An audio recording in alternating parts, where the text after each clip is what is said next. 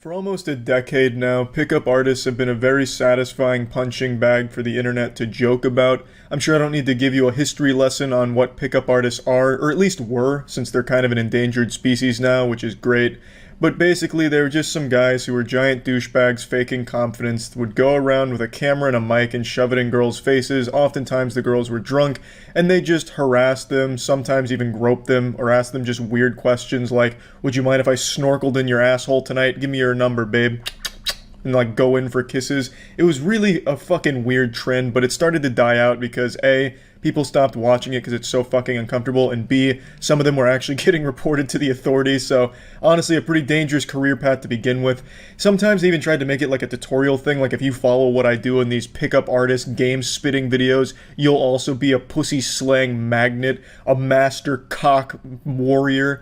But basically, if you followed what they did in the videos, you wouldn't be a pickup artist, you would just pick up a bunch of charges. And I was under the impression that the whole thing was pretty much dead at this point until I watched Cody Ko's new video on TikTok pickup artists, and that showed me a disturbing truth, that TikTok has inspired a whole new generation of douchebags to pick up where the other ones had left off.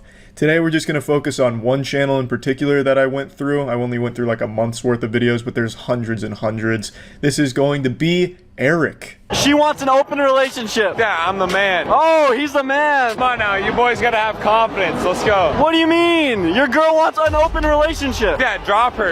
Get someone who's worth you. Oh. I said yes. I don't give a You're my friend. I don't give a Alright, so alright. So are we gonna date now? Because he's clearly out of the picture now. Yeah, so. no, that's what I'm saying. Yeah, I think are we dating? Yeah, we're dating. Okay, perfect. Alright, what is your name? Kenzie. Kenzie, alright, Kenzie, let me get your number. Okay. This is Eric's most recent TikTok, and I have no fucking clue what was going on in this one. I couldn't follow the lore or storyline or anything. I really just don't get it. I can't comprehend what I was just watching.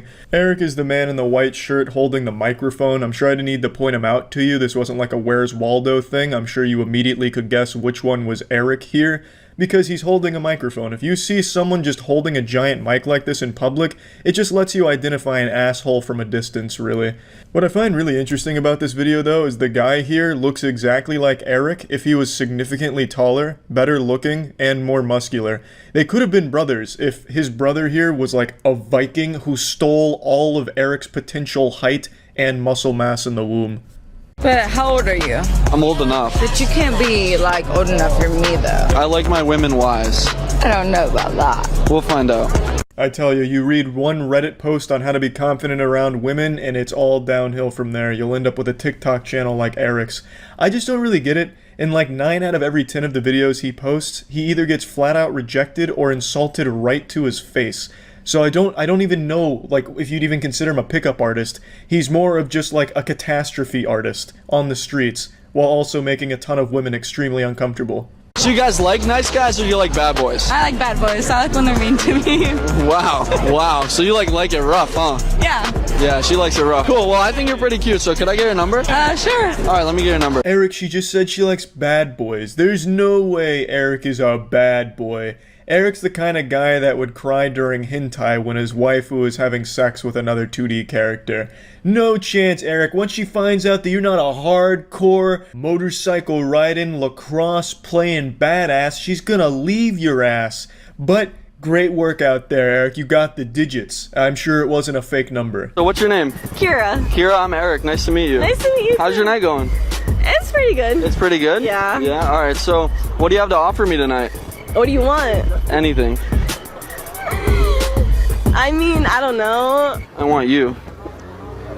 I don't think Eric's ever even talked to a sober girl in his life. Every single one of his TikToks take place right outside of a bar or a huge party, and all the women are fucking hammered, absolutely annihilated.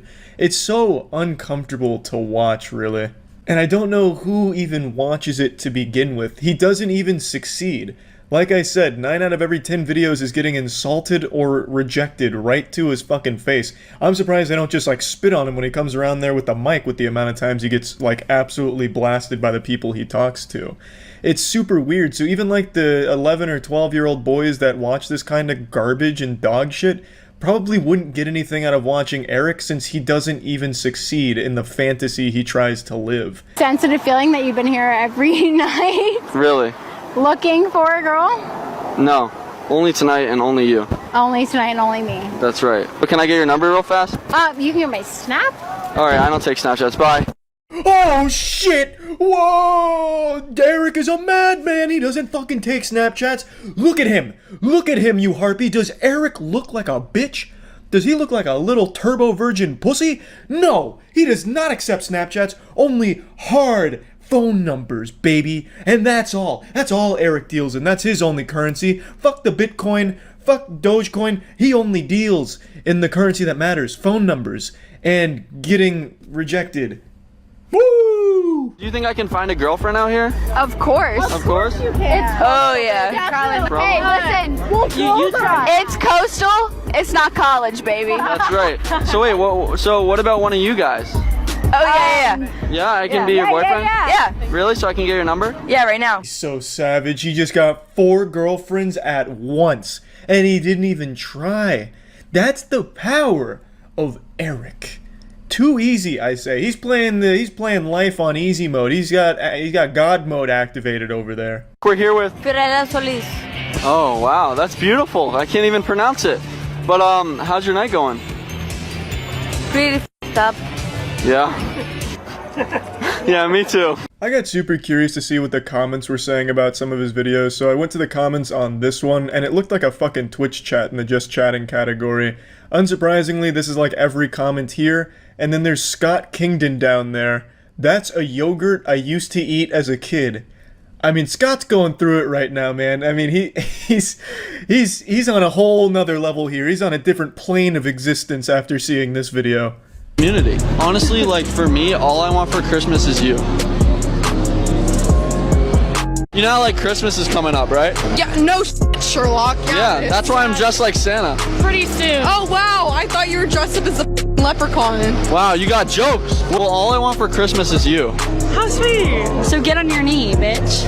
Whoa. Christmas was a rough time for Eric and his content. Santa Claus came by and left him nothing but coal and rejections and no after no after no and insult after insult. But unfortunately, Eric didn't give up. He kept making content, but he definitely did go through a bit of a rough patch here, a cold streak when it came to his pickup game. Well, honestly, I'm looking for a girl tonight, and I was wondering what you guys had to offer. What are you offering? What am I offering? I mean, you can find out later in bed, so... Uh-oh, ladies, be careful. Proceed with caution. Eric is getting into his zone. This is not a drill. You will no longer be able to resist Eric. Ladies, you will not be able to control yourselves around Eric's smooth talking. Are you single? I am single. Alright, do you find me attractive? Yeah. So I can get your number. I don't live here. I don't either. So I guess we can just text. True. Okay. Alright, let's do it. Cool. Zoom in on my face with my reaction. Her friend's face really does say it all right there. That tells the entire story. What's your name? Megan. Megan, are we in love? No. How can I find love out here? Don't be a And yeah, that about sums that up. She put it into a nice nutshell to sum up all of pickup artistry. So she really did put it elegantly there and right on the nose. That's really about it. There's a ton of pickup artists on TikTok, it seems, but Eric was the one I wanted to watch some of today. Keep in mind, this is only some videos over the last month, and he has so fucking many, it's crazy. I don't know how shame hasn't kicked in, considering the majority of these is him very, very much falling flat on his fucking face in the videos. So I don't exactly know why he keeps making them, but he's still on the grind, I suppose, and yeah, that's about it. So yeah. It's that magical time again, where we explore some beautiful expert village videos to learn a thing or two on how to be better, more social people. Today's series is how to meet women in a grocery store. Let's go ahead and learn how it's done from the expert. Hey everyone, my name's Alan, co-founder of AskRomeo, and on behalf of Expert Village... I'm sorry, Alan, I didn't quite catch that. What are you co-founder of? Let's rewind that and put it on the Jumbotron. My name's Alan, co-founder of AskRomeo. Co-founder of AskRomeo. What the fuck is that, Alan? Is that even a real word? Asramidabam? Rhabdomyolysis? It sounds like a Banjo-Kazooie dialogue line with the just random grunting. I'm here to show you how to meet a woman at a supermarket.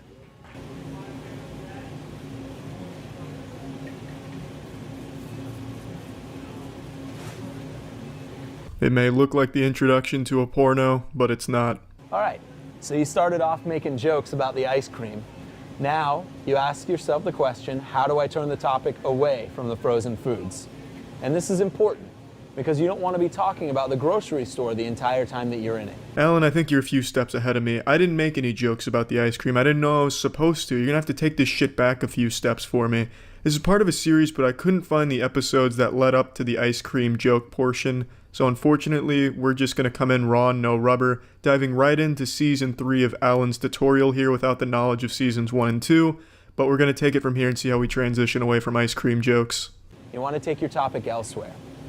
So, after joking about the ice cream and flirting and being playful, now I'm going to want to take the topic somewhere else.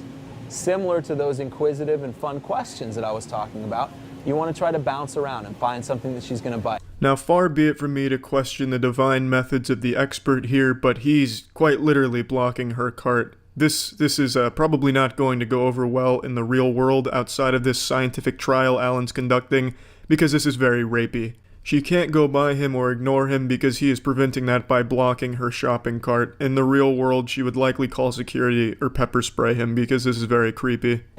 You know, I know that ice cream is very fun and very interesting, but I'd really like to know, what do you like to do for fun? I really like to play soccer. Soccer, that's fantastic. And so now we've found a topic that both she likes and I like, and we can talk about together, and possibly we can even talk about us doing it together in the future. And that gives us something to transition away from the ice cream. And that's a wrap, class. That's the end of Lesson 1 from the expert Alan here, but luckily it continues on so we can continue to learn more and become the expert pussy slayers at the supermarket.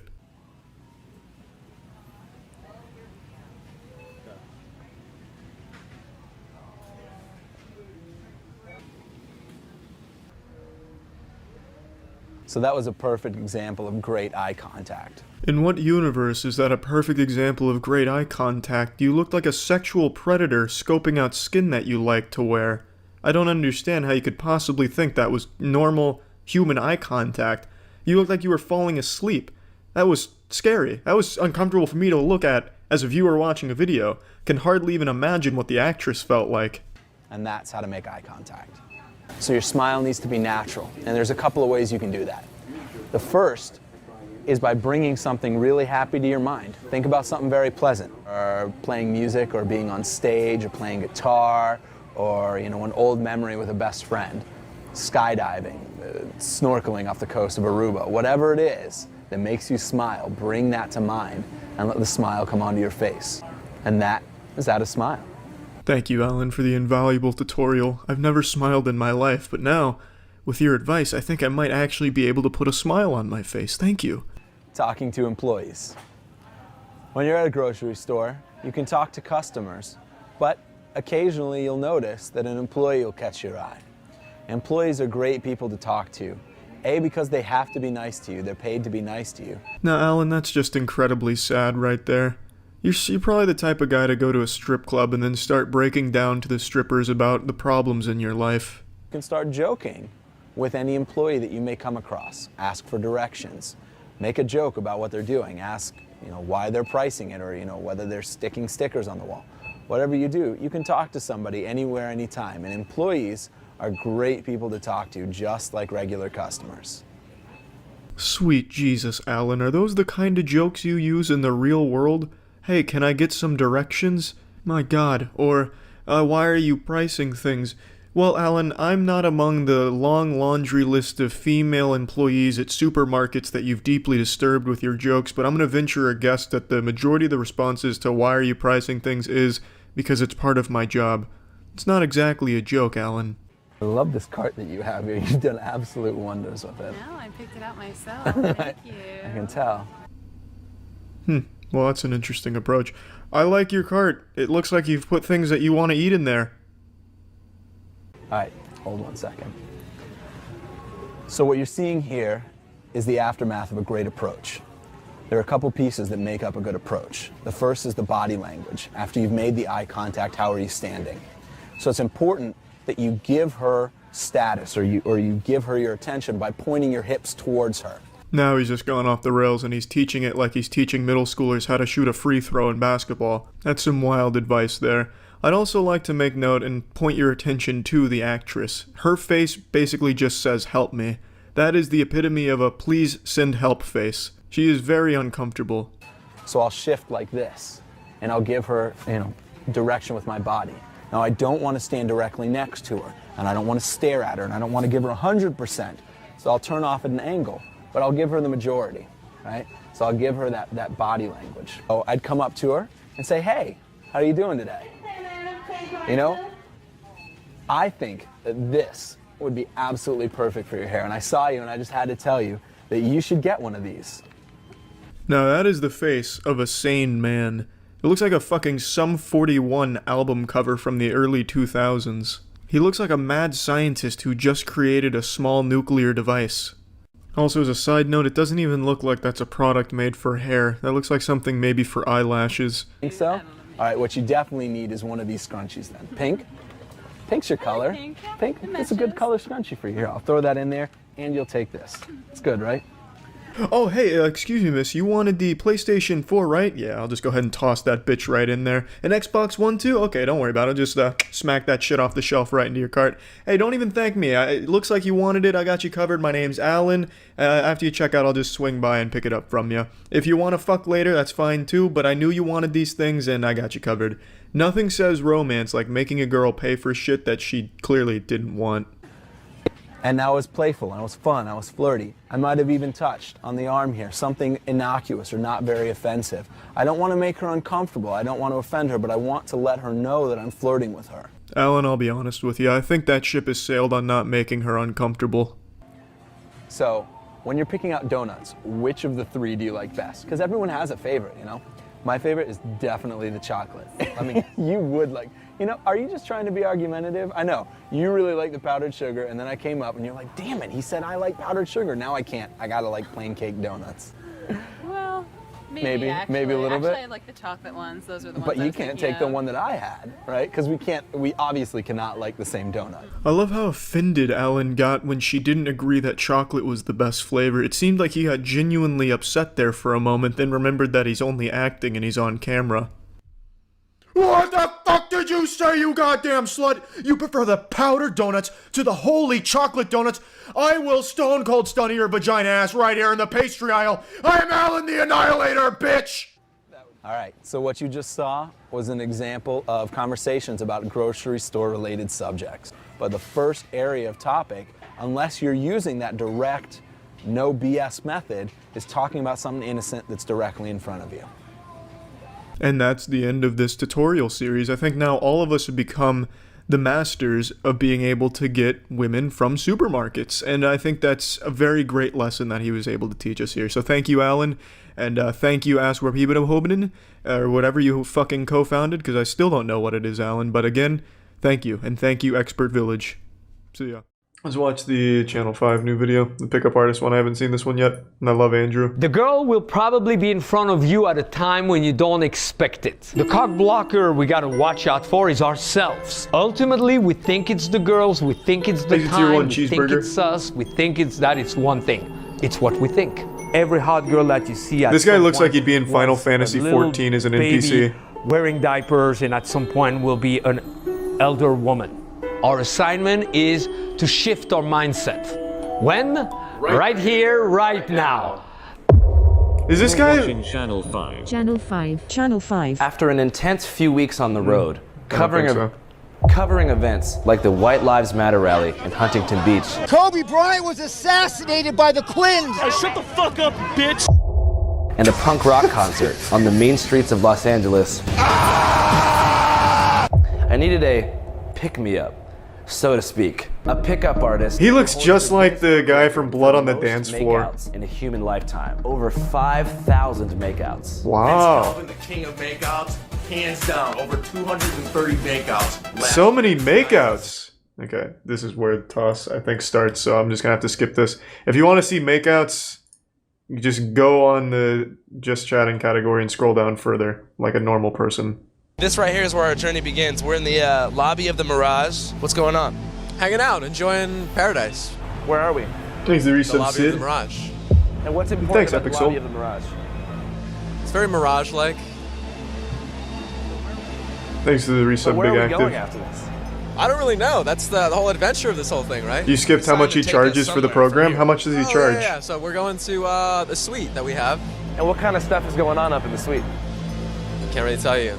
Yeah, you'll see. I don't know. I like that this guy's got like low-level armor from an MMO on right now. It's pretty cool. How you doing? It's showing that he's still just learning. Let me take a peek at the homework here. So $900 for this elementary school homework assignment. Okay, so engage. Oh wait, it starts up here. Jesus Christ. What do you feel? What you want? Restricted request. Wait, which way do I start?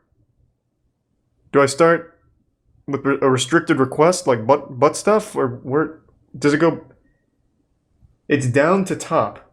Why? I see it's numbered that way, but why? Why start? This looks like it's supposed to be arrows going this way. Jesus Christ! No wonder this guy has so many fucking make-out sessions. He's a genius. So from the opening statement, it only takes me another 2 side quests in order to get to roleplay, where we can like pretend to be furry sailors or something and go wild in the bedroom. Vince has got it down to a science. Flow. First, we gotta make comments. We don't do pickup lines. Wow. You could say Your hair. You go, wow, interesting outfit. Ideally, we say cool, interesting. Shit, I'm falling in love with him. He's too powerful. Run into each other again. It's working on me. Vince, stop! Ah! Look at a woman and go, I wonder what her insecurities are. Good question. They are pickup artists, and these are their stories. How's it going, guys? My name is Stanley. Thanks to resub Cook and Conman. Hey, Stan. I'm a singer.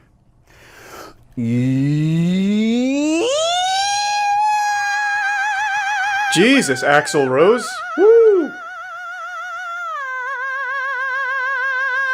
And Some of the best pipes I've ever heard. Pure self-expression, so I don't hold back and really acknowledge who I am at the core. My name's Akash Inti.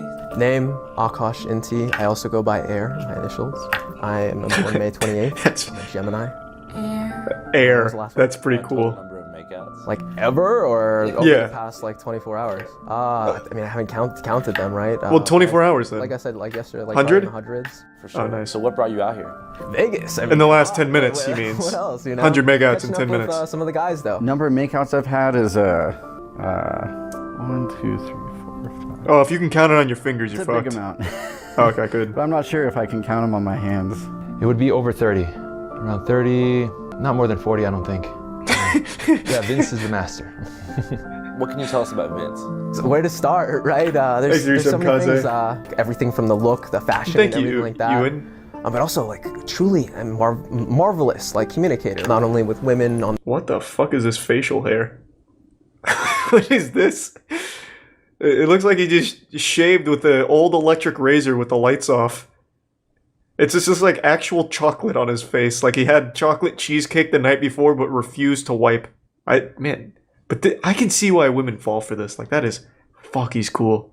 It's like a real anime character. Not only with women on the streets, but just overall. Oh my god, I went yes. through a haunting once, and he was like one of the few guys that picked up the phone like at 12 a.m. You went through a what? Haunting? What happened? Ooh, there was like weird spirit that latched onto my little sister, but it got pretty intense, you know, shit moving around. I'm like, who the hell do I call?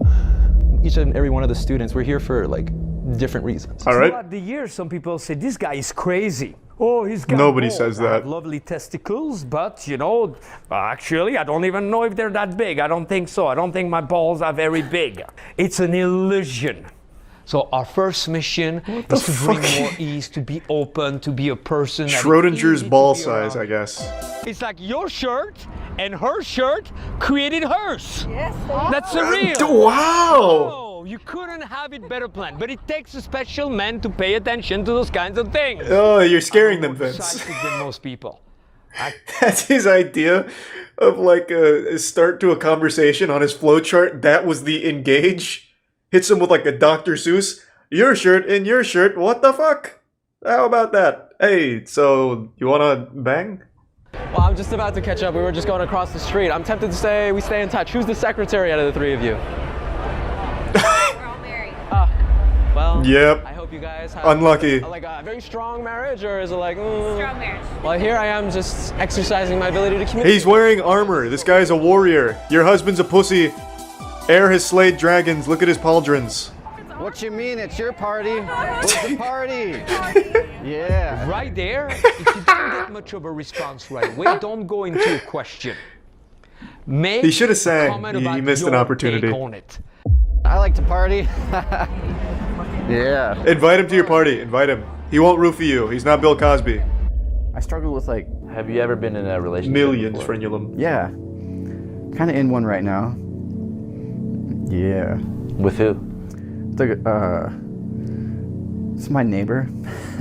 What's wrong with that? Dating. For sure. Well, Is it that's exclusive? good. It's pretty exclusive. Does she know you're dating? Yeah. It's going good. This seems very How'd you suspicious. get involved in the Is she pickup artist? three-dimensional or? I read the game. 2D? Right? I remember seeing actually the pickup artist on VH1 when I was in like 7th or 8th grade. I just thought like being like a 7th or 8th grade boy, right? Like who's like, oh wow, look at these guys. They're, like, We watched this show, by the way. The show's being the nerd great. that I am, right? I'm like, It's a great show. Super intellectual and all that stuff too. It's like I wanted to like see like what's this stuff about, you know? So your beingness, you know, that people are able to pick up on that. I mean, that's how we met earlier. She just came by. That's how we met. It was just through this whole thing, right? So Weird zoom in from the camera guy, but okay. Wonderful. Nice work, Air. check this out. When I was young, I was actually like I was a little kid who would like go out in like the grocery store, and I would just say hi to everyone. You know, I was like, oh my God, that's like, what? Something happened That's so in, like, maybe, cool. like early kindergarten, where it was just like an event, an incident, like a private family incident happened, where it was just like, don't do that anymore, right? So like part of this whole thing has really just been kind of reconnecting with that part of me. It's like the X-Men origin story. Hello, how you doing, huh? Why you standing around with a clown when you supposed to be fucking around with the twin now, huh? Hello. Twin and did it again. 6 black bitches in the bins. She bunked though. This bitch ugly as fuck. Hey, are you? What the fuck is happening? Check your bitch. The tendency is to Who was this? What are they part of the pickup club? There is no doubt these two are on the sex offenders registry. What, so I'm assuming this was just random hecklers. How unlucky for the pickup artist group. Oh, it's from the previous video? Yeah, well, they just introduced the antagonist to the pickup anime club. One of the byproducts of studying this is, I mean, you do get laid. America is back open, baby. It's makeout time. Yeah, let's. Oh, who wouldn't want to make out with drunk grandpa?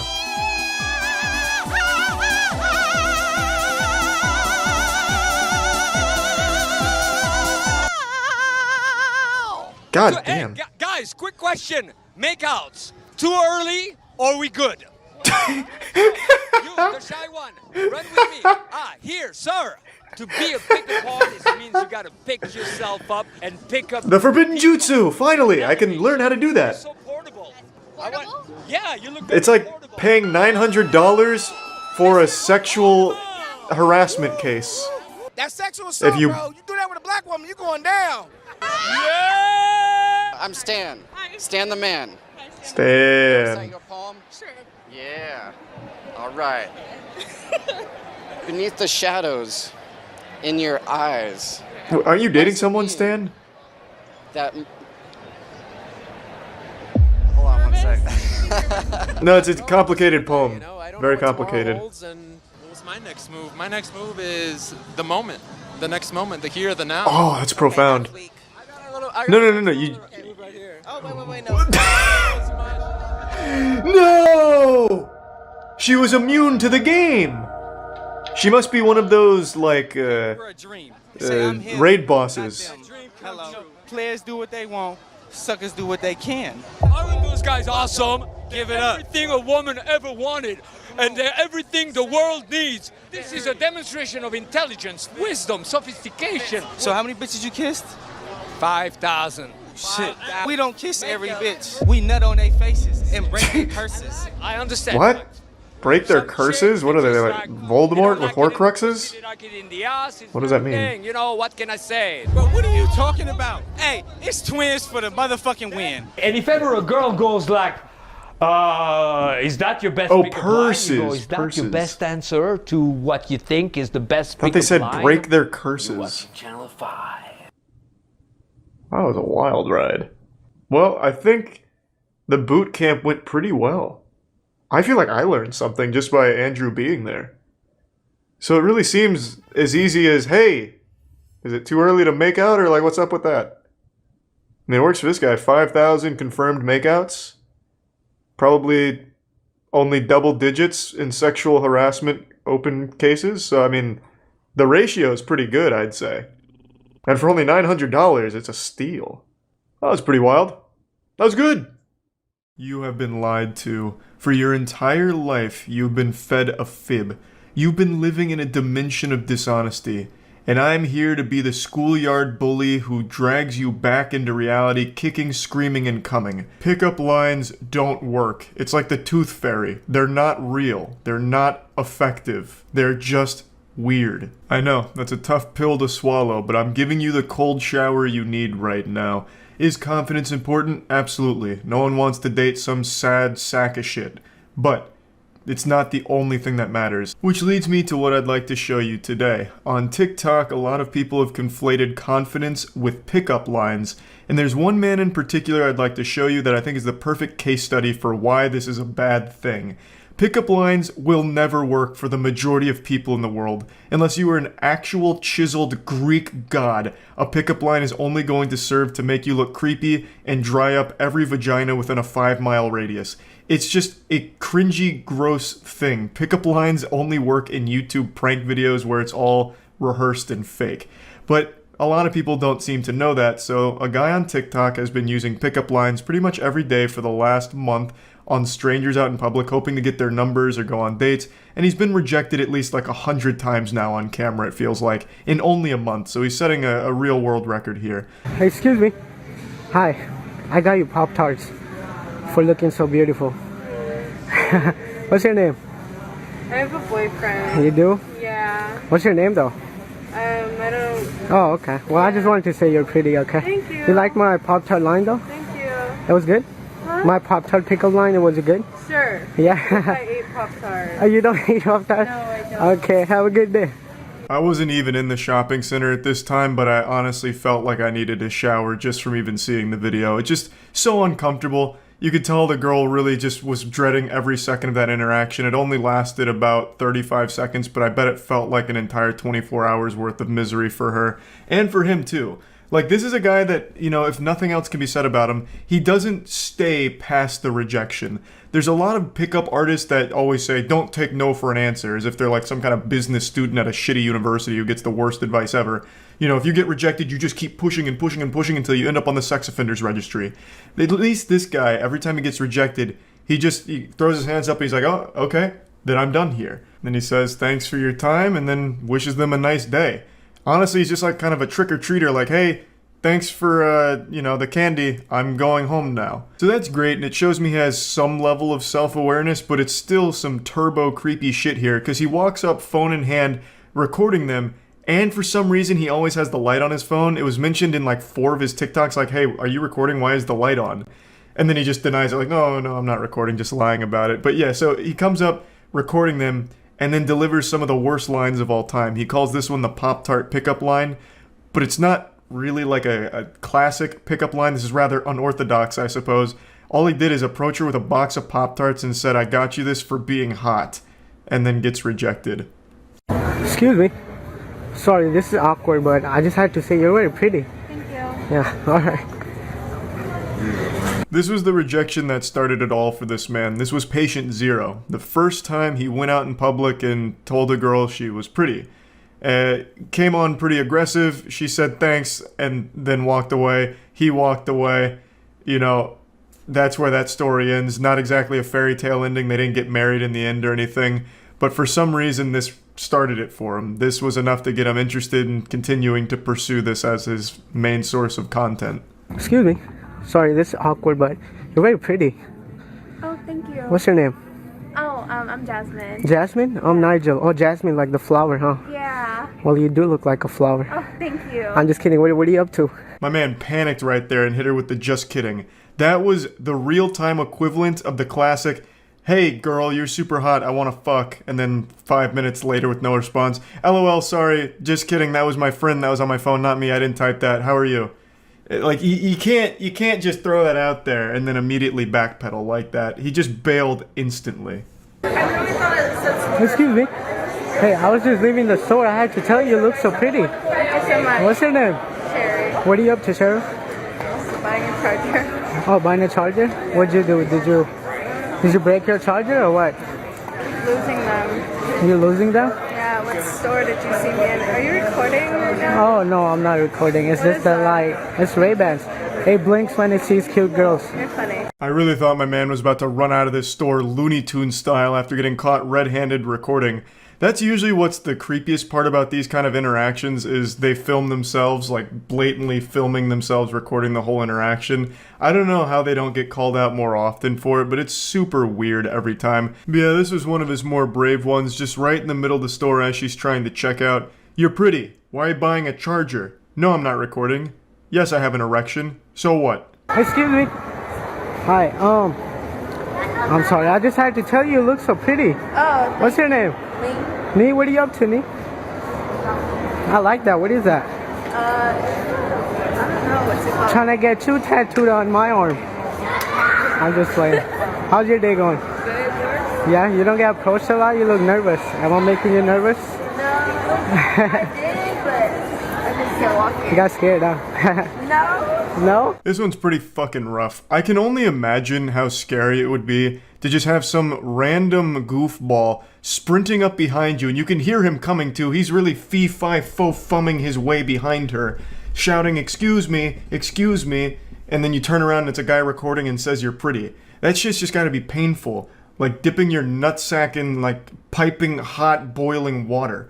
Like it just can't be an enjoyable experience. And even he recognizes that, where he's like, oh, you look nervous. You were probably scared. Did I make you scared? I'm sorry. You were scared and nervous. Like he can even rationalize somewhere deep inside of him, like, yep, this was pretty psychopathic shit. I probably did scare her. Excuse me. Sorry.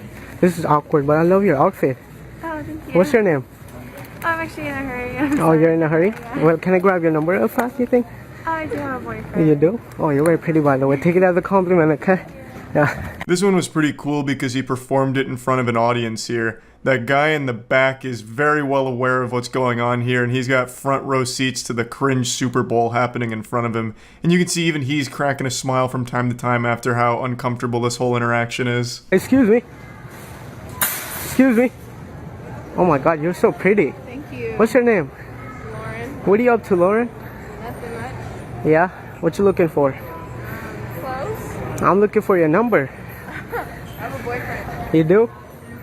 Alright then. Well, you're pretty, okay? I swear to God, this guy has heard the word boyfriend more than he's ever heard his own name. Every time he walks up to a woman within 3 or 4 sentences, he's able to get them to say, I have a boyfriend, or sorry, I have a boyfriend. Like, I don't know how many times you can take that. Just stop. Just fucking stop. Stop using your pickup lines. Stop recording yourselves trying to, like, come on to women in a really creepy, aggressive way. Just stop it. Excuse me. Hi. Do you know where the library is? Yeah, if you go all straight, you should see it. So just continue straight across the bridge. Oh my god, the way to your right. The way you like pointed, you're definitely my type. I just played. What's your name? Jocelyn. Jocelyn, what are you up to, Jocelyn? I'm actually really late to class. Oh, you are? Yeah. What class you got? Nutrition. Nutrition. Oh, I love that class. Okay, have a good day. Okay, thank you. Well, I mean, he tried. There was an attempt there. The way you just pointed out the library makes you the girl of my dreams. You're definitely my type. Regular old Casanova. I have no doubt shortly after filming, the girl ran back and jumped into his arms. So, which was the library? Sorry, I'm new here. The library? Yeah. Just walk straight like down. It's literally like, just walk straight and then it's like that big building right there. Okay, you go here, yeah? Yeah. Oh, okay. What's your name? Mine? Yeah. I'm probably gonna walk by the library right now. Oh yeah? You wanna walk me? Yeah. Sure. You're attractive. Thank you. What's your Unfortunately, in this one, he managed to run into an extremely nice person who was kind enough to invite him to follow her to the library because she thought he needed help getting there. And immediately upon receiving the invitation, he accepts it and gets super fucking weird about it. This will probably be the last time she offers to help a stranger find the library or anything of that nature. It goes on and on and on for like 30, 40 more videos maybe, I don't know, so many. And he's still going to this day. I think his most recent one was only like 4 or 5 days old as of right now, me making this video. So yeah, I just wanted to show this and let you know, pickup lines very rarely work, and going up to random women in public and being super creepy will never work. It's bad. That's about it. See ya. So, you seem kind of like a bit wacky. Would you rather, do you have OCD or would you rather have like ADD? Because it seems like you may have possibly both of them. This is a pickup artist class, but your small little dick probably doesn't know about that. These classes will turn you into a champion of the male species. This will teach you how to go outside and get pussy immediately, sodden panties within a 1 mile radius just because you left your house. These classes are guided by PUAs, pickup artists. They are the finest heroes of the male population. Now I want you to sit right there with that micro dick of yours and learn from the masters. Obviously, lesson 1, is try and diagnose the girl that you're flirting with either OCD or ADHD. That's basic shit right there. That's page 1 of the pickup artist book. So I hope you're ready to get completely enlightened. No, I don't have either one. Well, which one would you choose? I wouldn't. I mean, you wouldn't choose one. Well, why would This is a scenario in which I'm asking you a question. Why wouldn't you choose one? I just don't want to. Well, are you scared of having one, or is that like it's... Yeah, what's the matter, huh? Are you afraid to have OCD or ADHD? What kind of coward are you? You probably can't even handle my follow-up question. Would you rather have herpes, chlamydia, or both? Here's my number. Please call. No, I'm fucking kidding. I'm a virgin. Please, I don't have either one of those. Just call. No, I just... It's a hypothetical situation. I mean, is it really that hard for you to imagine which one you would rather have?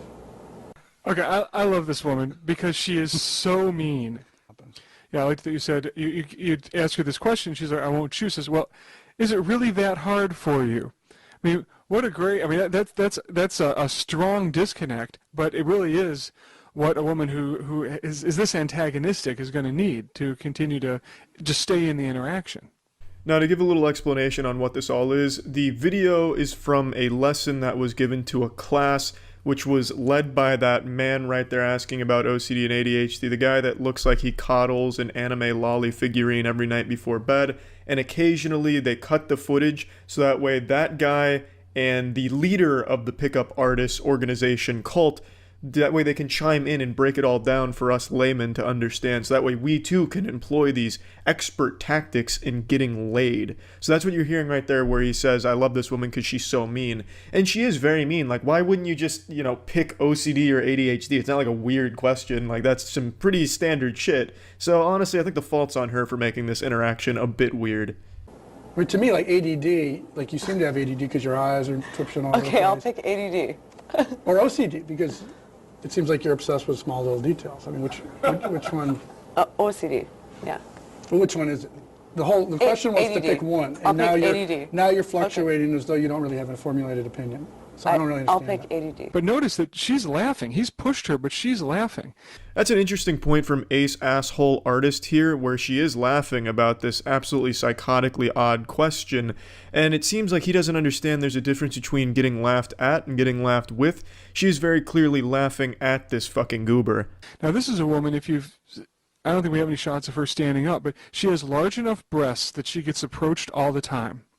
And she's probably used to being a total bitch to guys, or just turning and walking away if she doesn't like their approach. You know, this is a woman who will bitch shield you pretty hard in a bar, for instance.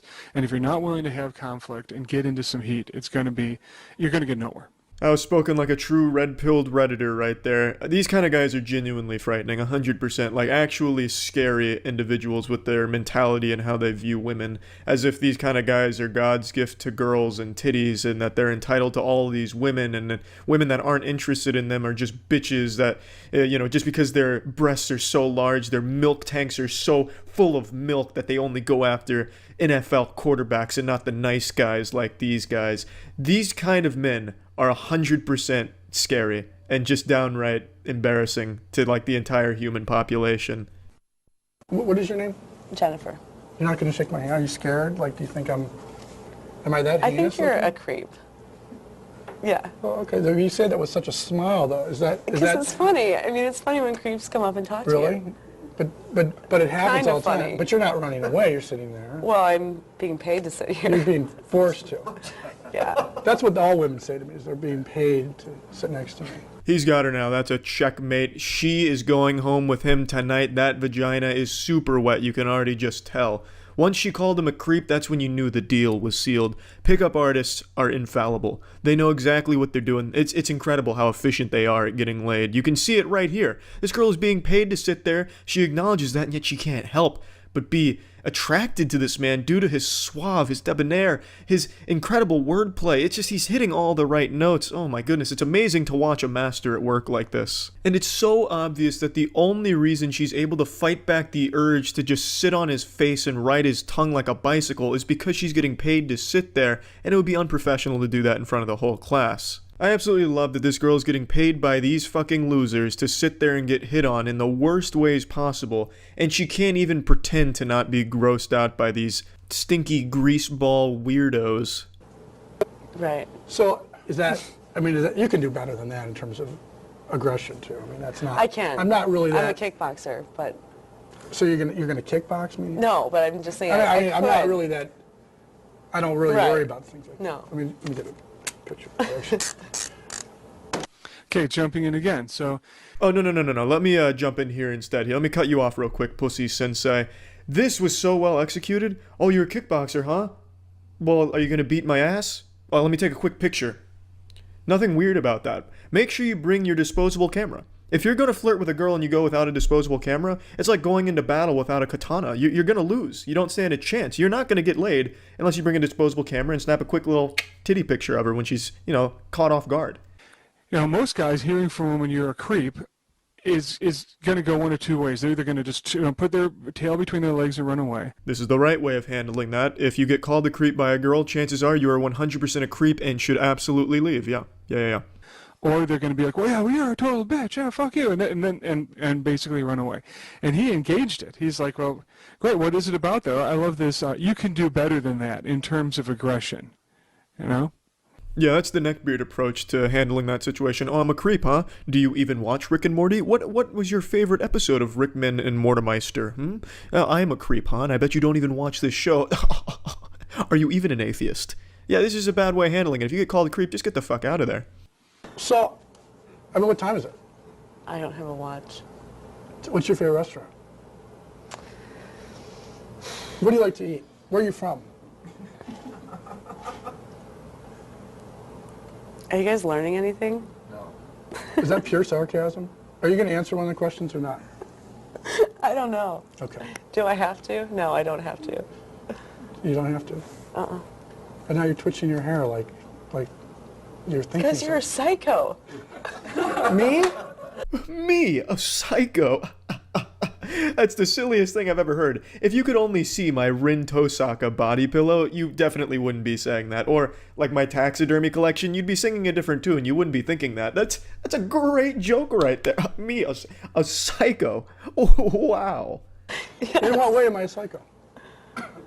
Probably a lot more than I know now. Really? But, yeah. Like, what do you think? Do you think I'm like a sexual pervert, or how would you?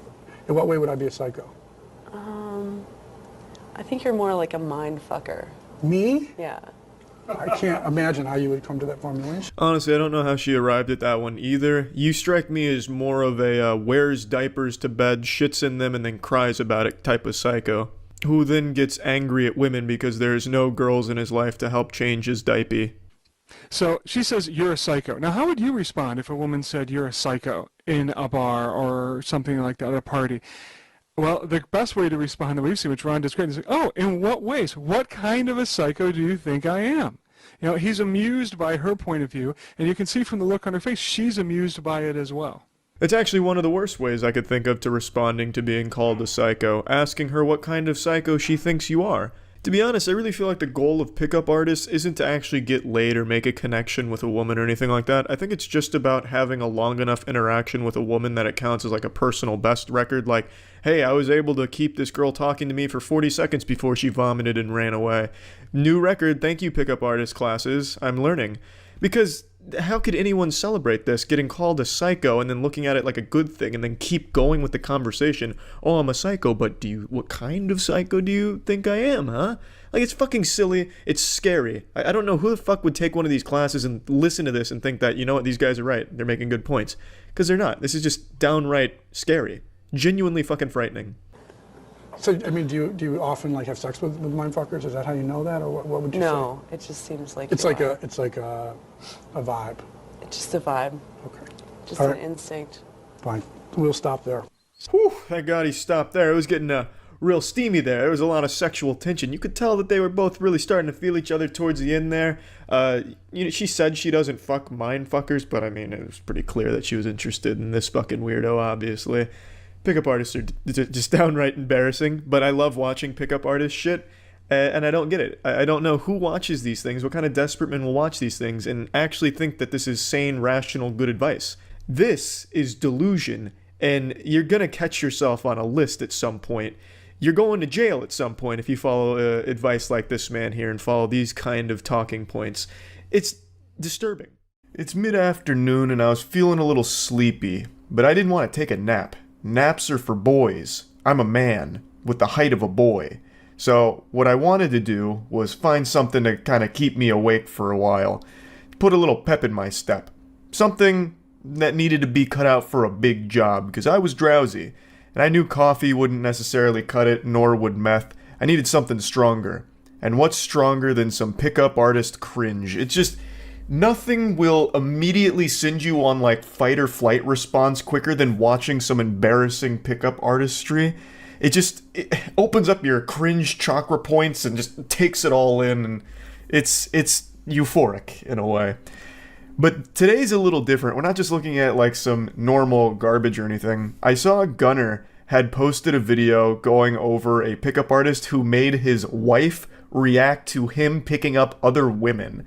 And it is a baffling video to have posted, or even like a crazy idea to have even had, to take your significant other and make them watch you pick up other women. So Gunner TV's video is great. I highly recommend checking that out. I want to go over it too because it is so interesting and weird. What up guys, welcome back to another video. Today we're going to be doing a video that we've done twice now, but now we're going to do it for the first time when we're actually married. What are we doing? We are watching Steven's pickup videos and I am reacting to them. Ma'am just blinked 3 times if you're being held against your will here. This sounds torturous. To have the person you're in love with show you content of them being romantic with other women is so odd. Now, as Gunner also speculated, they could be in an open relationship, which is fine, but I feel like even in a situation like that, you don't really want to see your partner being flirtatious with other women. I still feel like that'd be extremely uncomfortable. Just to give a little more context here, his name is Steven, and he's a professional number gatherer of women. He makes TikTok videos about picking up girls, getting them romantically interested, getting their number, shit like that. He's 31 years old, and he mainly prowls around college campuses to find his prey, to get the numbers, which is kinda odd to be doing that at that age, but regardless, he actually finds a lot of success because he is a good-looking guy. You can't fight the facts. He is a handsome gentleman. So even though he's using some super stinky lines, like actual PU hogwash lines, he does get a lot of women interested, and they give him their number. Just want to let you know that you kind of did something to my eyes earlier, because I just can't take them off you, and I don't know, maybe it's the like bright yellow color or something, or your beautiful smile, I don't know. Well, thank you. Yeah. You're really complimenting her. She's getting a lot of compliments. You guys, I don't know if this is like... Round 1, fight. Like, just conceptually, it sounds like a hostage situation, like Clockwork Orange, like peeling her eyes open, like, babe, you have to see this. This 19-year-old wanted my meat so bad. She was ravenous for my cock. Like, the content is fire. No, watch. What are you doing? Look! You're gonna miss it. This is the first clip she is shown here, and she already seems very uncomfortable, pointing out like, wow, you're really showering her in compliments. Like, that's a lot. And then he and his editor acknowledge it, like, uh-oh, we're already popping off. It's like, well, yeah, like, why are you showing her this? Like, even if she's okay with this being your job, it's still something I imagine she really wouldn't want to be watching. at all, honestly. I feel like lately I've been not even like jealous, just like feeling more intensely when other people find Steven attractive than I used to. Like I've always obviously felt some sort of way, whatever, but like recently it's just a little bit more than usual. I'm just falling more and more in love with you every day. Yeah, but she hasn't said anything. It's been all me. But you're complimenting her. This is something Gunner mentioned in his video, and I can't help but point it out too. As she's explaining her feelings on why she feels more intense recently, she says, "I'm falling more and more in love with you every day." To which Steven just totally disregards it. It doesn't even register with him. If this was Metal Gear Solid, he did not get the exclamation point over his head at all. Just completely goes right through his noodle, doesn't process it. Like, he blows it off. You know, it's like, hey, what are you talking about? Can you stop with that mushy gushy shit? We're trying to watch me pick up babes. You're about to miss the best part. This is where I get her number. About to watch Harry Potter, the Boy Who Rizzed. Check this shit out. Taylor, Steven, nice to meet you. Look, I'm not gonna lie to you. Completely forgot what I was gonna say. But is it cool if I get your number? I am kind of not looking for honestly anything. Yeah, no, me neither. That was stupid. But no, I can give you my number. I just don't want to give you like false hopes. Hey, I appreciate the honesty. Oh, I fuck with that hard. Well, here you are. All right, I love you. Or is that too much? A little bit. A little bit? All right. Yeah. Well, I still love you. See you. Hi. There's something just very off-putting about watching this. It feels like I'm a fly on the wall in a household with two people that are working through something in real time. They just kind of sit in silence as that video plays itself out. Like, I could hear like a sad violin in my head here watching it unfold. And then his wife gives kind of like a pity laugh during the uncomfortable silence. Now again, if she's totally fine with all of this, which I'm guessing she is, then all power to her and their relationship. But this video is still like a really kind of odd thing to put out there because, like, you're not really joking together about it. He looks like he's on edge. Like, it looks like he's a little nervous about this, and she is very clearly conflicted in a lot of the clips here that play. Question for you. Oh boy, this You got a boyfriend? You need one who can do this? That is actually what I'm looking for, exactly. Those Really? are the requirements, yeah. Nice. What's your name? Brinley, what's your Nice. name? You can call me yours. That's pretty. Or Steven. That works too. Let me grab those digis. Oh my god. Yeah. You came in at the perfect timing, I'm gonna be honest with you. Steven, Yeah. what's your name? Yeah. Scooter Steve, if you will. Scooter Steve. Let me spin around you. Yeah. What are you doing? Just looking for you. Just waiting out here for me. She's loving this. This is like literally the perfect scene. You have class? I love that comment from him. This is the perfect scene. As like a tear slowly starts to go down his cheek. This is my magnum opus, baby. She's not only loving this, it's perfect. It's better than our wedding.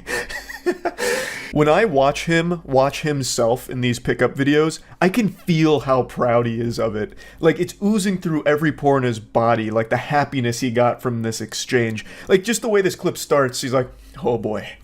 This scene, he leans back. It's like watching a proud father witness their son win a sports tournament. Like, just look at him as the video plays out. He is just so focused on that he's kind of ignoring his wife, who's trying to make light of this. She says, like, oh, Scooter Steve, you know, haha, good one. To which he doesn't give any response at all. It just flew right by. He didn't acknowledge it. And then she tries again, like, man, she's really loving this. And then the best he can muster is, this is literally like the perfect scene. Like, he's not even really focusing on like the content or engaging with his wife over this stuff. He's just like really into rewatching these pickup videos. I just got done. Nice. What'd you have? I'm just like trying to imagine meeting someone this way in real life, and like I would probably react the same way. Like, this is really entertaining, and I can tell you're gonna be a goofy guy. Like, I would go for it if that's how you came up to me. Oh, sorry. Yeah, well, I'll put SCSU next to my name. Perfect. Don't want to get confused with your other ladies. That's true. All right, I love you. Bye. You too. Again, his wife tries to make like a conversation there, and he just doesn't say anything to it. He just wants to get right back to the video to relive the glory days, it feels like. Man's just like in the zone right now, like in a flow state, reliving these videos, going over other lines that he could have done, making all these calculations on like, what if I said this, what about that? And his wife is trying to make a conversation. It feels like he just wants to watch the videos in silence, like, what are you yapping about, darling? Can't you see we're trying to watch this perfect scene? Can you stop all the jabber? I'm trying to watch this. But I mean, she is making a good point. Like, the way he approaches women, he does come across as like a confident, silly kind of guy. Like, he's not coming across like aggressively creepy or anything like most pickup artists. And like I said, he is a good looking guy. Dude looks like a fucking firefighter. Like, he does find a lot of success with this. Of course, he does get rejected, and he posts some of those too. But this video, I just don't understand the purpose, because his wife does mention multiple times that maybe jealousy is not the right word, but it is an interesting feeling that she's not fully, you know, okay with. And when she does try and make like jokes or conversation out of it, he doesn't really respond to it. So like, the video just feels like we're watching a montage of his best pickup moments with him and his wife just sitting there kind of uncomfortably around each other watching it. This clip, if you combine all the views it's gotten from like Instagram, YouTube, TikTok, etc., it's probably like 30 or 40 million. Really? Yeah. That's crazy. I saw you, and you were so attractive that you looked like, you know, you get that feeling when you go, you're like about to take the subway, and the train comes like right. This is in New York, by the way. Did you come down there? Context. You know that feeling? And she lived in Phoenix. She's from Phoenix. How funny. Be that easy. The bit of context with it being in New York was crucial here. I feel like that was kind of to cushion the blow with him saying we could fall in love and all that. Because, again, this is your wife. This is your partner. Even just hearing that to another woman is still not something you want to hear, even knowing that it's just all business, I guess. Yeah, look at that. How funny. Where does she live? Hey, excuse me? Oh, I'm so sorry. I'm so sorry.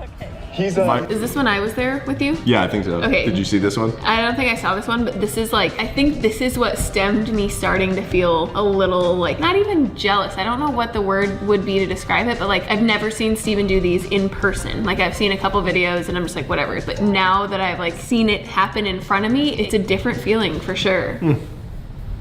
He's actually training and work. The way he reacted to his wife being like open and honest here is the same way I react to finding out I got an extra chicken nugget in my McDonald's order. Interesting. Like, it's almost like he doesn't believe her, or that he thinks she's kind of wrong in feeling that way.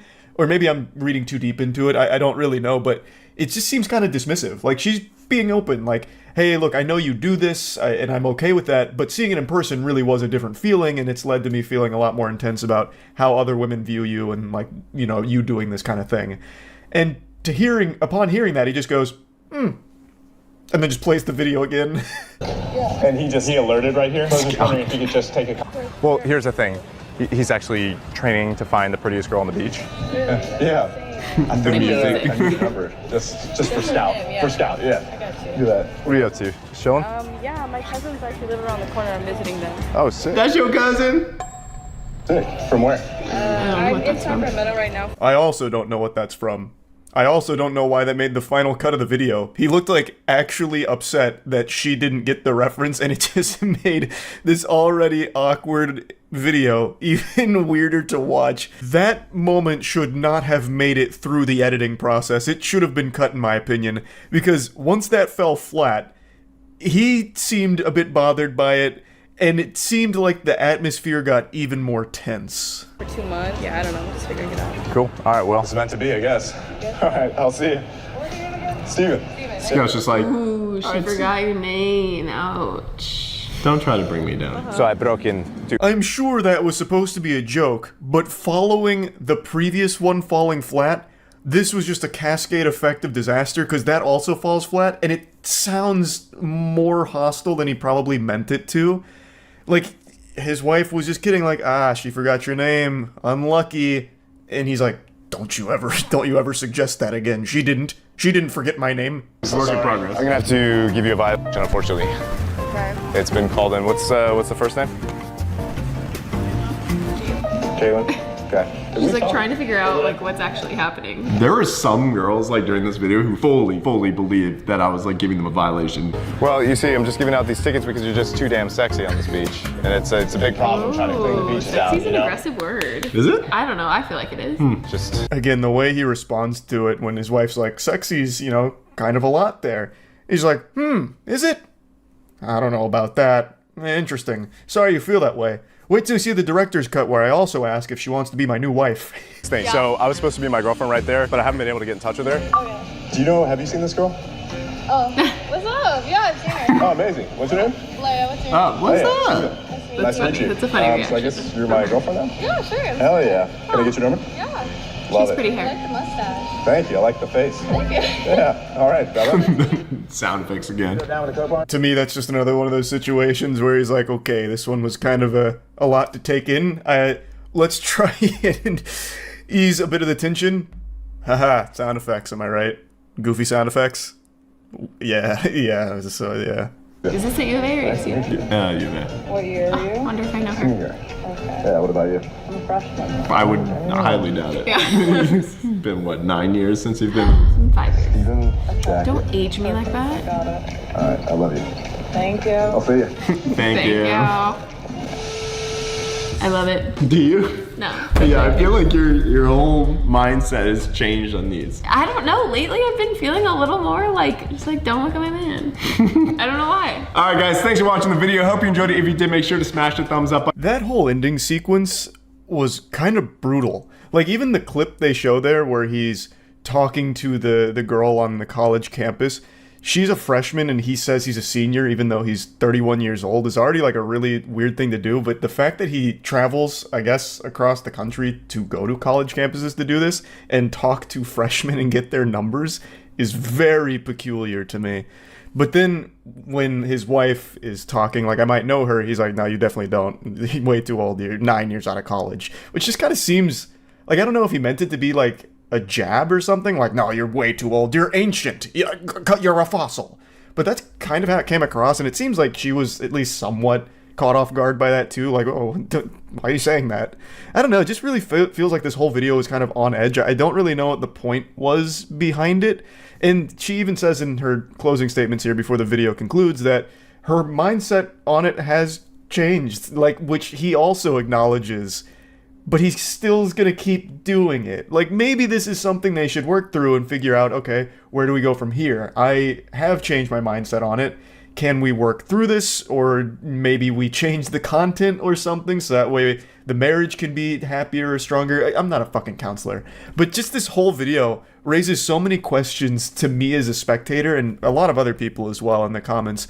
Like, why? Like, you are 31 years old. It is a weird thing to do, just keep going to all of these colleges to hit on girls as young as a fucking freshman to get their number for the sake of TikTok views, all while having a wife who is clearly conflicted on it. Even though she was okay with it more in the past, she's not really in that same headspace when it comes to this anymore.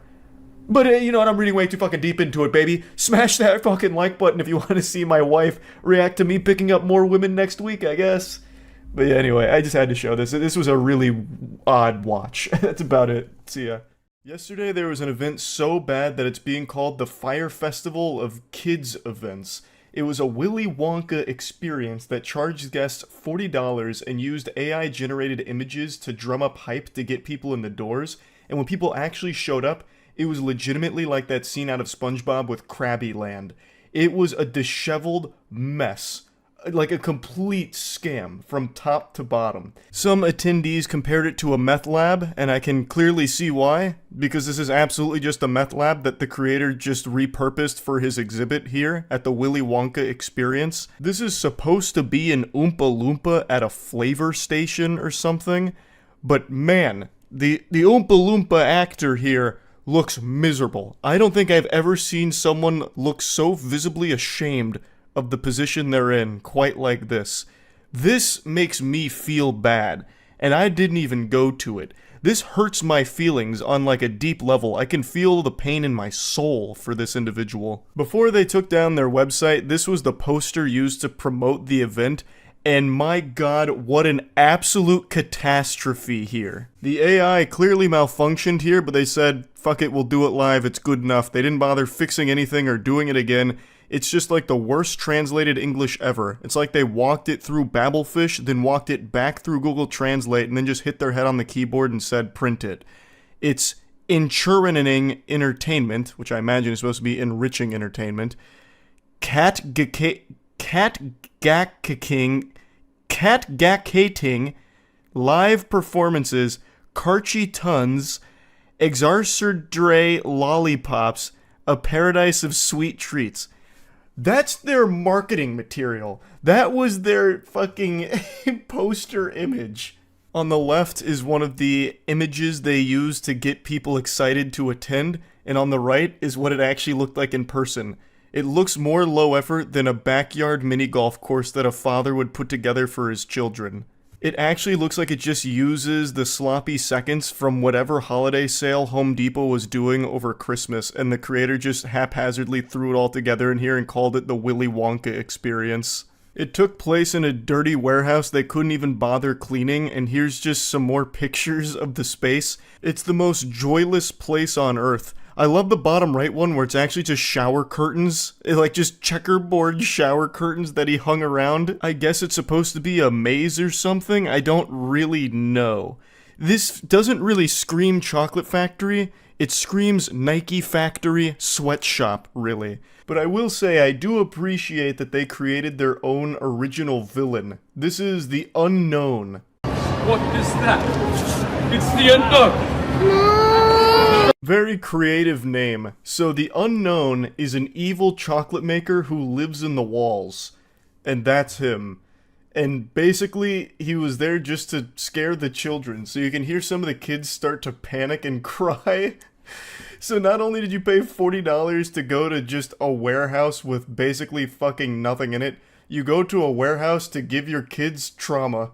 You'd be better off spending that $40 to get your kids on an episode of Scared Straight. At least then they'd know what they're getting into to a certain extent. Here, you take them to the Willy Wonka experience and you think you're just going to get some candy and have a fun day, but instead you got the goddamn Phantom of the Opera here fucking floating through the walls and giving everyone a jump scare. It's a beautiful disaster. I am beyond impressed. I don't think you could purposely make something as dog shit as this.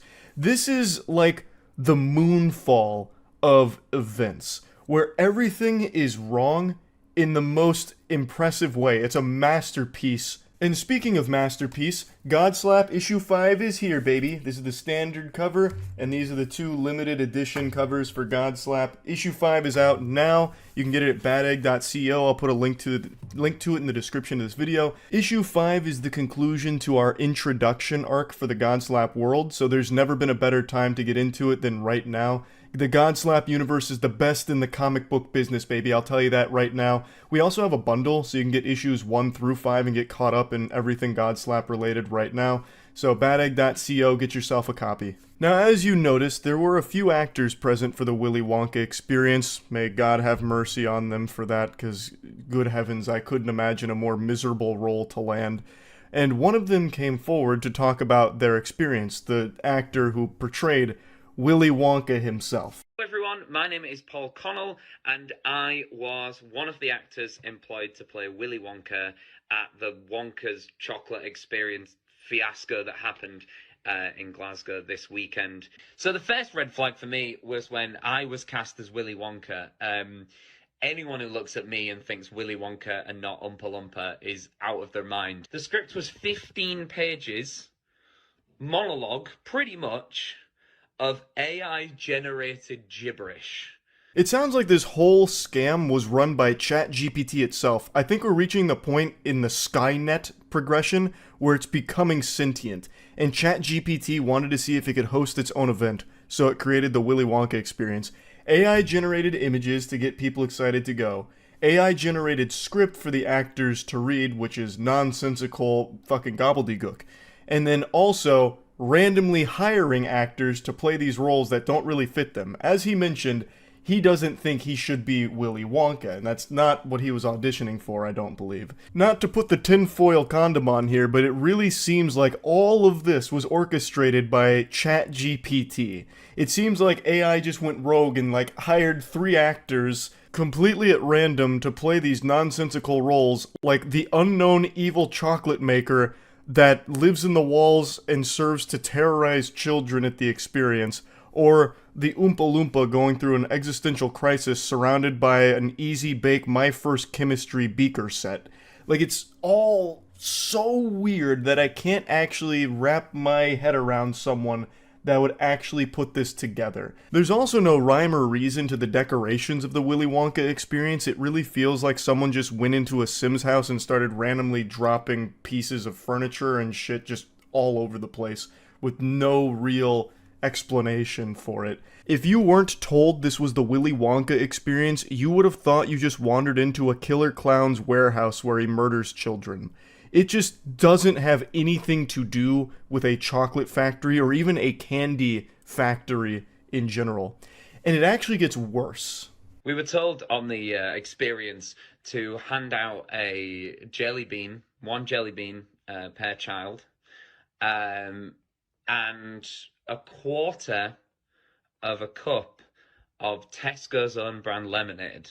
What in tarnation? A single jelly bean and a quarter cup of lemonade.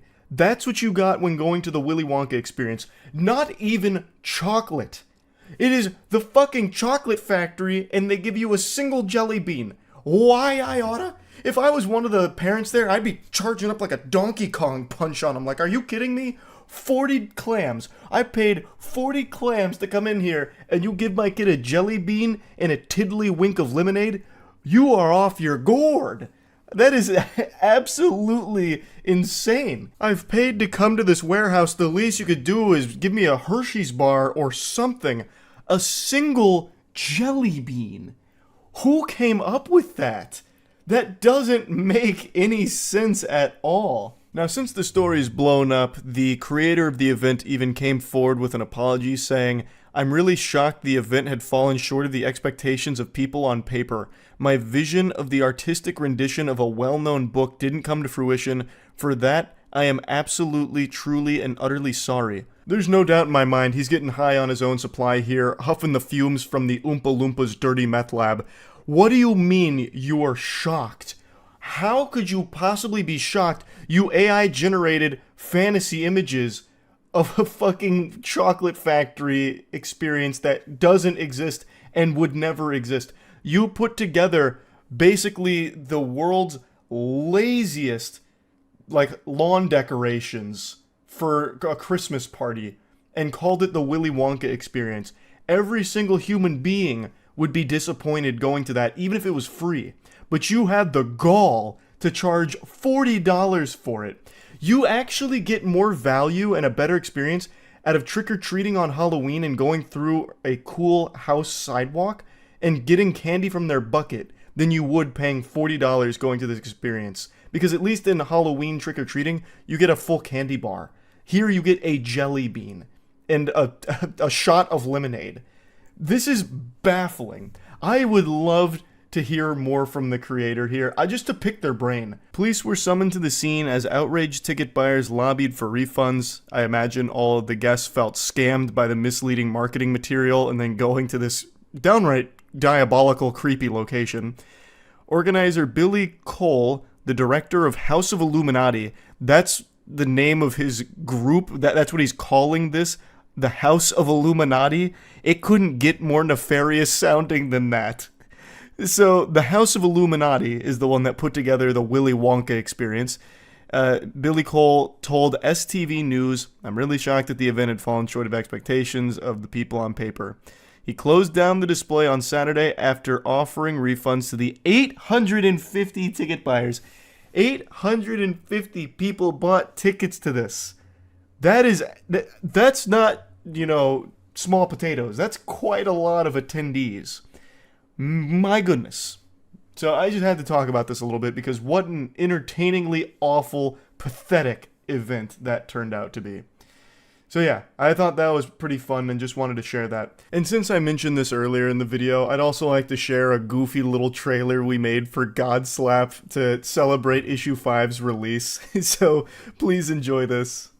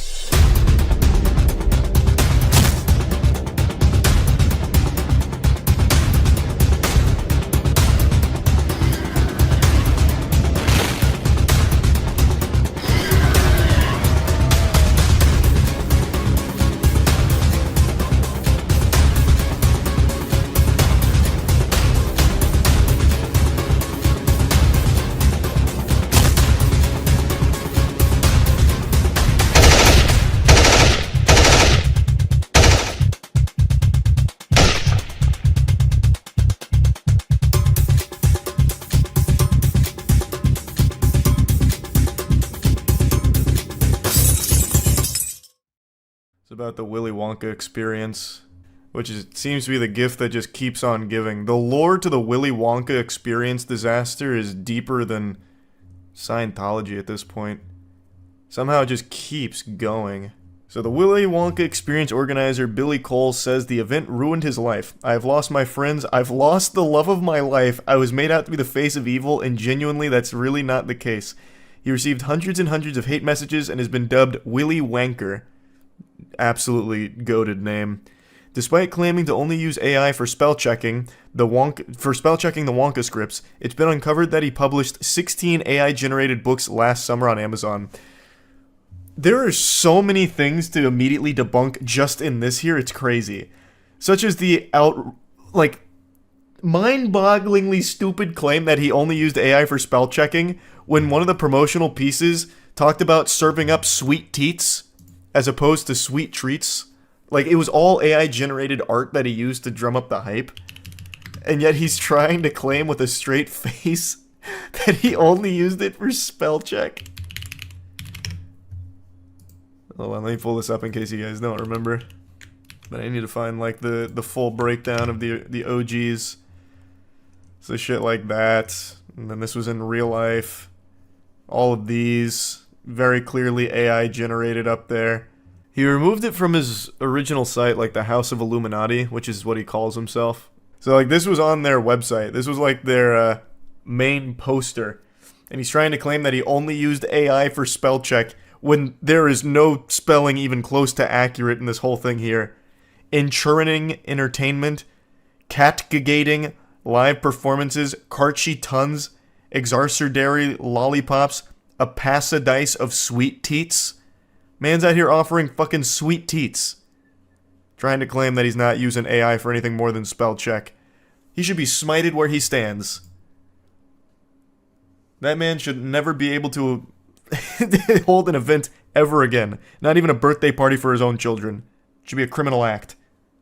Also, I'm pretty sure this is just a lie too. I've lost my friends. I've lost the love of my life. I was made out to be the face of all evil, and genuinely that's not really the case. You weren't made to be the face of... You weren't made to be like the face of evil. You were just made to be the face of a clown. Just someone to point and laugh at. And there's no way you lost the love of your life. You're telling me your wife left you? The wife saw this blunder and she's like, alright, I'm packing my bags. I'm out, Billy. This was the final straw. If you were his wife, you're telling me you'd stay? Yeah, what? Okay, let's assume I'm Billy Cole's significant other. And I actually loved him. I'd weather the storm together. I'd be like, listen, Billy, the fuck were you thinking? You'll get through this, though. Just do anything else. No one even knew what you looked like until you started singing your sad song on the world's smallest violin. You could have easily done anything else and no one would know it was you. Like, you would have been fine. I would have helped steer him in the right direction as opposed to be like, alright, I'm out of here, Billy. Though, respect to her, I guess. Whatever. God, this was so cringe. I can't be seen with you anymore, Billy. I'm gone. Yeah, Willy Wanker is a great name. Also, he could have easily leaned into this, by the way. The unknown was a phenomenon, so much so that there's even talk about an unknown movie, which was his AI generative Willy Wonka villain about the evil chocolate maker that lives in the walls to frighten kids on the Willy Wonka experience who's only defeated by tidiness. Like, he could have absolutely crushed it with that. This guy's such a fucking goober. He doesn't understand anything at all. Like, he had gold in the palm of his hands. He was behind one of the most talked about disasters since Fire Festival, and he had the unknown right there in his fucking meaty little claws. And he let it slip away by singing this sad song about losing his wife. I'm assuming it means that whoever his significant other is left him. But also, there was a little bit more information about Billy here. So, apparently, this isn't even like the only scam he's run, which I knew. He'd run others in the past, but he did more than I thought. So a few years back, he also canceled a Santa event after collecting a bunch of toy donations. Like, I mean, that's about as low as it gets. Like, okay, scaring kids with the unknown and a really shitty warehouse Willy Wonka experience from Fiverr, whatever. But taking a bunch of toy donations for a toy drive for Christmas and then just running away with it like the Grinch. Like, come on, you are the unknown. You think the unknown has a chance of showing up in the Pooniverse? I think so. They already have their lineup put out there. Let me pull it up. There's probably room. I love the name, the Pooniverse as well. That's so fucking cute. Well, it's not cute, but like they cooked with it. They have the Twisted Childhood Universe, Bambi the Reckoning, Peter Pan's Neverland Nightmare, Pinocchio Unstrung, and then Winnie the Pooh Blood and Honey and Blood and Honey 2. That's the universe. And here's their promo art for it. I guarantee none of these movies will have above a $1 million budget, but they'll probably make at least 10 mil each. And they're all going to be just as bad as Blood and Honey. Billy Cole, one of the 3 trustees and co-founders of the organization, said initially we were putting on a Santa's grotto for local children who are disadvantaged and vulnerable and sending out selection boxes, but we were worried and concerned about the Omicron virus, the no crimbo virus as we call it. What? Who is this guy? The no crimbo, huh? Is this guy's brain AI generated? Jesus Christ, Billy. We decided that having too many people in and out seeing Santa would be a risk we would not want to take. The main reason is to safeguard us and our service users and wider community. But despite assuring that they would continue to distribute food parcels, fuel vouchers, and selection boxes, the team has felt forced to defend themselves against negative comments questioning their actions, talking about what happened to all the donations of toys if Santa's only giving out selection boxes. And Billy said, some people on social media have questioned us and our integrity as an organization, asking about presents if we're going to keep them for ourselves. In my office, I can't move for donations of toys.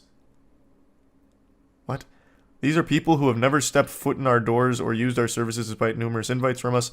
We are all about helping people in the community and enabling organizations to work together. We are a hub, a crisis support center. We work with local nursery schools, and everywhere you will find people in crises and families who are in need. You didn't answer the question. What are you doing with all the toys that were already donated? Billy's just still got them. Maybe he used them for the Wonka experience. It's such a weird hustle. It really is such a peculiar hustle. Like, it's not a lucrative scam either. And for some reason, it's always at the expense of children. So I feel like maybe Billy's got some, like, trauma he needs to work through, and the only way that he finds any kind of relief is through, like, ruining children's fun. He feeds off their misery. Like some kind of dementor. Because you'd find a lot more success scamming adults. In this day and age, adults beg to be scammed. Dude's an AI-generated R.L. Stein. Yeah, I guess kinda. Oh yeah, and the AI-generated books. I didn't even bother touching on that. Yeah, he just publishes AI-generated books as well. This guy's just all about the weirdest hustles. Amazon is inundated with just shovelware books. Like, I highly doubt any of his are moving units. I highly doubt it. But, I mean, he's also making them for free. So I guess if he even sells one, it's a net positive. Lots of kids. They made a documentary on this. Why? The 30-plus minute documentary on that is insane. Yeah, imagine throwing an event so cringe that someone makes a 45-minute documentary on just how fucking bafflingly cringe this scam was. That's impressive. It is actually impressive. Just Google Billy Cole Amazon. Oh, he actually used his real name for it? I thought he would have used like a pen name. Like J.K. Bowling or something. Click on his name and it'll show you all his books. I did. And it only shows me Biohazard Protocol and Crimson. Oh, nope, you're right. There was a different tab I needed to click on. Okay. He has 17 titles, all of which are apparently AI generated according to the article. The Memory Trap, Unraveling the Secrets of Memory Technology, Crimson Eclipse, Biohazard Protocol, Threads of Enigma. All of these are AI-generated covers too, by the way, I'm pretty sure. The Hidden Bible, The Enigma's Resurgence, Threads of Destiny. So I think what happened here is when he ChatGPT'd like a thriller book. Here, actually, let me just take some pictures of this. When he AI generated, like, hey, make me a thriller book, it spit out a couple different ones, and he just decided to use all of them as different books. So, he's got this series, The Threads of Enigma, and then The Enigma's Resurgence, Threads of Destiny. These two are remarkably similar. The Hidden Bible, and then The Shadow Directive, Shadows. That shit is so shadowy that even in parentheses there's shadows to let you know. That is dark. I want to read the Shadow Directive plot summary real quick. The Shadow Directive is a gripping and thrilling novel that delves into the dark world of manipulation and the power of truth. The story revolves around Sarah, an investigative journalist who stumbles upon the mysterious assassination of a whistleblower. It's like Boeing. This event leads her to uncover the existence of a secret government program known as the Shadow Directive, a malevolent force designed to manipulate public opinion and control influential figures. Driven by her determination to expose the truth, Sarah joins forces with two allies, Cassandra, a tech-savvy hacker, and Aiden, a fearless resistance leader. Together they embark on a dangerous journey to unravel the puppeteers' hidden agendas and reveal the extent of their manipulation. Sounds like a real page-turner. What about Threads of Enigma? The Enigma. Threads of Enigma is a captivating novel that seamlessly weaves together the realms of art, history, and mystery. Through the eyes of protagonist Evelyn, readers are immersed in a world where hidden messages encoded within artworks lead to a journey of discovery that transcends space and time. Cool. What about The Enigma Resurgence? And an enthralling second installment of the captivating trilogy, The Enigma's Resurgence Threads of Destiny, Evelyn's journey deepens, leading her through a mesmerizing labyrinth of time, art, and history. As she deciphers hidden messages and unravels the Enigma's layers, her determination remains unshaken even in the face of loss and adversity. This is so fucking ridiculous. You can't keep getting away with it. Read the reviews on Biohazard. What is this? What in the AI is this? If I could give this book 0 stars, I would. I ran the free sample through an AI detection tool. And then post a picture saying that it's 88.43% AI GPT. Cool. Here's another shadow one. Shadows of Deception. Unveiling the Deep State Conspiracy. Look up the Bible. Oh, yeah, I know. I see the hidden Bible here. I'll read the synopsis. All of them start exactly the same, by the way. This is the third one, I think, in a row that has this for the intro.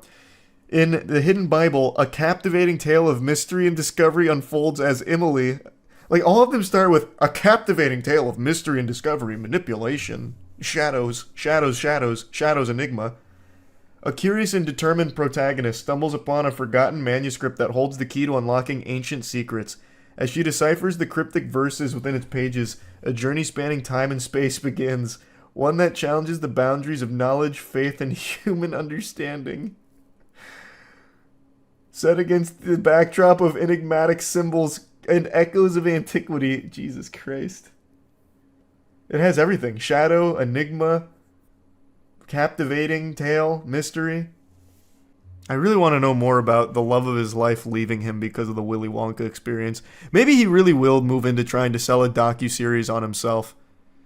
My name is Billy Cole, and I lost my wife because I put on a cringe event. I was sick to the pit of my tummy. I was hoping for an event that would be joyful, happy. I wanted people to experience happiness. Even his responses are AI. I was sick to the pit of my tummy? What in the hairs on my chinny chin chin kind of statement is that? I'm excited to learn more about Billy Cole down the line, I guess. In my tummy, I had a whole host of emotions. I recently made a video talking a lot of shit about the Poopsie Slime Surprise Unicorn, which is a unicorn toy that you make take a shit for you on the toilet, and then you play with its shit, which is some slime. And I called it the worst toy ever made, a war crime, the one sin the Lord can't forgive, just a whole bunch of things. But recently I've been watching a lot of inspirational Darman YouTube videos, and I've learned something very important. Never judge a book by its cover. I'm not trying to get too fucking philosophical on you here with this Socrates knowledge, but appearances can be misleading, as the great Darman says, so I had my friend Matt go out and buy me a Poopsie Slime Surprise Unicorn. That way I can experience firsthand the joy and jubilation of making this unicorn take a shit for me. Now, the reason I had Matt go out and buy it isn't because I was embarrassed. I mean, shit, I buy fucking Yu-Gi-Oh cards and Pokemon cards from Walmart, so there is no shame there. I would have no problem going right up to an employee and asking where their Poopsie aisle is. It's just I'm afraid of being around people in this area, and Matt's got fucking nuts of steel, ironclad nuts, and he went out and he was totally fine getting this for me, so thank you, Matt. Now, apparently these naughty little things are flying off the shelves. There was only one Poopsie left, and he checked 2 Walmarts and a Super Target and found it at Super Target. Not only did he find that, though, he also got us Our own little slime surprise. Our Poopsie Slime Surprise starter kit, I guess, whatever the fuck this is, a little birthday gift, I don't really know. But I figured we needed both just to make sure we got the full authentic experience. So first impressions right away, I can tell you, this is the worst thing a kid can have next to the chicken pox. If your parents told you on Christmas they were getting a divorce, it would still be a better gift than getting this.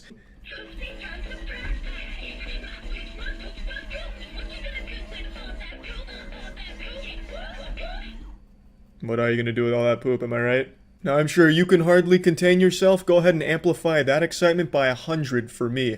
I'm about to start scratching at my neck like a meth addict if I can't get into this box soon. So let's just go ahead and dive in here. Let's go ahead and raid the public bathroom and check this shit out.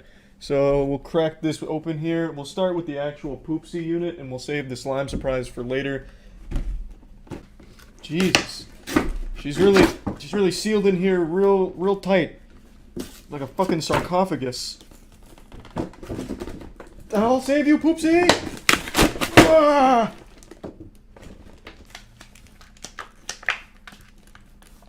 Come on! Damn it! Fuck. Oh!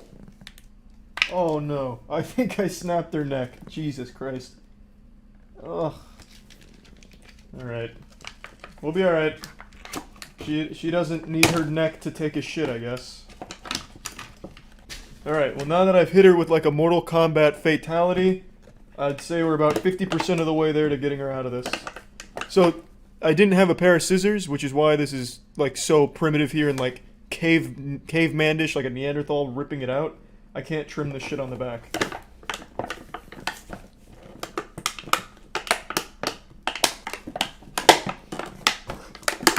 Ah!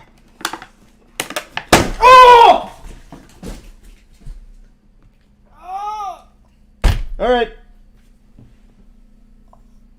So I hit myself extremely hard in my sack, and, well, that's just a little wake-up call. You gotta bleed for the Poopsie if you really want to enjoy it. I guess the surprise in the name was for the surprise vasectomy I accidentally gave myself, getting it out of the box. Anyway, we got her here. She still kind of works, but I do think I broke her neck. Yeah.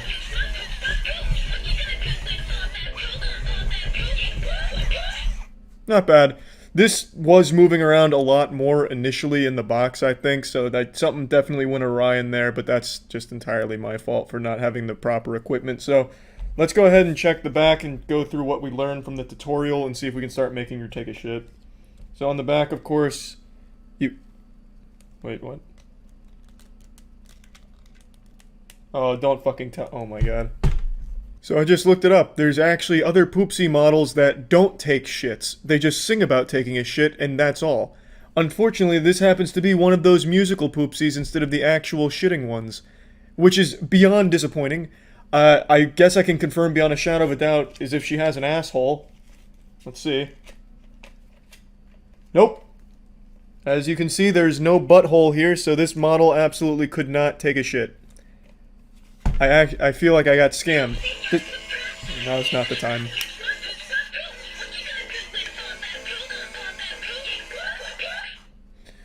I feel like I actually got scammed. This was $60. $60 fucking dollars. What am I gonna do with the slime surprise kit? I can't even make slime out of her fucking colon. This is the only... How popular are shitting toys? How the fuck is this the only Poopsie they had left is the singing one? They don't actually have the shitting one. I feel like this would be the one kids would want. Something that like sings and jingles keys. Not just shits. I don't get it. Well, this is probably the most disappointing moment of 2020 for me, I'd say. I was really looking forward to getting this experiment going.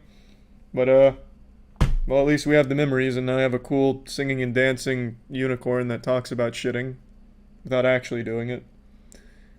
Well, I guess that's where that journey comes to an end. See ya. There's a lot of bad news in the world, so allow me to cleanse your palate with some good news. A very tasty treat for you today. 8 months ago, I made a video covering the story of a Rhode Island criminal named Nicholas Alaverdian. Nincompoop Nicholas here tried to avoid punishment for his crime, and he fled the country after faking his own death. It wasn't an elaborate fake death ruse, it wasn't a galaxy brain scheme, he didn't exactly call up best quality vacuum from Breaking Bad and order a Hoover Max or anything, but he was successful in leaving the United States and evading authorities, and he started a new life with a new alias, Arthur Knight, which was only one of many names that he went by. He was changing his name more frequently than kids used to on Club Penguin, but Arthur Knight was by far his most used alias. Now, it's important that I tell you what charges he was trying to run away from. Rape charges. You see, Nicholas Alaverdian, Nicholas Rossi, Arthur Knight, all one and the same. A rapist. He faked his death in 2020 by feeding media outlets a bunch of baloney and horseradish about how he's about to die, he's about to meet his demise, but the reality was, he was just trying to get out of the country while the authorities were investigating the rape allegations. So he did get out of the country, and he tried very hard to bury his past, but in 2021, he had to check himself into the hospital for COVID-related symptoms, and that's when the authorities were able to identify that this patient is actually the wanted U.S. fugitive Nicholas Alaverdian. And while parading around as Arthur Knight, he tried desperately to convince people that this was all a complete misunderstanding, or that he had been framed, claiming that it was all part of a grand conspiracy to connect him, the innocent Arthur Knight, to this rapist, Nicholas Alaverdian. He kept trying to insist that it's a miscarriage of justice what's happening to him, it's wrong, it's outrageous. But it's not like they just gave it the old eyeball test or the smell test to connect him. They had every piece of hard evidence possibly required to say beyond a shadow of a doubt that these are the same person. They had DNA evidence. He had identifiable tattoos that they were easily able to connect to Nicholas Alaverdian. Like, they had everything, fingerprints, all of it, the whole kit and caboodle. And the judge even said as much as well. In July, Knight was arrested again, and prosecutors matched his fingerprints to Alaverdian's. Friday, prosecutors of the Scottish court revealed they were able to tell he was Alaverdian after matching the tattoos on his arm. I am ultimately satisfied on the balance of probabilities. And even in the face of overwhelming evidence against him, he kept trying. Like the world's worst anime character refusing to give up, Nicholas Alaverdian kept desperately trying to convince even a single soul on this planet that it was all just a misunderstanding. He's Arthur Knight, damn it, not Nicholas. So he now has this infamous interview he did where he tried to prove it. To the media, our lives have been interrupted, and we'd like privacy, and I would like to go back to being a normal husband. But I can't, because I can't breathe, I can't walk. People say that's an act. Let me try to stand up. Let me try No, don't do it! Up. Oh my god! Exactly. We almost lost him. What do you say to someone who believes that you are Nicholas Alaverdian? I am not, Andrea, I am not Nicholas Alaverdian. I do not know how to make this clear. What do you say? He's got that rock bottom intonation going on. I'm not Nicholas. This is all an act. Oh, Ika. Oh. Andrea, No, that's a low blow. That's a right low blow. That really was a low blow to say that it's all just putting on a show and an act. It's more than that. He's out here with a fucking performance that would make every thespian troupe in America jealous. This is Oscar-worthy material that we're working with here. To suggest that it's just a show or an act, it's disrespectful, honestly. This is one of the finest, most convincing pieces of anything I've ever seen in my fucking life. But as you might imagine, this didn't work super well. Nobody believed this. Actually, nobody on the fucking planet believed this. However, he does travel with his supporting actress here for this interview, where she sits next to him and she's like trying to calm him down, like, no, don't do that. Not that death-defying stunt where you stand up. Oh, you're gonna hurt yourself, dear. Please, no. No! Like panicking when he stands up and starts, wacky inflatable tube manning his arms around, like he's getting hit with an earthquake or something. So he does have her traveling with him, I guess, to try and make it seem more credible, I guess. Clearly, it doesn't work. So anyway, what is the good news here? Well, the good news is Nicholas Alaverdian is being extradited to the U.S. He is finally going to face the punishment that he has eluded for so long now. U.S. fugitive accused of faking his death to avoid rape charges, extradited from Scotland. In case you don't know who this is, let me pull up his infamous interview where he tried to prove that he is not the rapist. So that little song and dance he tried to put on for the thespian troupe, it's coming from a very bad man. It's not exactly like, you know, some minor offense or anything that he's trying to weasel his way out of with that. The man known in the U.S. as Nicholas Rossi, whose legal name is Nicholas Alverdian, is charged with sexually assaulting a former girlfriend in Utah in 2008. He also faces multiple complaints against him in Rhode Island for alleged domestic violence. Rossi was 36. Rossi, 36, was Utah bound on Friday and will stand trial in Utah County for felony rape charges. The man said he was framed by authorities who took his fingerprints while he was in a coma so they could connect him to Rossi. He repeatedly appeared in court in a wheelchair using an oxygen mask and speaking in less than convincing British accent. I'm glad they didn't just let it go. I'm glad that they did fight to get him back so that he could finally face punishment. I can't believe Arthur Knight could be slandered like this. I know, I'm as shocked as you are.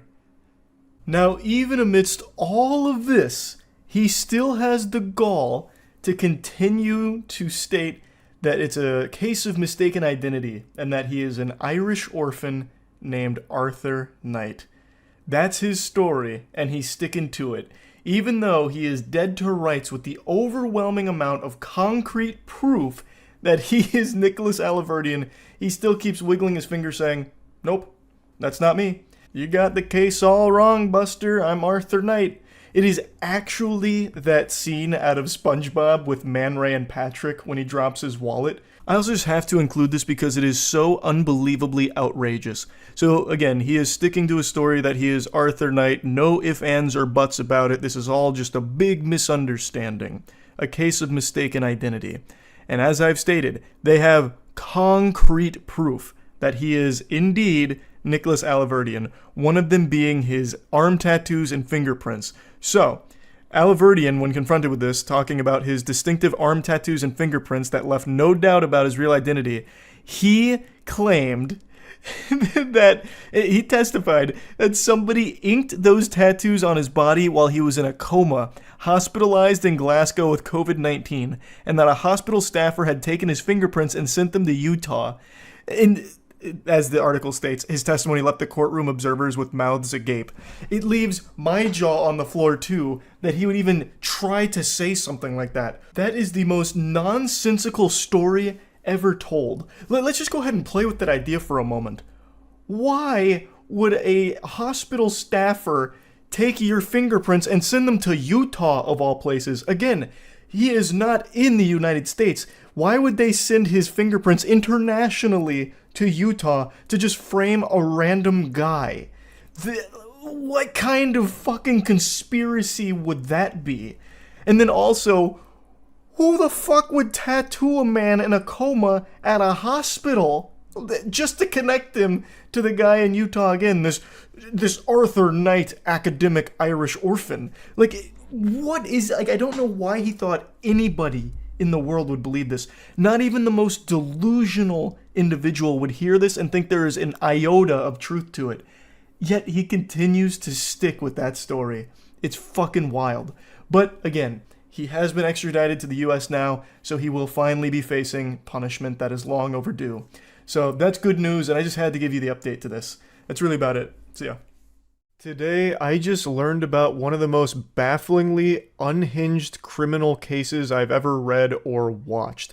And it's honestly made me disappointed in all of you for not making me aware of this situation sooner. Shame on you in particular for hoarding this filth to yourself and not letting me into the lunch table to learn about it with you. I'm talking about the wild case of Nicholas Alverdian, otherwise known as Nicholas Rossi, aka Arthur Knight. This man's got more names than a phone book. He goes by many different gamer tags. I wouldn't be surprised if more aliases come to light and there's shit like Dark Ruler 52XX or something. And his story in this whole situation is an unbelievable, true story of absolute lunacy. Dateline recently ran a piece on the Nicholas Alverdian situation, trying to untangle all of the wild web of mysteries that have been woven here. It is just vile, evil shit. Nicholas is a degenerate worm of a person, but he's also a goofball goober who came up with the dumbest idea ever when he was confronted with the reality of his crimes that he is accused of committing. He is accused of extremely serious charges. He is accused of raping multiple women in Utah. And he came up with this galaxy brain scheme in order to escape the repercussions. He faked his own death. He must have been inspired by Dino Spumoni from Hey Arnold, when Dino Spumoni faked his own death to increase record sales or whatever. But in this case, it was a lot darker than that. He faked his own death to get away from rape charges, and then he fled the United States. He was recently put back on the radar after he checked himself into a hospital for COVID-related symptoms. Eventually, pieces of this puzzle started falling into place, and authorities were able to connect the dots that, this guy claiming to be Arthur Knight may actually be this wanted fugitive that the US really wants to have extradited. And that's led to about a year-long battle with Nicholas Alverdian or Arthur Knight or Nicholas Rossi in order to have him face justice for his actions. I'm going to go ahead and play you a quick clip from 5 months ago when a different news organization was covering the basics of the story, just to give you a more concise breakdown than what I just provided. It was breaking news on 12 News this morning. A Scottish court has ruled that a man who goes by the name Arthur Knight is actually a Rhode Island man who faked his own death and is wanted on rape charges. Kate, Nicholas Alverdian, also known as Nicholas Rossi, claimed to have been the victim of mistaken identity and insisted his name was Arthur Knight. A court in Scotland ruled that evidence showed that was not the truth. The person appearing before me is Nicholas Rossi, the person whose extradition is requested by the United States. 35-year-old Nicholas Alverdian was arrested last year after checking himself into a Scotland hospital with COVID-19 symptoms. So it's been this ongoing battle where he is claiming that it's a case of mistaken identity. He is not that guy wanted for rape charges. This is a huge misunderstanding. Everything's all cattywampus. You got it all wrong. That's an innocent man right there. Unironically pulling the old cartoon gag of wearing like glasses and a fake mustache and pretending that you're not the person of interest. Like the ultimate disguise. In July, Knight was arrested again, and prosecutors matched his fingerprints to Alverdian's. Friday, prosecutors of the Scottish court revealed they were able to tell he was Alverdian after matching the tattoos on his arm. I am ultimately satisfied on the balance of probabilities. Alverdian is accused of raping 2 women in Utah and sexually assaulting another in 2008. I wanted to include that section from the broadcast because I didn't want to leave any wiggle room for some pseudo-intellectuals on Twitter to try and make some brain-dead argument about how the authorities got it wrong. They did do their due diligence in gathering evidence to try and confirm that these are the same person, that Arthur Knight is not real. That is not an innocent man. It is the same man who was wanted for those rape crimes. Like, it is not a case of, well, maybe they just didn't do enough. It's not like they just had one investigator, pounding cheeseburgers and wiping the grease on like some papers of Nicholas Alverdian, and then he saw that after looking at a picture of Arthur Knight and he's like, Eureka, it's the same person, they look similar. That wasn't the case. They have the fingerprint evidence, they also match tattoos, they do have a good bit on their side to lend validity to the claim that this is the same person. But if you're still not sold on that, maybe the interview will be enough to get you on the right side of history here, because they have an interview with Arthur Knight, and it is one of the wackiest clips I've ever seen in a criminal case in all my days. It is gold. It is absolutely fucking extravagant. This is like some thespian A-tier acting. We were once a normal family, but thanks to the media, our lives have been interrupted. And we'd like privacy, and I would like to go back to being a normal husband. But I can't, because I can't breathe, I can't walk. People say that's an act. Let me try to stand up. Let me try to stand up. Exactly, exactly. What do you say to someone who believes that you are Nicholas Alaverdian? I am not, Andrea, I am not Nicholas Alaverdi, and I do not know how to make this clearer. What do you say to people who say these are crocodile tears? He's putting on a show. This is all an act. Oh, Andrea, no, that's a low blow. That's a right low blow. If this man isn't up for an Oscar this year, then the entire industry is dead and corrupt. Absolute unreal. That is a passionate performance. He is literally performing for his life right now. Like, this is high stakes. This clip is how I found the story, by the way. I thought what I was watching is James Corden's only entertaining piece of content ever. I thought it was James Corden playing a character. And I was like, wow, James Corden actually did a decent job. Like, this made me giggle a little bit. And I was like, holy shit, wait, this is real. Like, that whole segment where he's like, oh, you think it's fake that I can't breathe and can't walk? Well, then what do you say to this? As he, like, miraculously rises. He's like, well, watch this. Whoa! This whole thing really feels like a sketch from Whitest Kids You Know. The whole interview is unintentional brilliance. Also, hats off to his supporting actress here. She also does an amazing job. So, like, when he's going to stand up, she's like, oh god, no, don't do it, you're gonna die! You're just gonna kill him! Like, he's about to explode from standing up. She's like, no! As he, like, slowly begins his ascent out of the chair to prove a point. Explain this then, science! Ah! It's so good. What do you say to someone who believes that you are Nicholas Alaverdian? I am not, Andrea, I am not Nicholas Alaverdi, and I do not know how to make this clearer. This segment is also fantastic, very reminiscent of SpongeBob Rockbottom. I can't understand your accent, except here it's gasps for air. Which, of course, is all part of the act, but I really appreciate that he's not afraid to draw clear inspiration from other art, such as SpongeBob. So I appreciate that. Also, the wambulance pulls up and he starts trying to get some tears out. He's not doing a good job of selling the crying. So if I was to critique his performance here, I would say he needs to work on getting tears out because his eyes are very dry. He doesn't actually get any moisture in there. He doesn't get any of his tear ducts firing, so that falls a little flat with the fake tears, but imagine if he was able to pull that off. This would have been a true combo of acting expertise, and it would have been one of the finest performances we've ever seen. What do you say to people who say these are crocodile tears? He's putting on a show. This is all an act. Oh, Andrea, no, that's a low blow. That's a right low blow. What a dynamic duo here. A power couple. The chemistry between them, the synergy, is immaculate. So the interviewer asks, what do you say to people that are saying these are just crocodile tears and you're putting on a show? Without missing a beat, the woman there is like, oh, geez, come on. Have some class. Can't you see this is a broken man we're dealing with? Oh, jeepers. Zoinks, come on now. Where's the professionalism? Really? You're gonna hurt his feelings. And this is the cue to Nicholas to immediately, go fucking hog wild into the fake crying, which he's not great at, but it's complemented by the woman sitting opposite of him to kind of like egg him on and try and be there as like this shoulder to not cry on.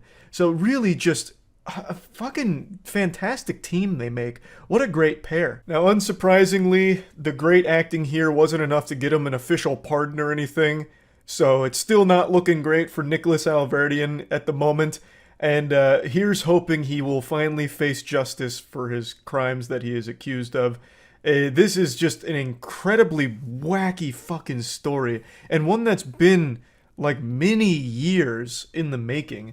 Like, I'm shocked I've never heard anything about it, because this really feels like a pretty high-profile case, but maybe I've just been oblivious to it, or it just never really got the mainstream attention, which is just surprising, because it is really weird. The whole thing is very weird. So yeah, I just wanted to talk about this a little bit after finding the clip and kind of going down the rabbit hole. That's really about it. So yeah.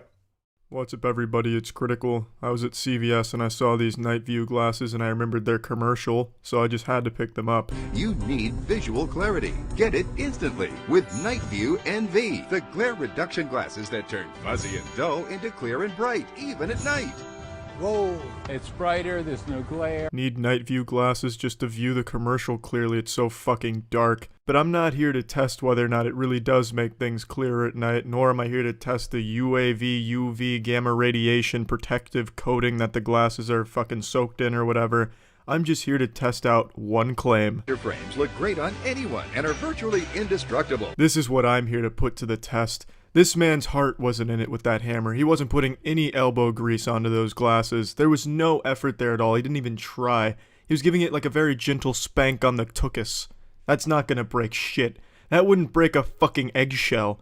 I'm here to put it to a manly test. Here's the packaging. Looks beautiful. Let's go ahead and break this bitch open. Alright, so the box is what's virtually indestructible. Jesus, fuck, finally. Had to crack open that pot of gold. There we go. Here's our reward. This nice hunk of shit. I like how it comes with little directions here. Let's take a gander. Oh no, that's super duper cute. That is absolutely adorable. Look at the caution.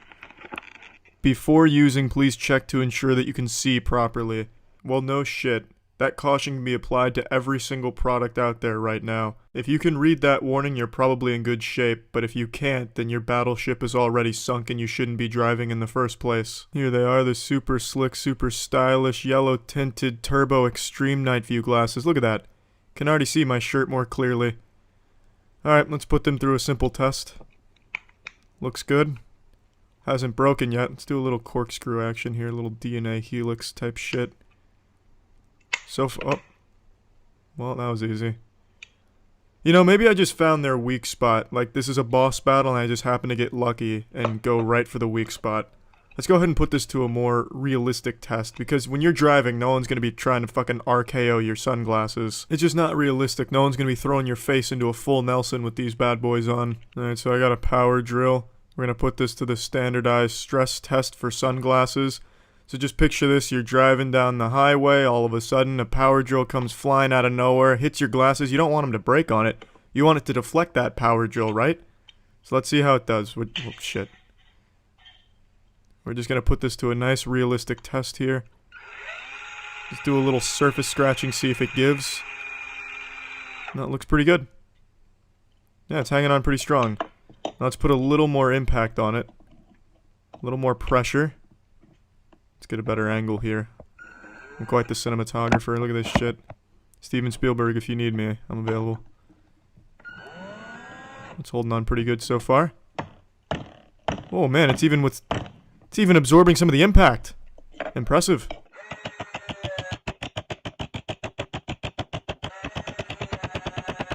It managed to withstand the whirlwind fury of my drill karate. It's worth mentioning I didn't go super hard here because although my neighbors make a whole bunch of noise upstairs like it's a fucking war zone, they had the audacity to call a noise complaint on me when I accidentally dropped something and it made a loud noise.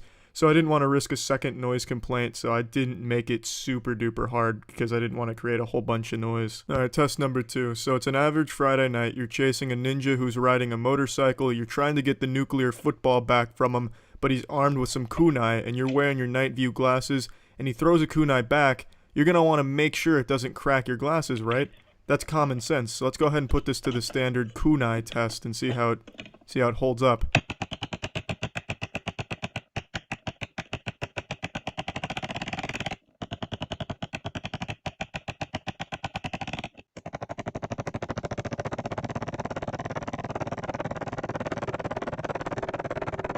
I managed to break through the glasses and create a small hole. It didn't shatter the glasses or anything, which I was very surprised with.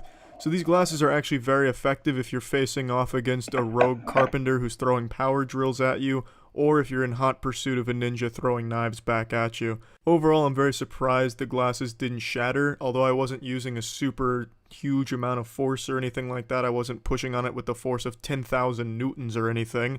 I'm just very surprised they didn't just explode like most other as seen on TV products would. Now, for all the FBI agents out there, this is no substitute for the good old-fashioned Kevlar eye patches for protection for your eyes, but if you're in a pinch and all you can find are some night view glasses, it's probably worth putting on. That's it. See ya. Watch Tyler 1. I'm busy. Can't you see this man's blowing into a coconut? I feel like he's trying to summon Hellboy or Bloody Mary. Oh, baby, he's got a tool belt. His Batman utility belt of sound healing equipment. I didn't expect that. Robbed at gunpoint. He started deflecting bullets with his healing fork. I guarantee it. This man's gonna spring up from the bed thinking he's going into battle. Need you, Starburn side! Look at that beautiful technique. Stirring up the bad chakra and throwing it away. It's not pee. It may look like he pissed his pants, but it's actually just chakra in its liquid form. You see, what Brian's doing is he's reducing the chakra to its most primordial state of matter. Blue before everyone charged out of Helm's Deep. Yeah, exactly, it's just chakra juice. I don't know why he's focusing on the cock area so heavily. No wonder he pissed his pants. This man's spending a lot of time on it. God, how much more can his dick take? He's already blown his chakra load. Come on. Have mercy. Let him have a refractory period. The guy has definitely fallen asleep. We have not seen a video with Brian where his patient hasn't fallen asleep on the chair, or on the table. Yeah, I think maybe Brian went overboard. I think he extracted too much chakra from him, and he has died. I want to see the skinflip healing frown. Just give Brian time, he'll work his way up to it.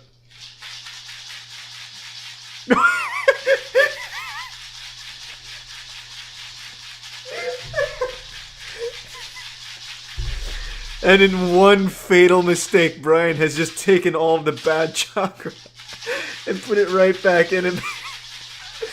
I hope he just starts hitting his head like a fucking caveman with his club. Exactly, just start fucking playing his skull like a snare drum. Man, fucking sound healing is intense. It takes a lot of time and effort. We're 6 minutes in, it feels like it's been an hour. This may be bullshit, but I still want to set up an appointment with this man. I think it'd be relaxing as shit. Just to have this Agent 47 looking man waving a cucaracha over my head. With like a horsetail on the back. I think it'd be fucking great. It's not a cucaracha. What is it? A maraca? Maraca. Good God, not an inch of this man's body has been spared from Brian's ruthless chakra healing. All of us are gonna feel so fucking silly when this old man stands up and he's 20 years younger thanks to the sound healing. And he's got huge muscles, like bulging muscles. What types of food would you suggest for a nutritionally complete diet while on a budget? Trying to lose weight, but everyone I talk to keeps rambling about starvation mode. Yes. Honestly, I wouldn't even recommend food. I'd recommend sound. And I'd recommend at least 1,111 Oak Vibes if you can afford that kind of investment, and you should get yourself pretty jacked in like a month maybe. But I think you should just transition away from corporeal desires and like hunger and move towards sound for all your nutritional needs. Oh, it's a tag team match. It's gonna lead to an overstimulation. I can see her getting healthier.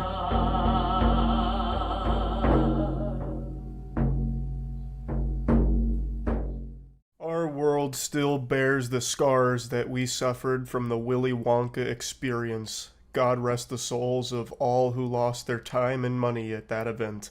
It is by far the silliest scam event, and it became a massive worldwide phenomenon with people talking about it. It was like Firefest, except for Willy Wonka fans. It was just such a beautiful tragedy that really grabbed the whole world by the tits. Even the victims of the scam couldn't help but recognize how fucking wacky it was. And since then, there's been a couple of other big scam events that have come out, but not to the level we're about to see here. I'd argue this is almost to the same silliness level as the Willy Wonka experience. It just happened recently with a fraudulent Bridgerton ball. So Bridgerton is a massive show. I'm sure you've all heard of it. And there was an event organizer who was putting on a big Bridgerton event, charging 300 clams to attend, promising to deliver a wet dream, an absolute fantasy of an event, but when you got there, it was a nightmare. Who say they're now out hundreds of dollars and have no regal experience to show for it. Standing in the rain, dressed to the nines. Honestly, I just want my money back. Superfans say they didn't get what they thought they were paying for at the Detroit Bridgerton Ball. They paid 300 doubloons only to get stuck standing outside the venue in the rain in their most expensive, most elaborate outfits, just getting poured on. And if you did get inside, well, it wasn't exactly special. It was pretty barren and empty. It makes the surprise party my parents tried to throw for me in middle school look like the Met Gala. A Twitter user named Rachel gave us the scoop from the inside here about the Bridgerton Ball and what exactly it consisted of. So, $300 price tag, and basically it was a lot of people sitting around on their phones because there was nothing to do. There was no ball. There was no anything. It was like the fucking void that Squidward goes to be all alone. Except you're not alone, you're just surrounded by multiple hundreds of other people that also got scammed and paid to be there. There's also some hoopla before the event even took place because of a rescheduling that didn't make a lot of sense. So originally the event was supposed to happen in August, but then there was hoopla, they pushed it to September, and then there was even accusations that the reason that they had to push the date is because they weren't paying the previous venue, which is why they got, kicked out of using the venue or something to that effect. But regardless, the event did happen 3 days ago, or lack thereof an event, really. Here's the decor of the Bridgerton Ball event. Stellar, absolutely jaw-dropping, breathtaking even. This is straight out of a wet dream. I mean, just look at how great it looks. So, as you can see, it wasn't exactly the best put-together venue. That looks like something you'd see set up at the state fair for photos, not a $300 Bridgerton Ball event. And I think the Twitter user really hit the nail on the head. I have a game theory here. I think the organizers got all of this money from all of these attendees, and they were just extremely happy. And then as it came closer to the date, they realized, oh, we can't just take their money. We're going to go to jail for that. That's illegal. We have to put on some kind of event.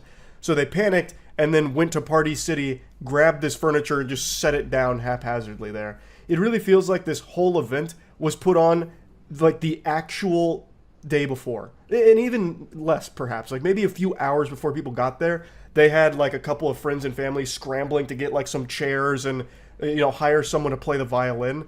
Because one of the advertisements was like live music. Well, here's the live music. A single violin player, like probably playing the saddest song you've ever heard too. Like that must feel awful. You get hired for a gig and it turns out to be this.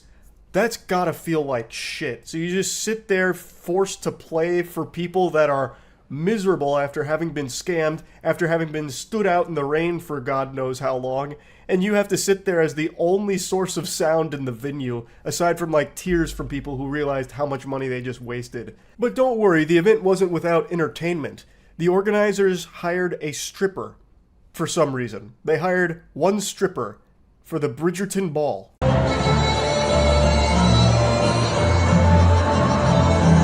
don't remember this in Bridgerton.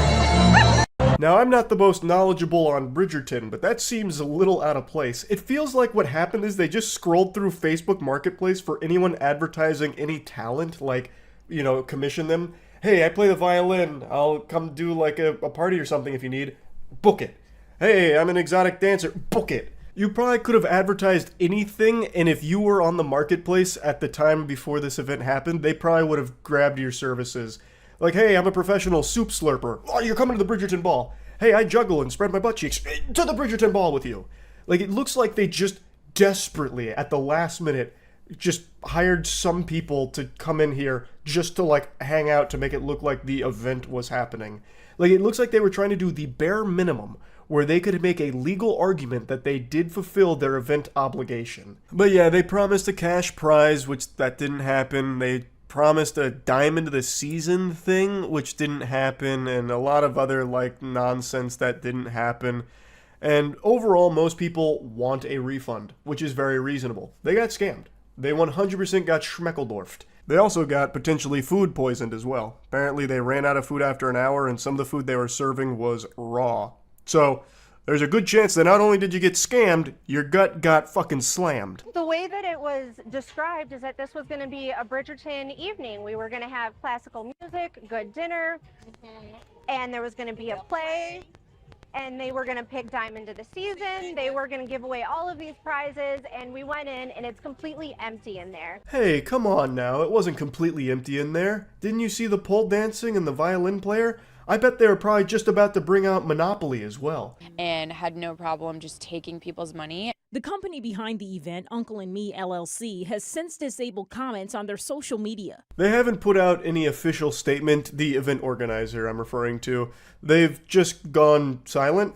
So I'm guessing this is just another little game theory here. I'm guessing what's going to happen is the classic. They're going to shut down their socials. They're going to remake the company under a different name and pull another scam like this again in the future. That's my hypothesis. I just don't see a world where Uncle and Me can somehow put out a statement that allows them to continue to do business down the line. Like, this fundamentally stops their whole business, because who the fuck is going to pay money to go to another one of their events? Even if they said they were just giving away free donuts, I bet nobody shows up because they wouldn't trust it. Like, they'd still feel like there's some kind of scam there. It's not something an event organizer can come back from. You have scammed a lot of people, and they're not giving refunds as of this moment. So how the fuck are you expected to do business again? And I don't think they're going to try. I think they are going to rebrand. That's my guess. I am hoping for a happy ending, though, for the people that lost their money in this. I'm hoping they get a refund. Also, this scam, like this event, is probably the only one so far where people probably lost a lot more than just that money in that time. Because of the scale of it, like a Bridgerton ball where it was all about, like, elegance and dressing up and all of this, I have no doubt there's people that spent like an entire week picking out their outfit, buying accessories, buying other things, buying outfits, buying dresses, all just to prepare for this event, which turned out to be a big fucking fraud, a big scam. So I do think that this is probably more than $300 that people lost in this. That's just how much they lost on the ticket. And that super sucks. But anyway, want to talk about it a little bit. That's it. See ya. Cryptocurrency has a worse reputation than chlamydia. Rightfully so, because it's almost exclusively used for scams. But crypto is a far more potent disease. It was a plague that swept through the world back in 2021. A ton of people FOMO'd, fear of missing out is what that stands for, a bunch of their money into a lot of gobbledygook that started popping up because everyone was blinded by this idea of becoming a multi-millionaire through meme coins. They were basically just putting money into imagination. They would have been better off if they just put it in the toilet and prayed that when they flushed it, more money would shoot out of it. And while crypto has largely died out in the public eye, there are still those that swear by it. And that brings us to what I want to show and talk about today. I just found it through CoffeeZilla's second channel where he was making fun of it. There was a Sheeb commercial where they were advertising some of their new upcoming features, and I'm using features lightly. And man, it's one hell of a ride. So let me take you on this journey here.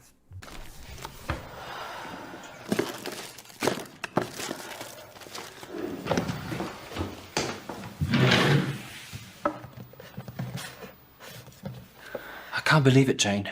My seat for his notebook has vanished. Seriously? Don't you know how important they are?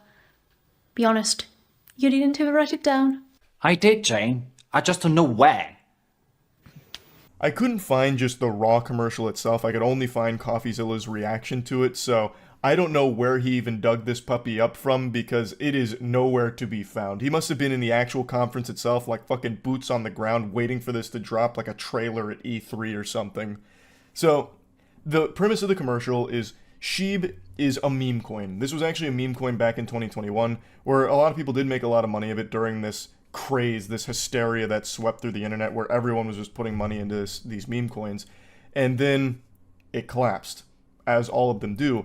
But it's still around, like it still exists, and there's still a lot of holders that believe that they're going to get a bag as long as they can continue to endure it. So occasionally Sheeb will do things like this where they kind of dangle a carrot, like, hey, keep investing, it's look at all this cool shit we're going to be doing pretty soon. This is really good stuff and it's going to work. And this is one of those attempts to convince them that it's not all lost. But you know what is lost? His seed notebook, god damn it. What's a man to do without his seed phrase notebook being kept underneath the TV? And Jane doesn't seem to recognize the importance of this. She's giving him so much attitude over this. You probably didn't even write it down. Pardon me, Harpy, didn't even write it down? This is a 21st century man. You think he doesn't write down his seed phrases in a very well-kept notebook? No. Some kind of fucking goblin came in like a burglar in the night and must have stolen it from him. It's about self-custody, babe.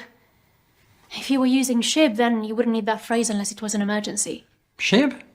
Wait, you mean the meme coin? Looks like you didn't get the memo. Shib is no longer just a meme, it's a whole society, John. Yes, John. Join us in the Shib society. We're no longer just a meme. We're the most laughably pathetic meme imaginable. Holy shit, people actually buy into this. That's the saddest part. So, as CoffeeZilla talks about, there's a lot of these meme coins from back then that are trying to rebrand themselves as, hey, we're not a meme anymore, we're like super serious. When they're fucking not. It's still just as pathetic today, right now, as it was back then. Now, I actually was one of those dumb goobers who FOMO'd into like every big meme coin back then, so I actually still have a ton of Sheeb sitting somewhere, losing value by the day. And if somehow, miraculously, this thing does ever hit 1 cent, hey, I'll be pumping my fist and say, thanks, weirdos, and sell that instantly. But I don't see that happening because there's no reason for anyone to ever own shit like Sheeb. It doesn't do anything. It's literally worthless. None of these projects ever had any real use. 99% of them resulted in just being full-blown rug pulls. And collectively, most people lost a ton of money. And everyone learned their lesson. Except for those that didn't. There are still those suffering from this disease, which I'm calling blockchain derangement syndrome, where they put all this money in, and they refuse to come to terms that it's gone, and they're never going to actually make anything off these investments. They're not fucking investments. You're basically just giving a donation to the people that made these coins, where they just artificially pump up these prices through synthetic hype, and there's nothing really there, and the number goes up sometimes, they pull out, and you lose your money again. But there's people that are still letting their mind be poisoned by hopium that one day they'll be able to turn a profit on it, so they continue to just raise their flag in support of these scam coins and try their best to convince each other, just regurgitating, puking in each other's mouth, these ideas that it's shooting to the moon really soon. And this is just another one of those desperate attempts here from Sheeb to keep the investors hooked on their drug. And that drug is just losing money. It's like the worst drug imaginable. Jane? Gets a notification. The notification, it's something about your dad. What? Let me see that. Twist. It can't be. Impossible. It can't be. What's happening? I don't understand. Hold on, let's read that. With our condolences, death certificate. Welcome to the future, bozo. Now your meme coins can tell you when your loved ones die. So, the notification she gets here is about her dad passing away, and the death certificate's been signed. So, what they're... the feature they're advertising with this is that with Sheeb, you can now do digital wills. So when someone dies, it can instantaneously send out their Sheeb to the loved ones in their will. Which is a fate so much worse than death. So Jane's father dies, probably of cringe and a broken heart from owning Sheeb, and the death certificate gets signed, so now she's getting a notification that, hey, Pop's passed away. He bought the farm. Tough luck. Here's 0.5 cents of a Sheeb. Congratulations. It's what your dad would have wanted. Died with a smile on his face for this one. He passed away, but at least you can know he didn't die holding the bag. I saw a couple people in CoffeeZilla's YouTube comments say that, and that is such a banger slogan. My dad used to have a Shib digital will. So the only way I could get this message, this inheritance instantaneously, is if somebody verified it. This is such a compelling performance here from the actors, and the writing is top-notch. I felt so moved during this that I almost forgot that this whole thing is just a fucking scam meme coin. I was lost in the narrative that they were so intricately crafting. Now go ahead and wipe the tears from your eyes and join me as we break this down. A digital will for Sheeb, where there's no lawyers or anything involved, there's just some kind of confirmation that someone's dead through like a signature, I believe. So in the advertisement here, she said the only way I could get this inheritance instantaneously is if someone verified he's dead. Who? It's not like Sheeb themselves have like fucking, you know, autopsy reports that they collect to confirm someone's dead. They don't go out there and actually send agents to make sure the person is really deceased. They're not omniscient. There's no way for them to know that. Anyone can sign a death certificate here as long as they have some connection to the person. CoffeeZilla mentioned like an estranged wife could easily exploit this. Really, anyone could exploit this. This is so huge for fraud. Like, this is a very easily exploitable feature they're trying to advertise here because, again, when it comes to something like this, there's a reason why it's so complicated in real life, not in fucking fantasy land with meme coins. Why you have lawyers and shit go through wills, why you have all of these barriers in place when it comes to these wills. And CoffeeZilla mentions that it's very much a headache, but it is a headache for a reason. It's probably a bit too much of a headache, like CoffeeZilla mentions, but there's a reason why it's not just like, oh, the signature confirms they're dead. Okay, now all your money's gone. When that person could very much still be alive. There's no way for Sheeb to know that because they don't have that that capability. They're not God. They don't know who's alive or who's dead. They're not Santa Claus. They don't know who's naughty or nice. All they have are these fucking blockchain baloney where they're like, contract was signed, so well, all your Sheeb's gone to like 6 other people.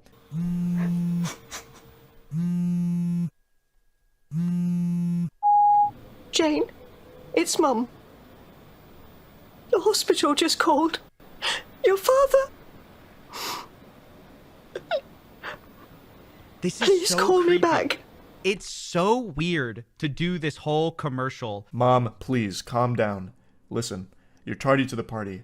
You know that I'm one of those highly intellectual individuals that join the Sheeb Society, and Sheeb is so efficient, so effective, that they were able to notify me of Dad's passing way before you even contacted me. In fact, I wouldn't be surprised if Sheeb knew Dad died even before you did. So, take your time to grieve. I already know. Thank you for calling. I'm going to go buy some more Sheeb now, because it's what Father would want.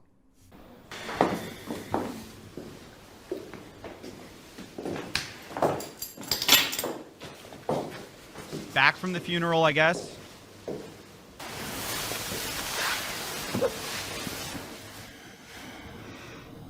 It feels like life couldn't get any darker. Don't say that, Jane. I understand it's a hard time, but don't put that evil out there. You're a Sheeb holder. You've been through so much worse. The loss of your father is nothing compared to the apocalyptic crash of Sheeb from 2021 to 2022 to current day. You've been through worse. You're strong. Hold on, Jane. Dawn follows in the darkest of night. I can't take away your pain, but perhaps I can offer you a hint of joy. Who wrote this? You always I've got to know how meet the to lift author. my spirits.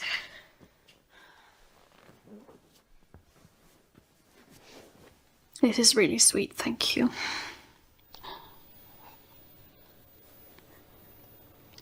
Now, astute observers will notice that there's not any liquid in the cup. I'm almost 100% certain there's nothing in that cup. And that's by design. That's not like an overlook or anything like that. It's because that fluid, the tea that he was going to serve her, is actually an NFT on the blockchain. You're kidding. They demonetize my yoga channel, while those bigger channels get away with the same thing. It's not fair. That's why we contrast with centralized platforms. That's why What? Sheeb matters. What? Sheep? You're turning into a Ryoshi. The subtitles are messed up here. They're saying you're turning into a Ryoshi, who's like the founder of SHIB. Been reading up, Jane. Now John has fully drank the Kool-Aid. He has been fully indoctrinated into the SHIB cult. The brainwashing protocol was successful. And now he's the puppet master, and he's got Jane by the strings. This is why SHIB matters. SHIB can bring your father back. The ways of the SHIB are mysterious. It's not something the Jedi would want you to know. They have powers that are deemed unnatural, Jane. Your demonetized yoga channel? Well, that won't happen on a decentralized platform like SHIB, which doesn't exist yet, but it might. Probably never will, but if it ever did, you could be monetized there somehow through magic of the blockchain. The blogs, the SHIB manifesto. I see the potential now. Let's take a stand here, Jane. Let's create our own decentralized yoga channel. We could likely surpass your revenue on that other platform, especially if they're going to demonetize you. You've changed so much in just a week. The legacy process after my grandma passing was exhausting and infuriating. When your dad passed, you got your inheritance instantly. And that's what I cared about. We've lost him. He's become a fully autonomous SHIB android now. And all he can do is parrot a bunch of fucking nonsense. The SHIB manifesto. I don't know what they're trying to pitch here. Some kind of platform for fucking content creators, I guess. But decentralized, because that's the #1 buzzword you have to have here in order to get people hooked on it. When it means nothing anymore, it's absolute just ass wipage. When you see decentralized now, there's no real meaning behind it. It's just one of those words that's there because all of these projects have to have it. So I don't know what they're planning with this. I don't know how they're going to monetize things. There's not going to be advertisers for it right out the gate or anything. So it'd have to come right from like the fucking SHIB founder's wallet, and you're just getting paid in SHIB schmeckles. Like, you're not going to really be getting anything. So I don't know why you're saying like, you'll probably surpass your revenue. Fucking how? With what money? What advertisers? The video hosting, if that's the direction they're going, is an impossible field to compete in because of how expensive it is. And no one's going to choose to be a SHIB creator over just posting on YouTube or something. But I love the delusion of it. It is impressive. Thanks to Dad. And SHIB. Exactly. That's the power of what SHIB is building. That's what your dad wanted us to see. It's what he died for, Jane. He died so we could understand SHIB. I'm with him. Hail SHIB. I think that's the end of I the love commercial. you, John. Oh my gosh. Hail SHIB indeed. And God rest the soul of Jane's father. He sacrificed himself to open our eyes to the beauty and the power of SHIB. Powerful. A moving story, honestly. It's very rare for a commercial to tug on your heartstrings as effectively as this has, but again, that's the power of SHIB. Now, I imagine most of you are probably asking yourself, who the fuck would buy into this?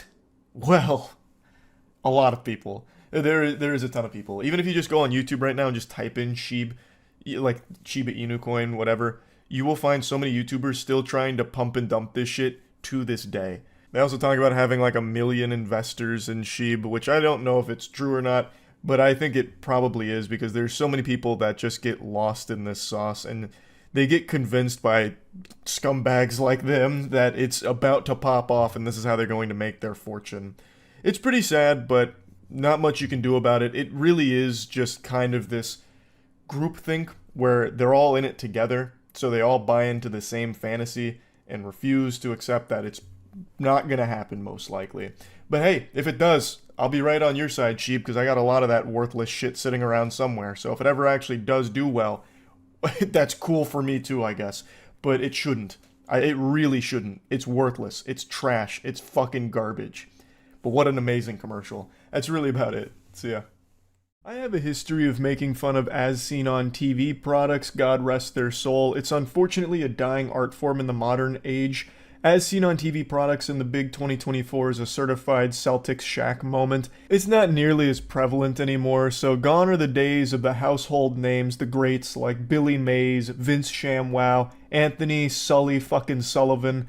It's just not something that a lot of people pay attention to anymore, so infomercials don't get made as much. However, there are still as seen on TV products that hit the market. And I think the main place people get them is Walmart and Target. They have entire sections towards the checkout that are dedicated just to as seen on TV slop that you've probably never heard of. And every time I'm checking out at a Walmart or a Target, I'm always drawn to seeing what new items just hit the shelves. And I always see tack glasses just standing proud, fucking patriotic. There's nothing more American than tack glasses. The only thing that might come close is a Budweiser and a cheeseburger. But I always see tack glasses on the shelf, and I've always been tempted to get them. Throughout the years, I made a couple videos on them, even tested them 8 years ago about their indestructible claim. I even made a video a little over a year ago, just joking about the goofy Nick Bolton commercials with these. And today I decided to pick some up because I saw a new competitor entered the Thunderdome. A new champion into the Crucible. Battle Vision. I just put these on, and this is just purely the void now. This is what the Daredevil sees. My face may be too slim to wear these. I don't know whose face fits this besides a Roblox character. They are absolutely fucking massive. They go 3 inches off both sides of my face. But anyway, I wanted to put them head to head with the classic tack glasses.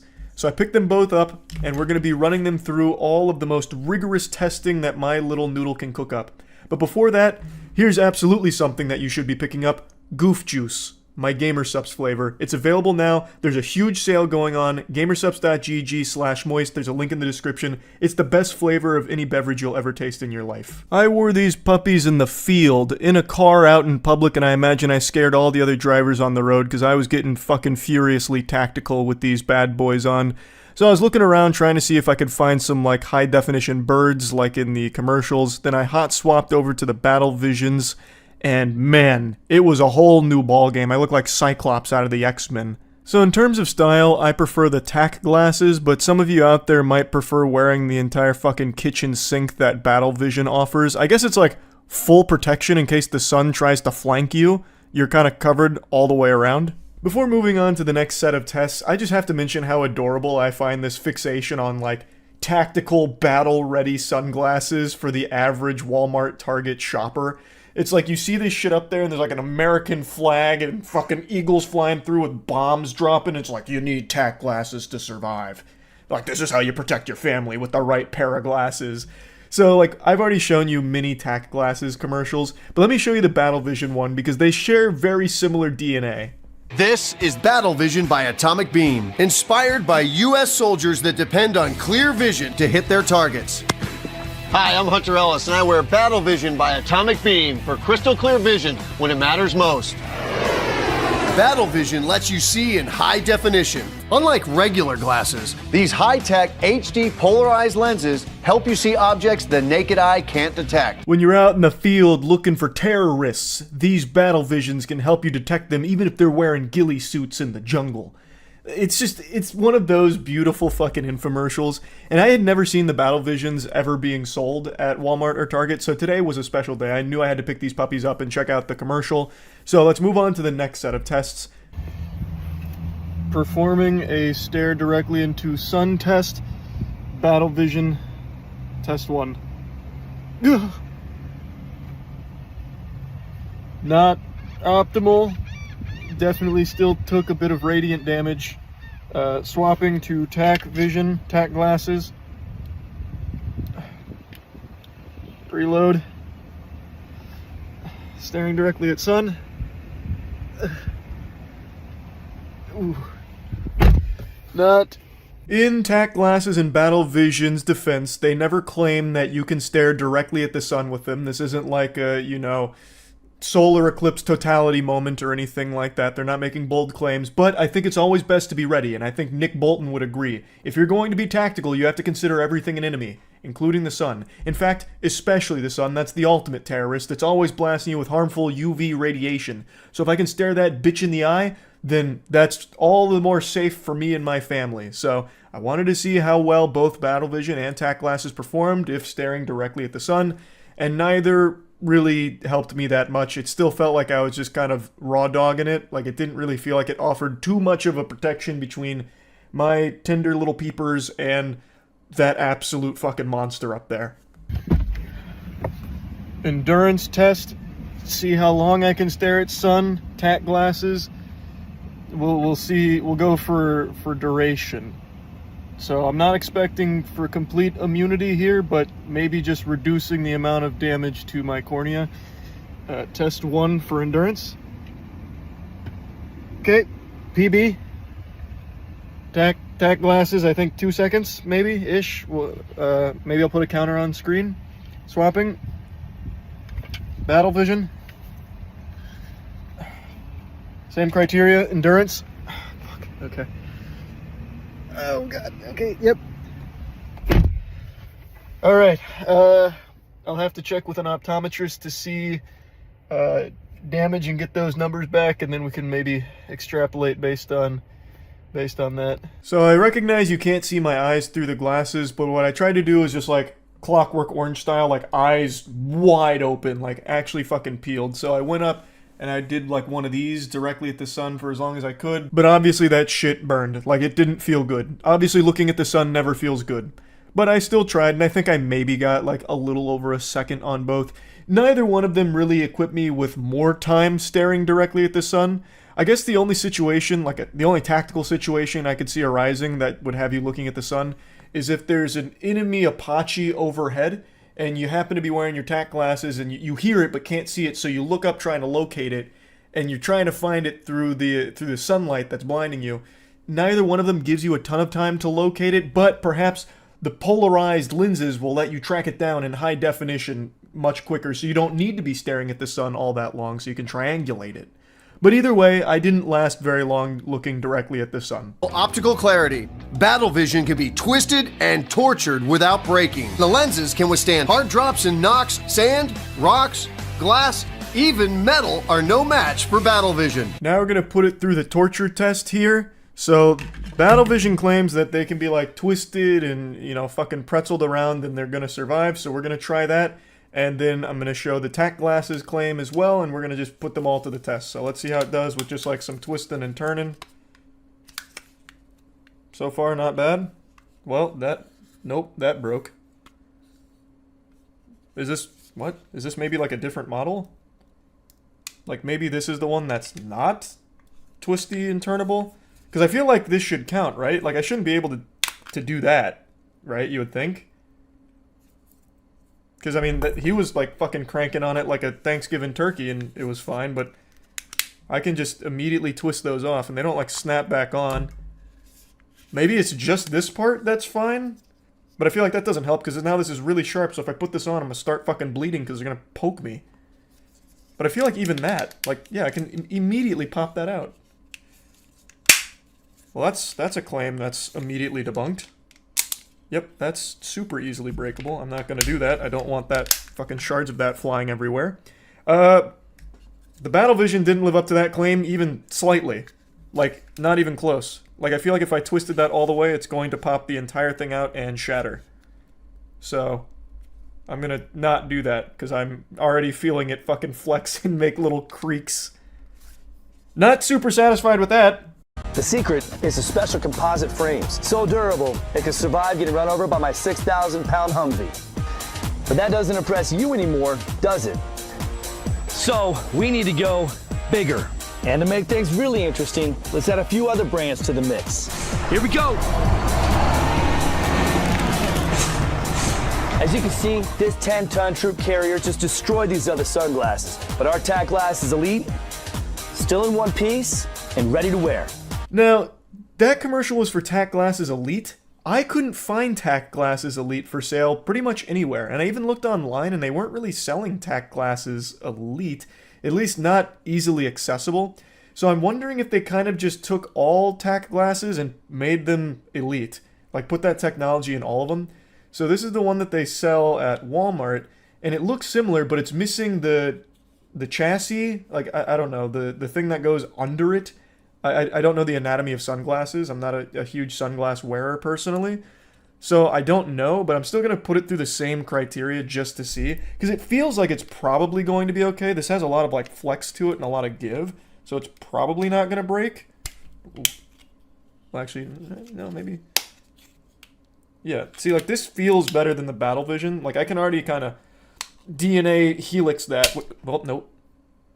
Never mind. It really just seems like it's, yeah. So again, this could be just an issue of I don't have the right kind, because these both are kind of breaking. The frames seem a lot more durable. It's not creaking and cracking as much. So that's nice. So I guess like in terms of, all right.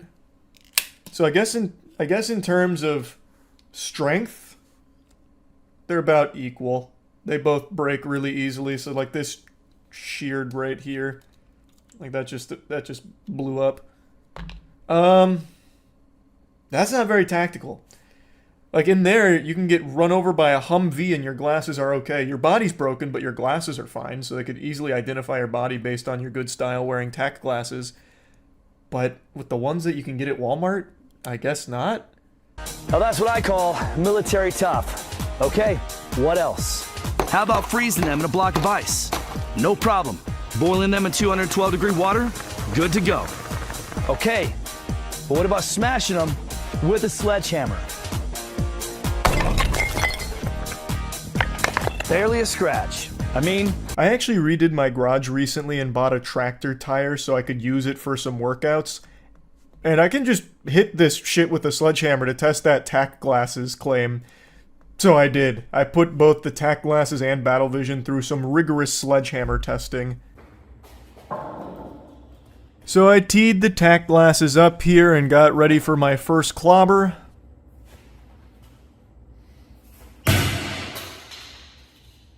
And the only thing that happened with the first whack was that it popped the lenses out of the frame, but the frame was fine. The lenses had a couple scratches on them from the impact, but still very usable in a tactical situation.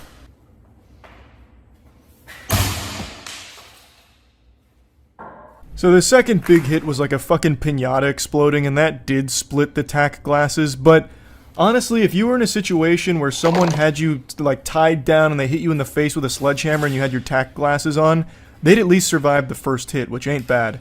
The second hit though, not so much, but the frames were okay. Next up was the Battle Vision. I had a theory that Battle Vision probably wouldn't last as long. I imagine the first hit would probably kill this thing.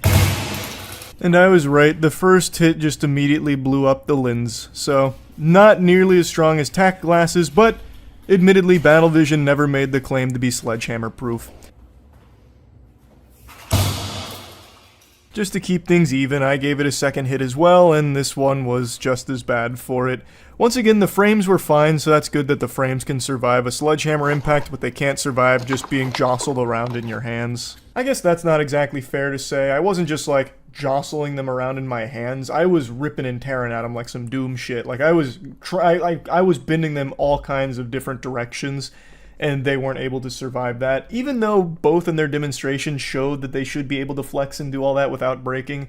So overall, not indestructible, not even close. And I guess if I had to choose which one would be best, I'd probably have to go with tack glasses, not only because I prefer the sleek look, but also, I mean, it took one sledgehammer hit pretty well. So, I mean, that's cool. Like, that's pretty cool. That's about it. Oh my god, it's spelled turd. Oh, nice. They got it turtle. No, I'm pretty sure it's a prolapse rectum, actually. Oh, can you get a towel? I hit his G-spot. Do you think they would like to poop while looking into each other's eyes? Ooh. Ah, she's busted. Not over the computers, please. Perfectly good comment. It's time for another toy review. We need like a cool jingle, like We should make it right now before we start with the toys. So you want to know the coolest toys? Well, tune on in to the coolest boys. Bum bum. That's pretty cool. All right, what's the first toy? What is it? What do we got, Matt? It's a gotta go flamingo. Let's go. She's gotta go. Yeah, no, we got the that's the gotta go. I was gonna say, oh it looks my like a god, it's dinosaur. spelled turd. Oh, nice. They got a turtle. This one's cool. Alright, so we just feed Shelbert. His neck will wiggle, and then he'll shit. That's when you know I've got a shit too, when I'm sitting in my meetings going like this. Yeah, like seizing up. Matt, is it poo-poo time? No. Alright, this is one of those. I guess so. Oh yeah, try it out. Wait, maybe this? Oh.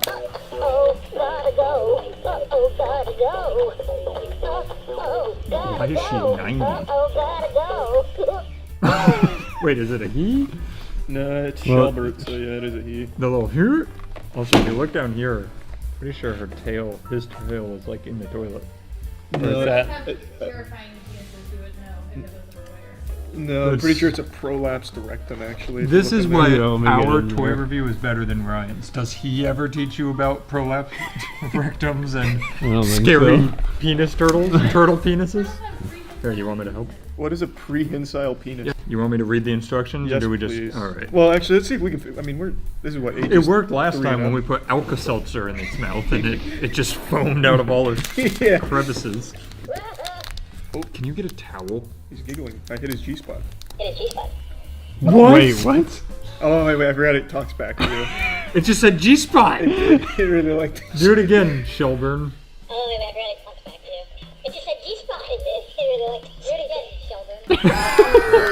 This shit is haunted. Feed him. Quick, Matt. He's gonna blow out his ass. Hold him off the toilet so he stops moving. He just broke his neck. Do you? Oh, man, he's gonna OD. What? Why does he make these horrid sounds? Are you ready? Yeah. Why does he keep moving? Hey, don't cover him. Thank you. Oh, Matt. Are you sure we're supposed to put water in them? No, I'm not. Caleb brought. Can you read the instructions? Oh, the water goes in the toilet. Here, wait, dump it out of his mouth into the toilet. It was a little full. Alright, put him on. You gotta go. Come on, take a shit. Take a shit. You can tell by the way his neck's gyrating. That Oh, it's coming. Oh, he's pooping. He's Oh, it's happening. He's shitting. Do you see it, Danny? I do see it. Oh, It yeah. just dropped to the bottom. That was huge. Is he done? No. Benji, he's fucking mocking us. Yeah, this guy's an Bitch, asshole. feed him more.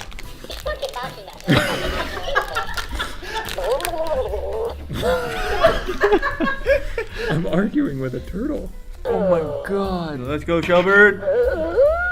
Shelbert. Oh, there he goes! This is horrifying. Kids play with this. This is cool.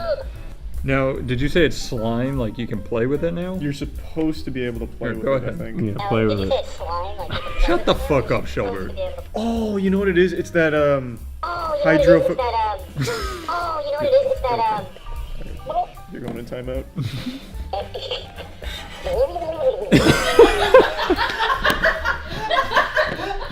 It's like the sand? hydrophobic sand or whatever it's called. Okay, well, that was the opposite. That was stupid. All right. Here, we'll just...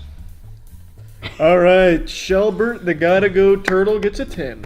Oh, yeah, wow. This is a- Out of 10? Yeah, this is a must-have this Christmas season. Here, wait, I want to put this right now. In 10 months. Pre-order now. This is like made by our defense force. Yeah, DARPA's gotta go turtle. All right. So, not really a kid's toy. This is a toy for adults. Adam and Eve. You can find all your favorite adult toys that you could possibly imagine on there, I would guess. Catalog is robust, full of fantastic toys. And if you want to get a discount, you can use code DEFENSE at Adam and Eve to get 50% off one item and free shipping to the US and Canada with some exclusions. That's adamandeve.com using code DEFENSE for 50% off one item with free shipping to the US and Canada with some exclusions. Good work. Probably won't be an Adam and Eve toy in this one, but what do we got, Matt? Well, you gotta do the jingle before I open every box. No, we'll just think you replay. remember. We'll replay the same one. No, I think we can make a new jingle for each toy. Alright, There you go. go ahead. It's So you want to take the hottest shit? Why not get here with Matt, that bitch? yeah. I don't know. Oh wait, this is. That's a gotta go flamingo. This is a gotta go flamingo. Do you think they would like to poop while looking into each other's eyes? Oh, I bet you think they'd mimic each other if you like iPhones if you set them next to each other? I do. All right, so it looks like we have two options. This is probably like the organic greens, so probably the healthier option. Yep, this is perfect. Yeah, that's like. Don't they sour normally gummy only worm. eat pink stuff, and that's why they're pink though? Like flamingos in real life? Yeah, Yeah, like they eat shrimp. and krill Like, or whatever. yeah, shellfish. Yeah, anything pink, and they get the pigment in them. Well, we also still have this. What if we mix? Cross-contaminate? Nobody's ever done that before. Here, you wanna do it? Matt, which one would you say has a better unboxing experience? They're both fucking horrible, I'm not gonna lie. Here's this. Oh, she has a bib. This is huge. Oh, this is nice. She's clearly like coming from a more privileged upbringing. Yeah. This has the worst boxing experience. These are made by the same company. Why is it so Yeah, I was different? gonna say, I don't think Shelbert was in that. Ooh, her legs are rubber, and that feels bad. Oh, yeah. There you go. She's got like a hook on her wing. That's fine.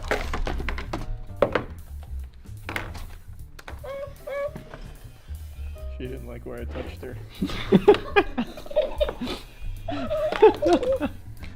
You got goofy little Yeah, legs. her little legs are weird.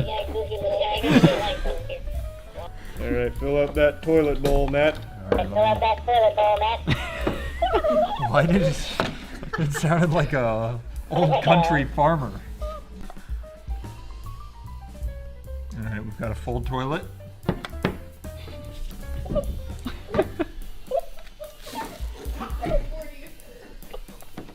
She's really hungry. She's gluttonous. Here it comes. Oh, gotta go. Uh-oh, gotta go. This is gonna be a cool one. Oh, gotta go. Uh-oh, gotta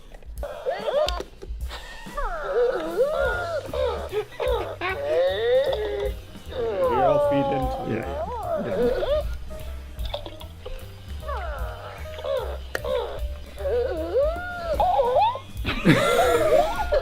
It's like a Pokemon battle. This is insane. Shelbert, use tackle. Oh god, we forgot water. Yeah, he's a shitty. He's dry. Wait, water came out of him. Oh, you did pour water into him at one That point. has nothing to do with it. He's got the squirts. Alright, so I give Yeah. Sherbert a 10. But they're both 10s. Yep. We're opening a dark portal, I think, between them. Alright, let's get the fuck out of here. Oh my god. We're on to the next toy. That must be started with a jingle. Yeah. Yeah. There's... Hey kids, what the fuck is that? It's a brand new toy and it's Big Matt. Yeah! Wait, this is Lava Lamp and Glitter Tube Factory Science Cavity Activity Set. Alright. Let's get it. It kind of looks on the back like there's like acetaminophen bottles in here. Oh, it absolutely does. It's a lot of Advil. Oh, Very shit. cool. Wait. We won. We get Mr. Beast's factory. Whoa. We did it. Claim your rebates? What? Yeah, I don't know this. I'm actually gonna like learn today. Here, hold out your hands. I more meant like one. We're gonna. It's weird that they only give us one set. Yeah, it's supposed to be a team game. Do you think we go in with no instructions again? What is this supposed to be? I don't know if we don't look at the instructions. We have glycerin, citric acid. For your own pharmacy. I'm not gonna lie, both of these give me kidney stones. Do you want the instructions or no? We can probably make a lava lamp. All right, let's do it. Probably starts with glycerin, I bet. Now, do you think, here, let's use measurements. What do you, let's use 30 cc, no, 25 cc's of glycerin. I'd say 25 is safe too. All right, do we pour it in here? Yeah, so don't eat it and don't flush it down the sink. You want me to pour it in? Mm-hmm. My lava lamps were always more full than this as a kid. Well, that's with the citric acid, so it's going to expand. Okay, can I add in food coloring too? Yeah. Be careful because this is going to really start to expand. Yeah. Quickly. Like elephant toothpaste, which we were good at. So that's You've gonna, essentially made Jello. Yeah, it's going to start to rise. You forgot the Sodium bicarbonate. Put it in the sodium bicarbonate. Oh, here it comes. Watch out. It's working. This toy is hard to make exciting. Alright, look at the instructions. What did we do wrong? Oh, we have no Well, it glycerin. is electric. You missed that step. What do you mean it's Assembling the LED flasher. What? Did we not get everything? Alright. That's cool. You just toss it in there and it works. Okay. It is starting to fizz. Yeah, it's gonna rise. That's the sodium bicarbonate. When does this turn into a lava lamp? I don't know. This goes down here. If it stays. Alright, it lights up. We go here. What? Wow. You're supposed to like add water. Alright, oh, we were supposed to like... They did not give us any of this stuff. They're making like little red circles in a tray. You don't want to make these. We can make one anyway. Yeah, who needs measuring? Let's just do it. It said more of this than that, I think. So we'll... That's probably right. Yeah, it looks right. This should be edible. There we go. Open it up. Yeah, you dump her in. I didn't get past that page. You okay with this going in there? Yeah, I'm sure it won't hurt anything. There's our globs. This is gonna look really cool in the lamp. We need oil. Go get oil. And tap water. Tap water. We're running out of space though, so hurry. Alright, so let me add in a little water. Alright, yeah, get the water in. Oh god. We are running out of space. Quickly. Oh, Jesus. Oh no, it's Cap happening. Cap it. Ah, she's busted. Not over the computers, You're gonna ruin a please. perfectly good carpet. Dump it. Wait, now we're out of glycerin. Now we have no glycerin. Quick, add the oil. It's the only thing that can save us. Well, that was that toy. That was cool, Charles. Yeah, I say it's a 5. I'm glad you played with that. That was a fun toy. We should have fed that to the gotta go flamingo. Yeah, it would have just been like this bloody explosion. Oh, that would have been gross. That would have been cool. Alright, thanks for the toys. I mean, I think it's... Is it Kellogg's? Yeah, thanks Kellogg's Thanks for the toy. Kellogg's for the gotta goes. Thanks, not Chip Skylark. Who did we like recently? Clay Aiken. Thanks, Clay Aiken, for the toys. Send some more when you get a chance. Alright, that was good. See ya. This one's for you, Gwyneth Paltrow. Congrats on the court victory over Goofball McKenzie or whatever, the guy in the ski slopes. Congrats, that was a big win. About that. That was huge. Yeah, so now we're going to be testing out all of your absolutely awful products from Goop. What if we get sued by Gwyneth Paltrow? Yeah, well, yeah. I mean, guess I think she was being sued. we'd be doing the suing because this is all Yeah. garbage. It really is. It We've is already garbage. played around with a little bit of it. So yeah, we're going through all the shitty cool products from goop.com. Do you want to... So here, we can start clearing things off. Do you want to start with the pelvic clock? I'd love to. If you want to really show how it's done, you could use the pelvic clock on the table. That's what I was just about to do, yeah. They tell you what it fixes. Oh! What do you mean? Where are you putting it? On my ass, like a little Wait, over sit my up ass. for a second so I can see where. There. Is this not right? No, go a down little there? lower. Lower? It's got to be on your pelvis. Think where like your tail would Oh, be. that's better. Yeah. Oh, okay. She knows what she's doing. No, that still hurts when I lean back. All right, so we're going to start with pelvic rotations. Okay. These are 3 to 9 pelvic rotations. You've got 9 on a clock and 3 on a clock. So you're going to rotate there Yep. and then this way. How far? Just to 9. Okay, is this 9? Yep, and then come back. How's that feel? Not good. It says repeat 10 times. You really need this, Charlie. I think so too. Maybe I gotta open up my pelvic clock. On the front, it tells you what it's recommended for. And then there's all these stretches, but they don't tell you which one is good for what. It's Also, just like read what it's recommended for. It's like depression and shit too. For no spinal reason. stenosis, hip pain, herniated disc, piriformis syndrome, scoliosis, spondylolisthesis, spondylolisthesis. Those are 2 separate ones, by the way. Sway back posture, and that's it. No, they definitely advertise like a depression. I'm sure there are more online. They just only had this little paper. Do you want to try a different one? Yeah. All right, here's your Cora Organics. Okay. There it is. What is it? How to use to enhance your hashtag noni glow. What? What does that mean? What is a noni glow? Well, I have noni glow over here. Noni glow face oil. Oh, so to enhance your hashtag noni glow, apply the noni glow face oil to facial areas after cleansing and misting. You've done that, of course. Yeah, we're way past that.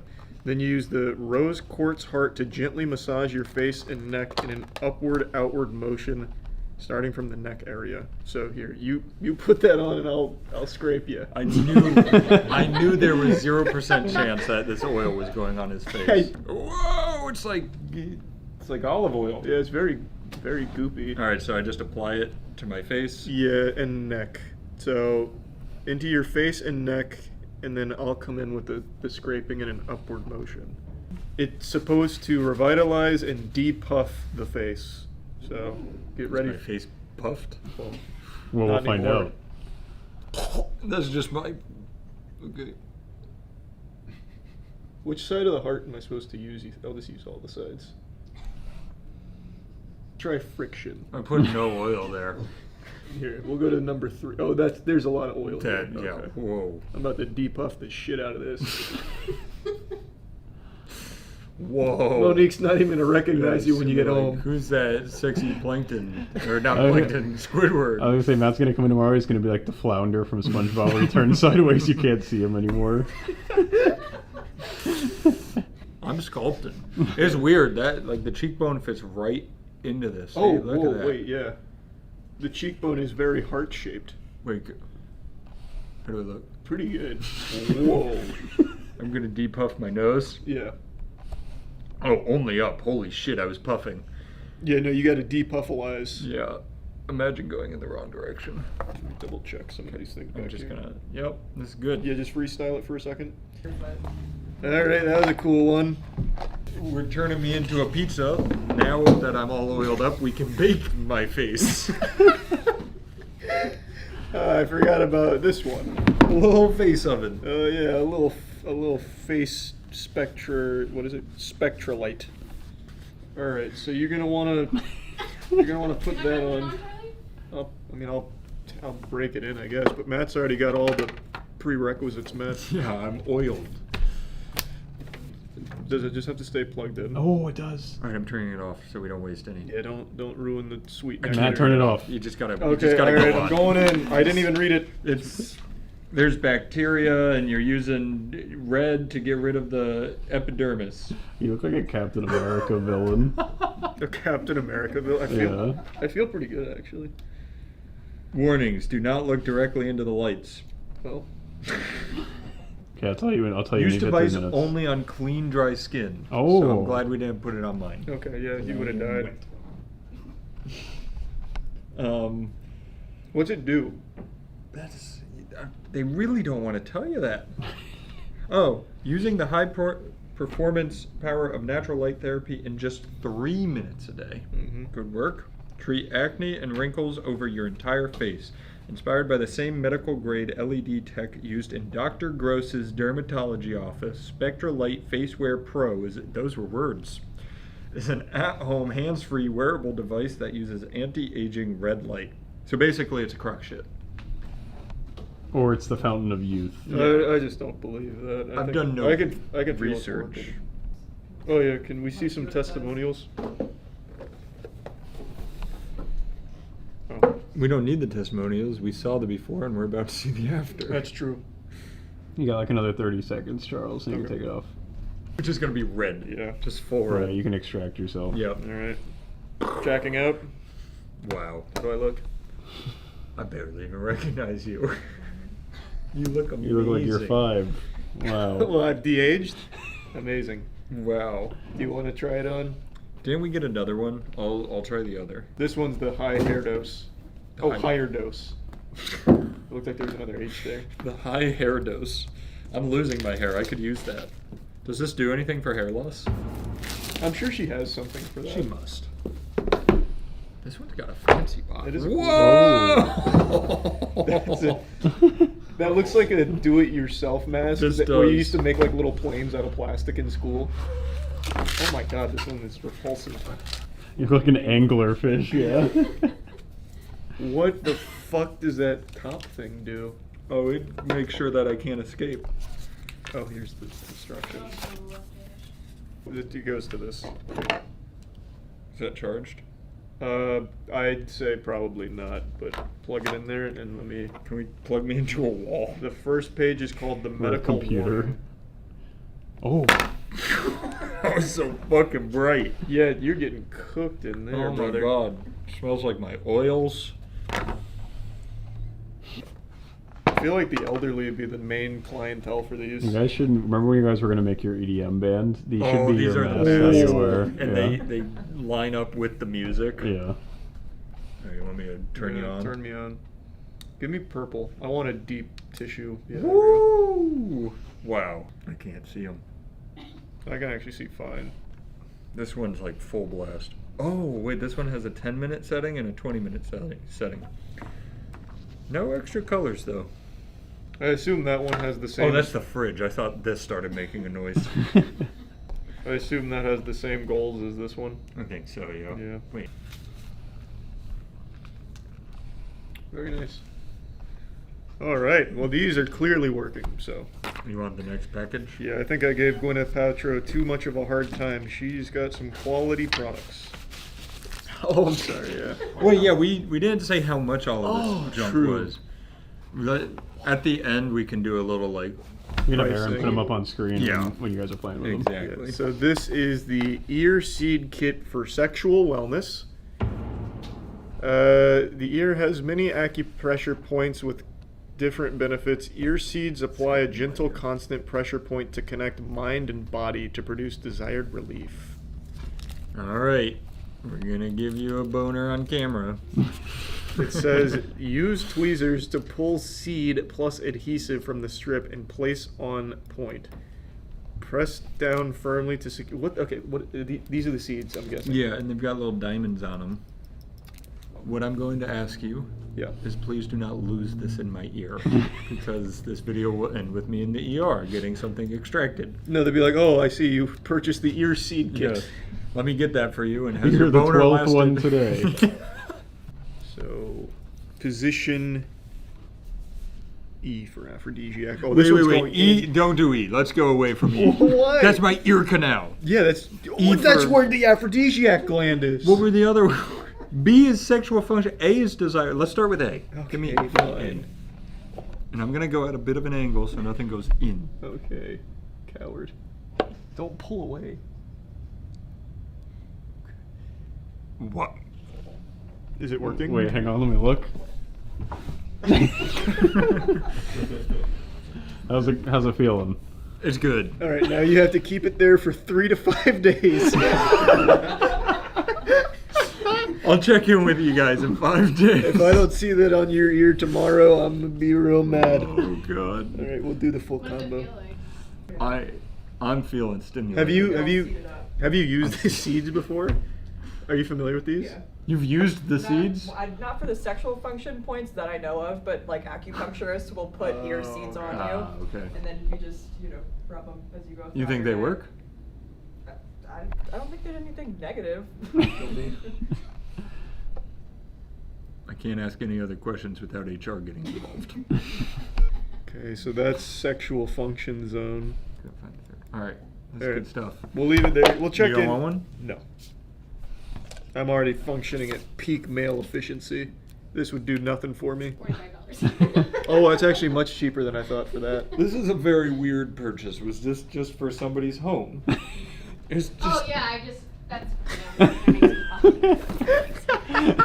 Accidentally. It got in the cart. I don't know how. That's probably the best thing that was on there. Honestly, it's the only thing that's probably gonna work. Celio espresso I had to maker. click confirm order and it passed. All right, we can make some espresso later. All right, thanks Gwyneth for the espressos. Oh boy, the ball of bangles. Oh, balla bangles. These contain 1 pair of 1 pound wrist and ankle weights. Yeah, a whole 1 pound of added resistance. That's gonna be huge. I thought I'd help you guys with like the gaming lessons. Oh, might that's actually actually. pretty smart. That's probably what the clientele was for the balla bangles. Yeah.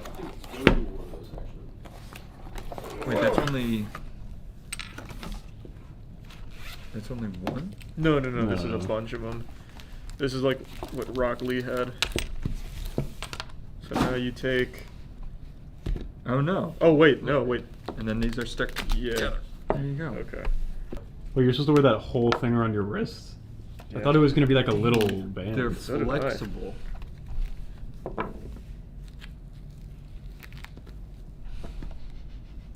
Here. And they look cool. Yeah, at least they look nice. It's like you treated me for Mother's Day. I'm locked in.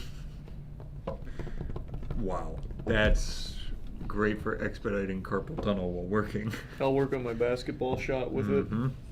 You'll drop them and you'll airball everything over the hoop. Yeah, I'll be too strong by the end of it.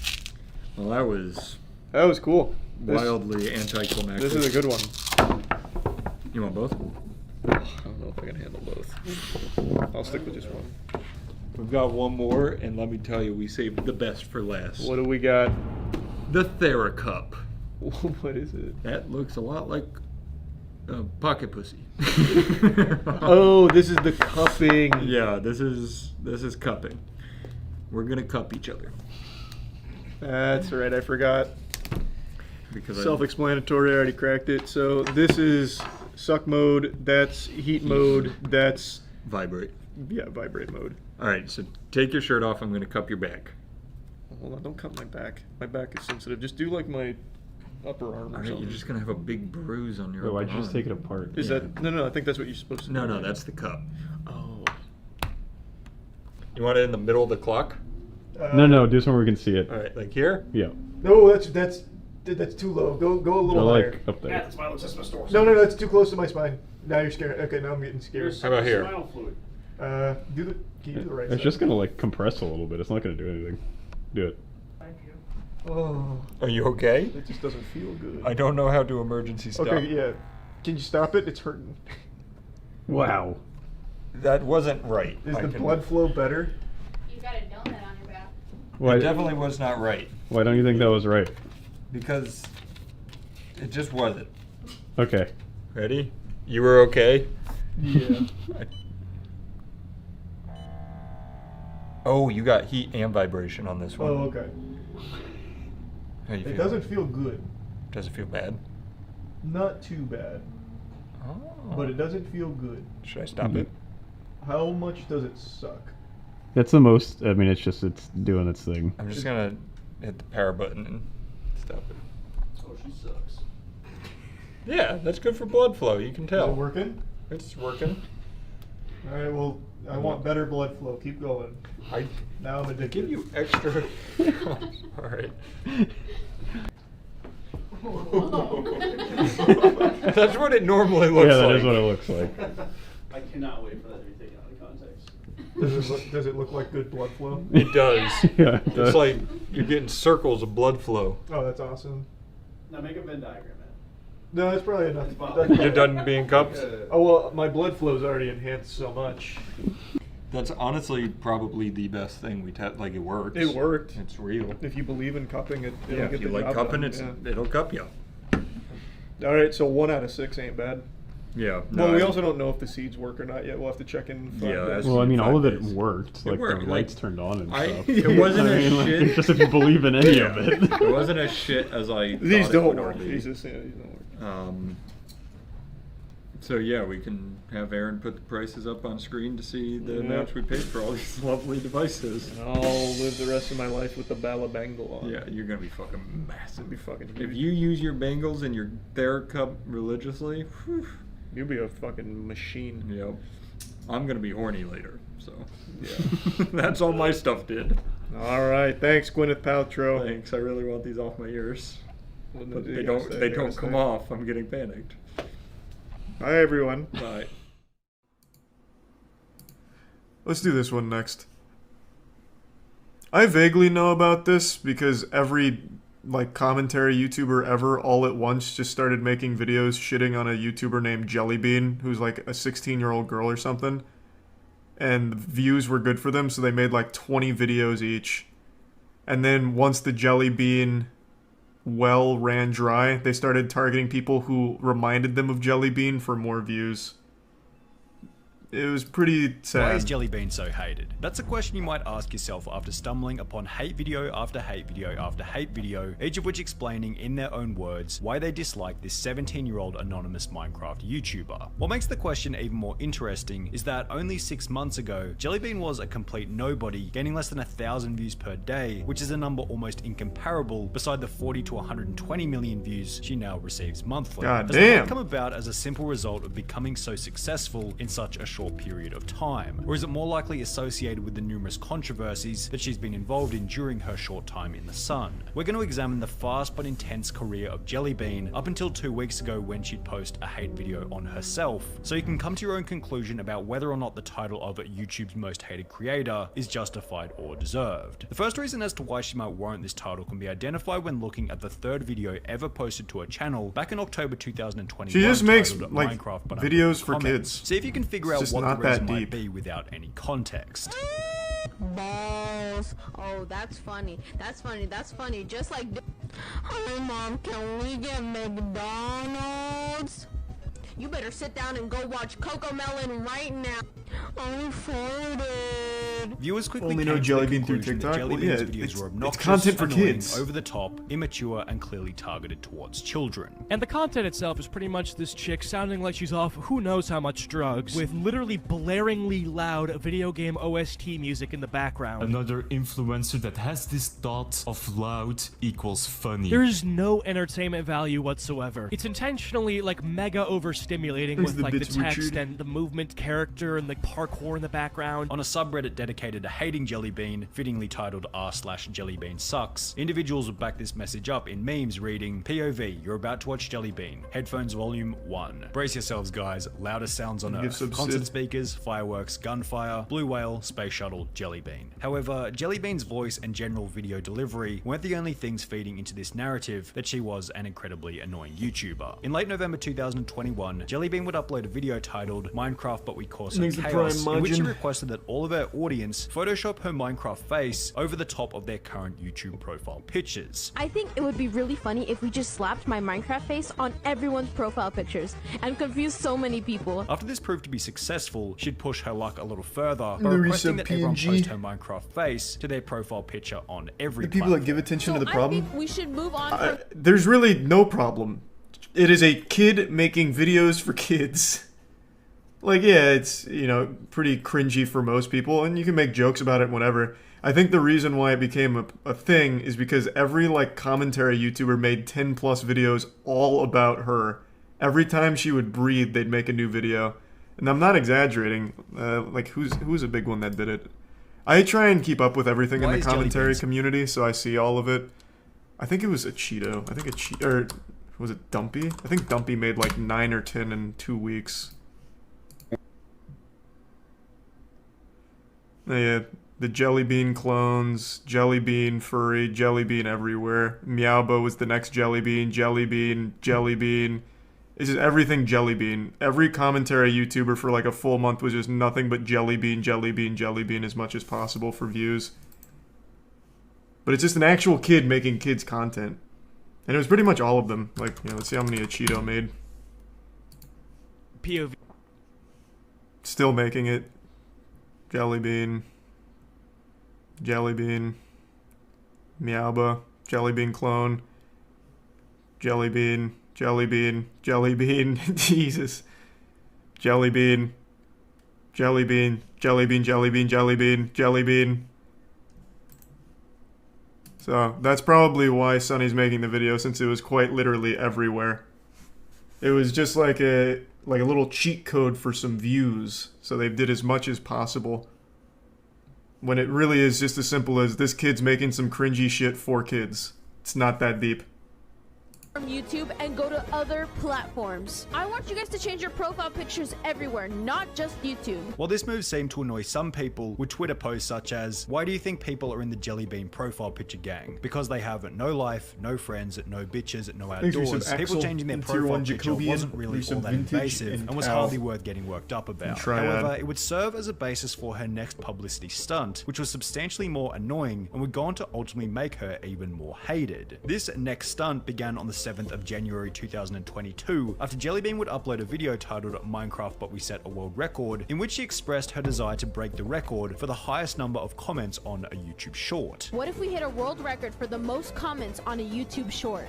I know it sounds crazy, but I think it's possible. If everybody watching this video type "it's not a mistake, it's a masterpiece" 10 times, I think we can hit that record. Subsequently, her comment section began to fill with the instructed comment, "It's not a mistake, it's a masterpiece," with Jellybean taking to her community tab, instructing that the message shouldn't be spammed anywhere besides her specific YouTube short video. Hey, I just want to state, do not go to other streamers / YouTubers and flood them with "it's not a masterpiece, She's 22, it's a mistake." by the way. I'm okay According with you to guys what? spamming my YouTube comments. Isn't she but 17, nowhere else. like the video Thank reported? you / serious. However, obviously the audience was going to do the exact opposite of whatever Jellybean instructed, and as a result, her audience began to spam it everywhere, forcing the Jellybean agenda upon each harmonious YouTube comment section. A few months ago, I got comments on my Yeah, I know video they saying doxed her. it's not a mistake, it's a masterpiece, and I was very confused. You definitely. Yeah, it was more than just like all the commentary YouTubers making 1,000 videos on it.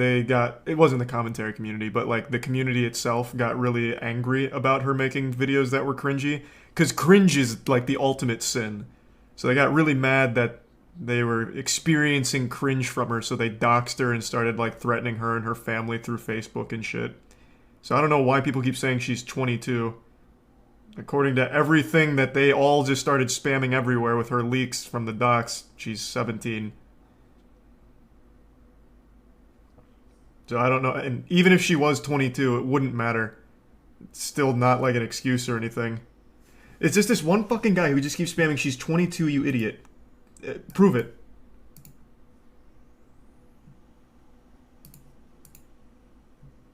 Like, I don't understand. What do you, like, even if that was the case, it still wouldn't matter. It still wouldn't change anything.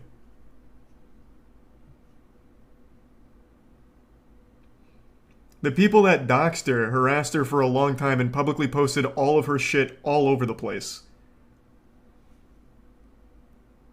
Record, but your fan base went to every comment section. The Jellybean fans who refused to join the "it's not a mistake, it's a masterpiece" cult were then apparently sent death threats, as Jellybean would have to take to her community tab once again in another post reading, "I didn't think I had to state this, but don't send death threats to people who don't like 'it's not a mistake, it's a masterpiece." As the hate continued to mount against Jellybean for the annoying comment campaign, those who didn't know what was going on would take to the Out of the Loop subreddit in a post attempting to figure out why Jellybean was becoming so hated. One user would comment, "Answer, people just find her annoying," receiving a response reading, "People annoyed by someone that they can easily avoid blows my mind." This is a very good point. Sure, the comments were annoying, but why were people going out of their way to hate on Jellybean when, as highlighted in another Reddit comment, she's doing the same annoying shit that YouTubers like Ranboo and George Not Found would do, but she's the one who gets a massive hate campaign. Now this comment isn't completely accurate, because Ranboo and George Not Found are fairly different from Jellybean. They all play Minecraft, sure, but Jellybean has a fairly unique style, besides using a similar disguise in a subscriber milestone special, which had clearly been copied from Ranboo. Ranboo baked a cake for 1 mil, she's making cookies for 400k, he wears sunglasses and a mask, she's wearing sunglasses and a mask. However, regardless So of whether what? or not they were similar, these Who comments cares? still highlighted that some portion of What? her audience It's like believed that such a she'd taken nothing some burger. or most of her persona from these other Minecraft YouTubers, providing her with a reputation as a copycat. For example, going back to the subreddit titled Jellybean Sucks, one user would state that she got her whole personality from the Dream SMP. She started her channel basically copying Dream. Like, she even used his speedrun music, and it wasn't even used in an ironic sense. Nah, she was just trying to replicate that sweet Minecraft success. Oh my god, I'm like Dream. Even going so far as to name I like a lot of the people in the commentary community. I think there's a lot of really good ones out there.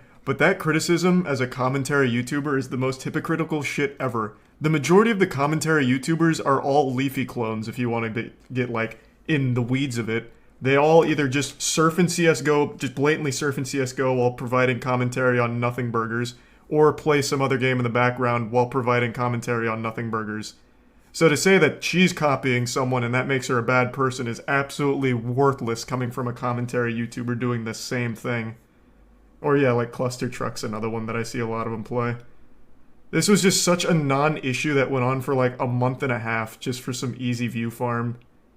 And it would have been fine if it was like interesting, I guess, but it was so unwarranted and uninteresting.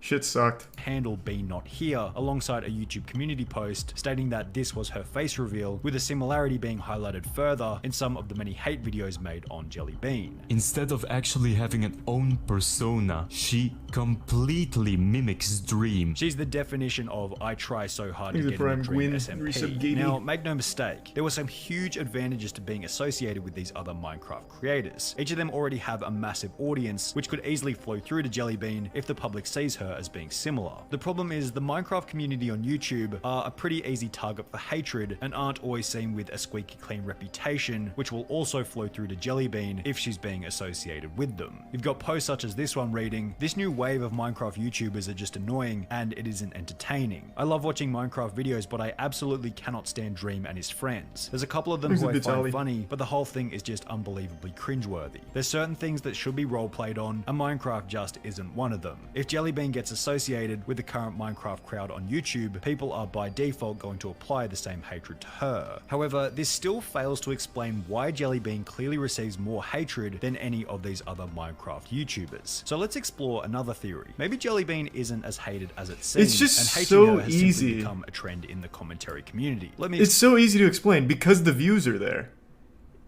That's 100% why. What was it? 117 million views a month from a brand new YouTuber, basically. So by talking about her, you get easy views. Like, if you go to any of the commentary channels' videos and look at their most popular ones over the last year or so, it's all Jelly Bean. So obviously they're going to keep dogpiling on her. It had nothing to do with her doing something different or doing something more egregious or insulting or more annoying than others. It's just easier views. That's it. It's just not that deep. Explain. On the 7th of February 2022... Oh, Jesus Christ. It's good to see you in Civic. Thank you for the 100 gift subs, man. You excited for Moist Esports Rocket League this upcoming weekend? Well, I guess not this weekend, considering it's Friday. Next weekend. Fuck yeah, man. Thank you so much for that. I really appreciate the generosity.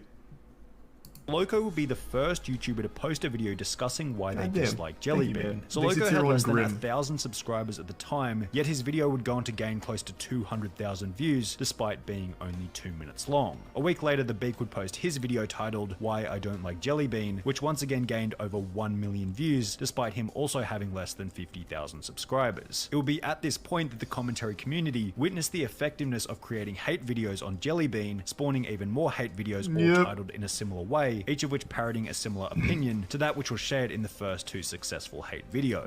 If you ask me how I got this video idea, I came up with it. Yeah, I didn't steal it from anyone. No, not at all, not at all. As a result of this, you'll find countless Jelly Bean hate videos on YouTube, yet in reality, most of these commentary YouTubers probably have nothing against Jelly Bean and are simply jumping on the trend for views. Commentary YouTuber Jaden would talk to one of these channels, which had created a Why I Hate Jelly Bean video, who stated, "Just wanted to let you know, saw your video on Jelly Bean, and I saw you included my video, which is pretty cash money, but there's no Jelly Bean drama. Me and Beak just wanted some 2016 videos. We don't not like her. There is no drama." One of these commentators ended up reaching out to me and saying that they were basically just trying to bring back the old 2016 style of commentary, and that they didn't actually hate Jelly Bean. The commentary community might have hated Jelly Bean, or they might have simply been putting it on for views. Regardless, it will be during this wave of commentary community hate that Jelly Bean will make yet another mistake, leading to her becoming even more hated. She began to respond to the criticism. Jelly Bean ended up responding to me, man. Jelly Bean herself. Now, she didn't respond to any of these videos directly, which was a smart move. But she'd rather post a tweet reading, "Can't have the haters holding me back. It's pop-off season, woo," which is unfortunately the kind of comment that can act as fuel for these channels to continue hating her, or even worse, doxing her, which is what would happen next. People have taken this thing to a whole nother level. They're actually doxing Jelly Bean and leaking her private information just because she makes cringe Minecraft videos. Yeah, Jelly Bean's IRL, the person behind, it's not a mistake, it's a masterpiece. And then they leak a picture of her face and say,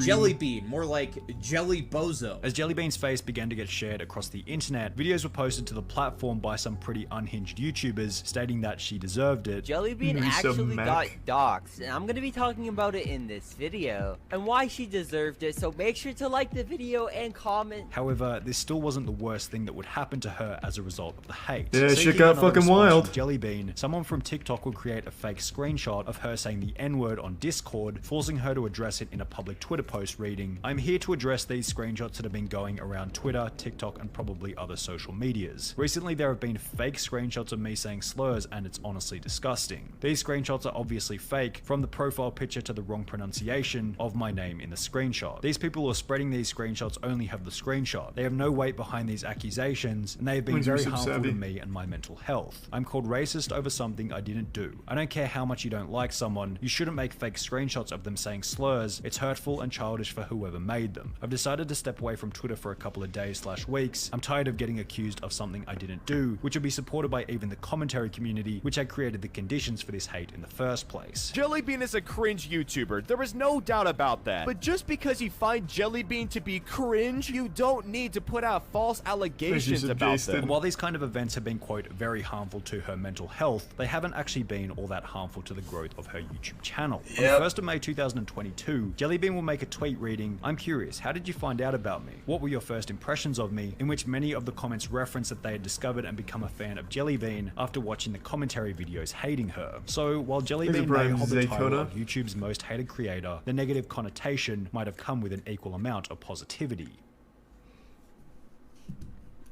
That was a good summation of most of it. Glosses over a lot of it, but overall a good nutshell.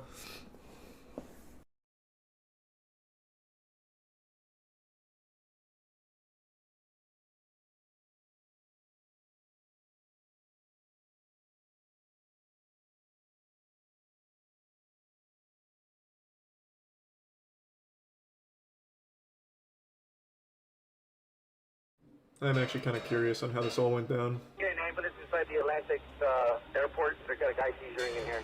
This would be the call that unfortunately marked the end of juicewrld's life. Just hours prior, he was seen on Instagram joking around and having fun with his entourage in a private jet en route to Chicago. However, whilst on board, the relaxed environment would transform into a state of panic after Juicewrld also learned that, according to the original leaked case incident report, members of the Gang Investigation Federal Task Force were waiting for them to land at the airport so they could conduct a cannabis/weapons investigation. How did law enforcement know that Juicewrld would be carrying illegal contraband upon landing? They probably just Did it watched have his something to do with Instagram his stories. girlfriend's meth trafficking charge from 2 years prior, or the death of another Chicago rapper from only 6 days beforehand? Was his death a result of trying to avoid jail time upon landing, or simply an unexpected overdose at the most coincidental time possible? Some conspiracy theories posit that Juicewrld isn't even dead at all, some of which being supported by a surprising amount of evidence. Regardless, one thing was for certain as a tweet like that isn't really compelling evidence.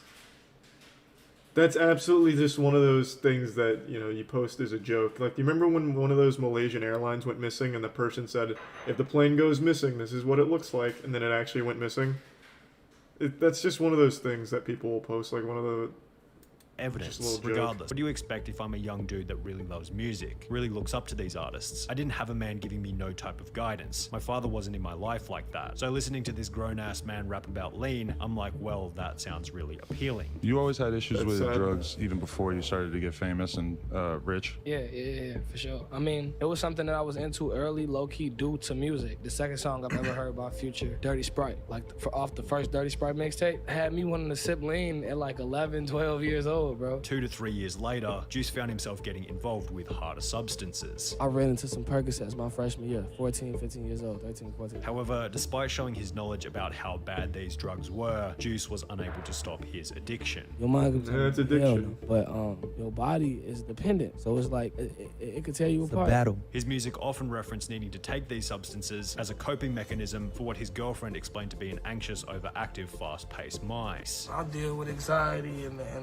depression just because you got money. Money is the answer to certain problems, but it is not the answer to those type of problems. In the months leading up to his death, Juice's drug problem appeared to have gotten worse. We calculated it up. And it was like over 20 pills a day he was doing. Jesus. Yeah. Juice's recording engineer Max Lord would state in a GQ interview, "We were all starting to be on his case a lot more about the amount of pills he was taking. He was hiding and compartmentalizing how much he was doing with different people. He'd come into the studio room and act like he hasn't gotten high at all that day and do a certain amount in there before I tell him, bro, no, chill. Then he was going upstairs and hanging out with the guys and doing the same thing. Max Lord would then go on to stay and a couple other That has to be an exaggeration, right? Wouldn't 20 perks a day like kill you much sooner? I'm not super knowledgeable on perks, but that sounds like an absurd amount per day. Surely with tolerance? Yeah, I guess you could have like a super high tolerance to it, but goddamn. With all this in mind, it's hardly surprising to hear that when JuiceWrld and his 8-person entourage would pull up to the plane, they were carrying an otherworldly amount of illegal narcotics. The group had shown up to the chartered private jet over 3 hours late, according to FlightAware's plane tracker. However, during the Into the Abyss JuiceWrld HBO show, his cousin Sean Bailey would state that they were actually 6 hours late, before going on to mention that the pilot was in a foul mood as a result of the delay. The advantage of chartering a private jet is that once everyone is inside the plane, you can take off instantly. There's no waiting around, as is the case with a commercial flight. However, after the group boarded the plane located in Van Nuys, California, they sat around for approximately 15 minutes without leaving, stating that something felt off. The pilot was acting weird, the stewardess lady was acting weird, and I just felt something off. I got up to like, yo, we should leave. You know what I mean? I got up and walked to the door and then like to see if the cars were still there, and I'm like, because I was gonna be like, yo, let's just go off this plane right now. Like, something's not right. The details are foggy, but this seems to have been the time during which the pilot of the flight notified law enforcement in Chicago about the contraband on board. This move has since proven to be incredibly controversial online, with rappers such as Boosie as well as Juice's girlfriend claiming that the pilot's snitching had resulted in Juice's eventual death. I've lost 2 of the most important people in my life because of snitches. However, others such as this lawyer on Twitter stated the pilot was trafficking drugs and guns involuntarily and wanted to go home to his family. This is in no way his fault. That's such a weird way of passing blame. To blame the pilot, who is just like a normal dude, who was probably panicking because of guns and drugs on a plane that he's flying. That's so fucked up. I don't know. It's just like an old dude with a plane. It is not his fault at all. Just like there's fucking guns here. I don't know what's going on. There's no way this guy even knew who JuiceWrld was. For all he knew, this could have been some kind of like cartel shit or something. That's kind of fucked to place any kind of blame on that pilot who's just a normal fucking dude. Other theories posit the law enforcement planned on searching Juice's jet, as only 5 days prior, the FBI had arrived in Chicago to investigate a gang-related murder of another rapper going by the name of Shooter Shells. Shooter Shells had released a diss track just prior to his death, aimed at a rival gang distantly related to JuiceWrld's record label. So it is possible that the searching of Juice's jet had been a result of suspected gang activity, considering the official police report does mention that the search was for cannabis/weapons. Regardless of the motive behind the search, one thing was for sure: the agents weren't leaving Chicago airport until the plane had been searched in its entirety, which would be relayed to those on the plane as they flew toward Chicago. Everything was normal and everything was fine, and once we started getting closer to Chicago and we started getting service on our phones, our security guard, Hen, texted the group chat and was basically like, cops are here and they have a dog. This would be the point at which JuiceWrld took an unspecified but assumed high quantity of Percocet pills. The motive for this, according to the popular mainstream media narrative, was so Juice could avoid drug charges upon landing. And while this idea makes sense as a surface level theory, many prominent individuals believe it to be incorrect and fabricated to make the story more interesting when reported. For example, Chris Long, Juice's videographer, who had been a part of the entourage on the final plane ride, took to Twitter stating, "Jay did not swallow a bunch of pills because the police were at the airport. He gave no Fs about them being there. He could have flushed them down the toilet if he cared. Jay was just hooked bad. The amount he took daily was absurd, and he hid how much he took from mostly everyone. Everyone around him tried really hard to get him to slow down. When he agreed to rehab, it was because he wanted to lower his tolerance. He didn't want to stop." Oh, Juice knew the cops were coming, so took a handful of pills, and like, that's not what happened. I'm like, Juice did drugs, yes. You know what I mean? But he didn't try to hide them, or he knew he wasn't gonna get in trouble. He had people around him that are going to take care of. Other individuals furthered this claim, such as Adam22 from the No Jumper podcast, who had been close with JuiceWrld in the lead up to his death. I wonder to what extent that story is maybe different. It seems kind of so silly to just take a bunch of pills when it's like, if you were really getting busted with a bunch of illegal stuff, a handful of perks is not going to make a dent in the case. Perhaps Juice took a high dosage to a little. According to the official case incident report, a police canine dog then entered lobby, began search, and immediately indicated a positive alert. Why didn't they Narcan him? I'm sure they tried. The dog then left and re-entered lobby for search of second cart. Canine immediately alerted on a suitcase on the second cart. Upon opening the first bag, ROs discovered a large amount of vacuum-sealed green leafy substance, suspected cannabis, and when they say large amount, they mean large amount. JuiceWrld and his entourage had packed a total of 70 pounds of cannabis into their suitcases in preparation for Juice's birthday, which had been scheduled for the night after he would die. This weekend, we're going to Chicago to celebrate his birthday. It was just his birthday the other day, but we're going this weekend, Saturday. We're flying out there. We're gonna have a birthday party with his mom and family and friends and stuff like that from out there, so. However, the sheer amount of substances held by the group has spawned a list of alternate theories about why they had been transporting such a high quantity in their luggage. One theory, which to it's be not fair, that high. sounds a We little once watched that far-fetched, is 80-year-old the woman drugs were for transport Juice hundreds WRLD's of pounds of girlfriend weed. to sell after they had arrived She in knew how to Chicago. party. The theory having come about after a user named Squirt Reynolds would tweet, Ali Lottie, Juice WRLD's girlfriend before he passed, is a high-profile drug dealer and may have contributed to him passing away, a thread which contained a document showing that Ali had apparently been to court in 2017 for the importation of methamphetamine. With me, look it up, look into it, ha ha ha ha. I can't help ya, I ain't losing sleep over it, ah ha ha ha. Look. I don't like her. Holy shit, what the fuck? Is she... What does she do? Is she like an artist or something? What an absolutely miserable sounding tweet that was. Jesus Christ. That's actual Looney Tunes kind of shit. It was his girlfriend. Yeah, but she has to be more than that because she's verified. But, so, like, does she do anything besides just being Juice WRLD's girlfriend? It's a genuine question, Matt. I'm wondering if she stood on her own 2 feet or not. That's all. Well, he's dead. Was. Oh, yeah, okay. So she is a model and drug dealer then. Problem with this theory is that when you read the legal documents a little more carefully, it states the defendant is hereby committed to the custody of the United States Bureau of Prisons to be imprisoned for a term of 30 months. If Ali Lottie had been convicted to a 2.5-year sentence in August 2017, how was she posting photos of herself outside in late 2017 when she was supposed to be in prison? A 2.5-year prison sentence beginning in August 2017 would also imply that Ali Lottie's entire relationship with Juice WRLD took place while she was behind bars, which clearly wasn't. During the search, Jared A. Higgins, aka Juice WRLD, began to have a medical emergency. It appeared that Higgins was suffering from a seizure. ROs asked of Higgins if he suffered from any medical issues and if he had ingested any drugs. Leon related that Higgins did not have any medical conditions and that Higgins takes Percocet and has a drug problem. As a result, police would administer 2 shots of Narcan to stop I told you, the they probably overdose. use However, Narcan. the rest of the group would go on to state that it didn't seem like the police cared about the fact that Juice was having a seizure. It seemed like all the cops there just didn't give a shit.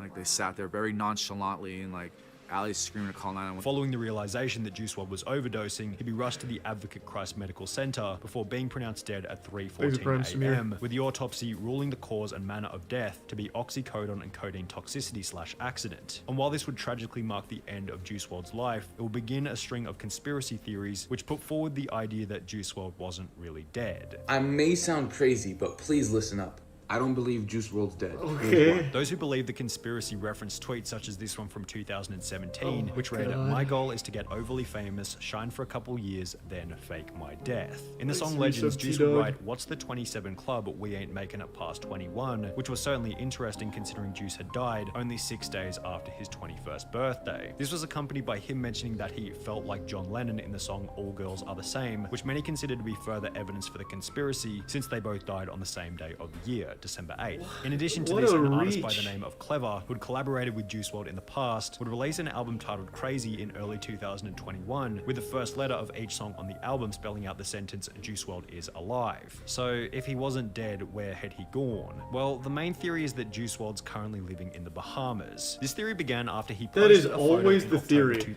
Like, Tupac's in Cuba right now. I just saw Tupac eating lunch in downtown Miami. Like, how do people actually believe that? I will never get how people genuinely believe those kind of fucking conspiracies. Blows my goddamn mind. That Juice died. It's probably important not to give these conspiracy theories too much attention, as the ludicrousy of them could probably be seen as disrespectful to those who had to witness Juice's unfortunate passing, and the emotion shared by those in his inner circle is almost certain evidence for his tragic death at 3:14 a.m. on the 8th of December 2019. Has any celebrity ever faked their death? That's a great question, and one that I'll think about while I'm taking a shit. Give me 1 sec.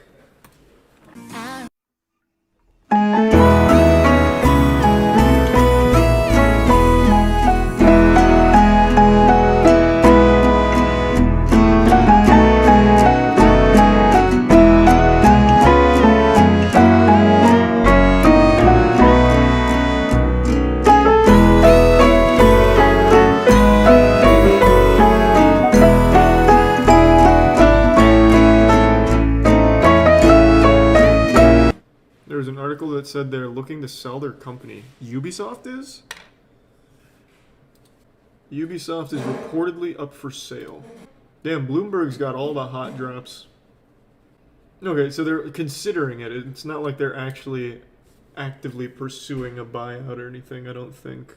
I feel bad for whoever decides to pull the trigger on that. Bloomberg is 50% awful story takes and 50% insane story drops. Yeah, I don't know what else they do, but all of the hottest drops have come from Bloomberg recently, I guess. Charlie buy it? Yeah, I'll give them like $100 or something if they're interested. I remember growing up, Ubisoft made or contributed to a few good games, but selling out. I'm curious. Let's look up their most recent games and their sales. Surely they're not struggling that much. They've always been really good with microtransactions. They always get whales in their games. Let's see. In 2022 alone, they've got Roller Champions, which, you know, everyone's playing. This is going to be a big one, I bet. What is this? What the fuck is Roller Champions? What's up, guys, and welcome to a brand...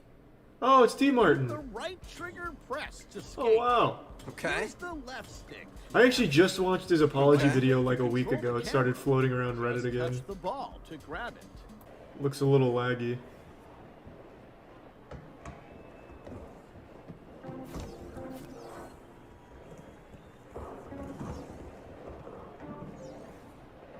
So where do you score?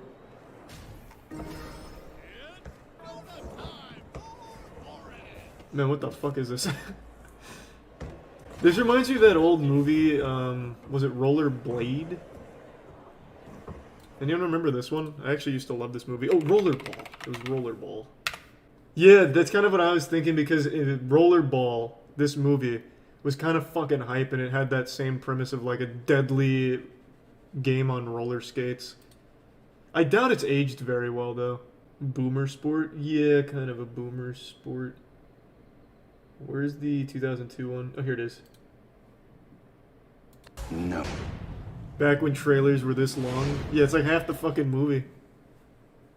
Fuck, I need to play that. Or watch that again. We go from that high octane early 2000s energy to this. Woo! Yeah.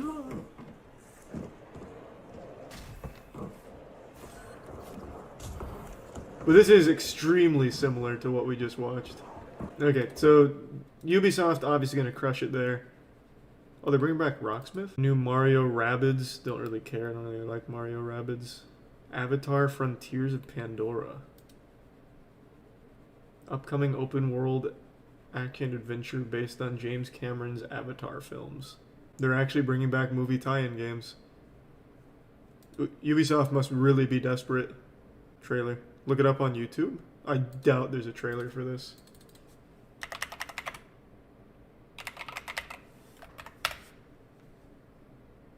Oh, I'm wrong. This comes directly from Ubisoft.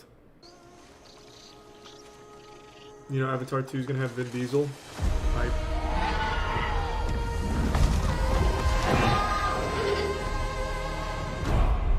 I mean, I knew it was going to be open world since that's all Ubisoft makes now. And I guarantee it's a lot of like liberating outpost style gameplay. Like every other fucking Ubisoft game ever made. I swear, Ubisoft just gives all of their developers Far Cry 3's bones and forces them to make skins for it.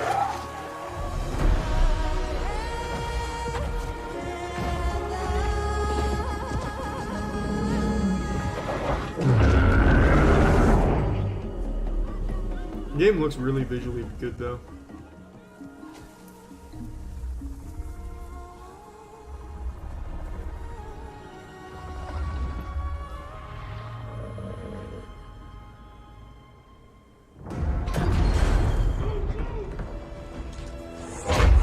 When's Avatar 2 releasing? I have no idea.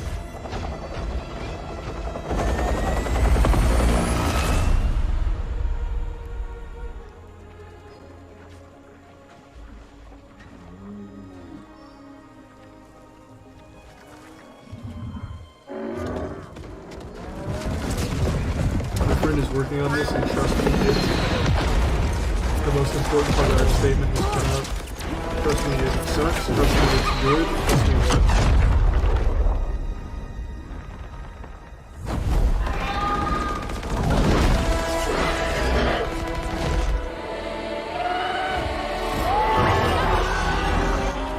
Sorry.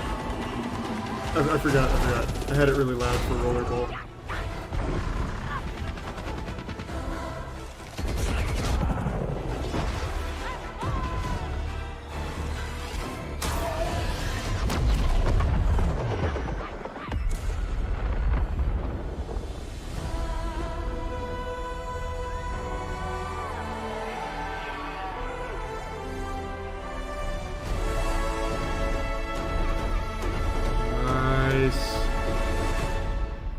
Can't wait to do 50 stealth missions to progress the story. I'm more excited about liberating outposts from the evil military.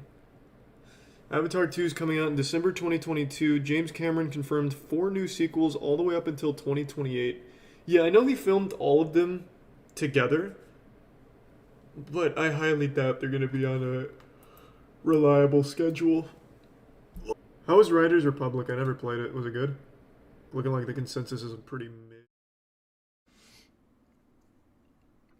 Yeah, this will be the last one we watch here, and then we'll switch to something else. Sunny V2 just makes actual bangers, man. I love the way he puts out these things on topics I would have never even thought about. Like, Sam Pepper's someone I think about once in a while and remember just, like, how pathetic they are. But, you know, Lil Xan is a name I haven't thought of in so long. Reality has hit Little Xan now. You feel me? He's The the money prime probably Dolly not coming and in the Luca. same way. Stat's trying to get 30 grand out of him to finish up the balance on the G-Wagon. G-Wagon. On the and he G-Wagon. don't got 30 grand for it. 30 grand when he had who knows how much money at one that's a point. reality Like, I would, for a lot of I will artists, cut right? my arm off if Lil Xan has $30,000. It was just So three what and a half happened? years prior that on the very same podcast, Lil Xan was sitting back and bragging about owning 3 different Los Angeles apartments. I have the same one 10 floors up now. Really? Yep. What? And don't you have another one down the street Yep. too?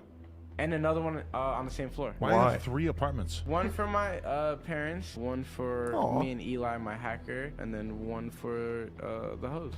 The hose? Despite once being in what seemed like an unlivable My dedicated situation, thought it was obvious apartment. that over the long run, Lil That's Xan's where I failure send was the not only hose. inevitable but deserved, and it all began with what seemed to be a poor work ethic, dating all the way back to high school. So I failed every class up until I dropped out freshman year. I just could not sit down for 7 hours a day. Now, we shouldn't make the argument that poor grades in school automatically result in a poor work He's ethic Ibrahim over the Ibrahim. long term. There's a There are simply Jasper too many Galaxy and examples of remix. mediocre people performing terribly in school before going on to achieve greatness in a different field. However, there's a bit of a difference between finishing school with bad grades and failing every single class before dropping out in your freshman year of high school, as was the case with Lil Xan, establishing what you might call something like a predisposed naturally poor work ethic. They could never get Xan to do the shit that he actually had to do for his career. Like, I remember I don't think I ever talking heard to one of Stat his about it, and he songs, was constantly ever. frustrated. There are going to be numerous examples throughout this video of Lil Xan. I only often know being about him from unable the to Flamin' do Hot work whenever Cheetos it was incident. required. We already discussed him dropping out of school in his freshman year, but it continued into the beginning of his music career when he failed to show up to countless meetings with other big rappers who had given him an opportunity. He kept missing the meetings. When at less than 2,000 followers, he'd be noticed by an individual named DJ Fu, who wanted to take Lil Xan to meet a potential manager by the name of Stat Quo, who was an old school sober rapper and manager who had worked with Eminem in the past. If it wasn't for this guy, I would literally never have been discovered, never met Stat Quo. We wouldn't be doing the No Jumper Day in the Life. However, as mentioned just prior, despite this insanely big opportunity while still at such a small follower count, Lil Xan kept missing the meetings, either as a result of being disorganized or because he thought the meetings were too good to be true. It's LA. You can't believe everybody. It's LA. It was a time when SoundCloud What? rappers were popping up left, right, and center to the What? point What does it that was even becoming a meme. mean? This meeting's probably not real, so I'm just not gonna even think about it. I'm just gonna go eat more Flamin' Hot Cheetos till I fucking die. What a just say that you're too fucking dumb to go. Like, no one's gonna look at Lil Xan and listen to him for more than a sentence and be like, yep, that guy is an intellectual. Like, just own it. Like, you're fucking stupid. Like, you are visibly stupid. Every word you say is like a caveman trying to speak while having peanut butter in his mouth. Like, just say like, yeah, I'm kind of fucking dumb, so I kept missing the meetings. There'd be a lot more respect to be had there. Lil Peep, Lil Skies, Lil Pump with Gucci Gang. Is Lil Pump actually an artist? Is he a rapper that is truly worth taking seriously? The border between being a musician and being a meme. So when a song was released to Lyrical Lemonade, titled Betrayed, sung by an artist with a name as stupid as Lil Xanax, people had to click to see if it was a meme or not. People clicked on it because they were like, we gotta hear what a Little Xan sounds like, you know what I mean? And then they were actually like pleasantly surprised. The song was actually pretty decent, creating a perfect storm exploding its popularity. I've always said that it was just like the perfect combination of the name, Easy the give some shit. thumbnail, the title, the actual song itself. It blows my mind, bro. And shortly thereafter, it would become the most viewed video on all of Cole Bennett's Lyrical Lemonade. Just how quickly you went from a total nobody to somebody that everybody knew. It's crazy. It was so shocking, even for me being like really close to it. However, countless comments along the lines of, if he kept making music like this, he wouldn't be a joke, hint that after this project, he would be considered as somewhat of a one-hit wonder, as 6 months later he released his long-anticipated first studio album, which would be met with many negative reviews from individuals. What did like Anthony give it, like a soft 6? We're not even at the halfway point of the year yet, and this is one of the worst things I've heard all year. Whilst failing to achieve a It's like a professional soft- review higher soft than 4 2 out maybe. of 5 stars, or more than 5 out of 10. The reasoning for the poor release would be discussed by Adam22 at a later date, and it was what you might call unsurprising. Like, I remember when Lil Xan's album came out, right? And I remember having a conversation with Stat and being like, what do you think of the album? Because it was pretty obvious that the album was bad. Zan put in like no work for the album.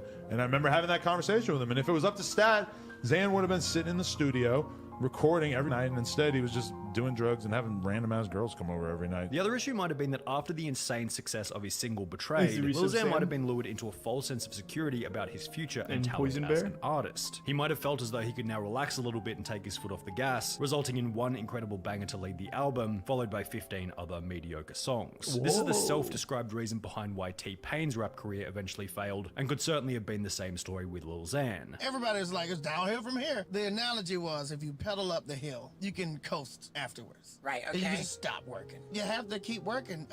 What they don't tell you is that you coast, totally fine. There's another hill. So you gotta keep going. From Lil Xan's perspective, God, he would I state love that the poor T-Pain. performance of the I fucking album love wasn't his T-Pain. fault, and was instead the fault of his management. I dropped like a mixtape. T-Pain that is the got way actual more, goat. Like, positive reviews than my album, and it should have been my album because my first album wasn't put together by me. It was put together by my management, and you know I love my. I don't think management, anyone but in their I right think mind would say this album T-Pain was failed. completely up. To the point where I didn't even At keep all. the track listing or like what. Man's got, like, going on. It was 10 so rushed. chart However, toppers. this just revealed another one of Lil Xan's flaws, a lack of personal responsibility. Now, we don't know whose fault it was that the first album flopped, but in reality it's usually a mix of both parties and is rarely the fault of one person or another. However, Lil Xan is the artist. If you release something publicly under your name and it sucks, you unfortunately have to own the failure. Plus, most of the time, even if it wasn't your fault, people like you way more when you just say, yeah, it was my fault, because it displays humility and the desire to improve. Anyway, despite his first album being a bit of a flop, Lil Xan was still able to maintain his popularity after the initial blow-up, because when you look past the dopey personality, minor victim complex, and actually watch him on one of these podcasts, he's a surprisingly likable dude.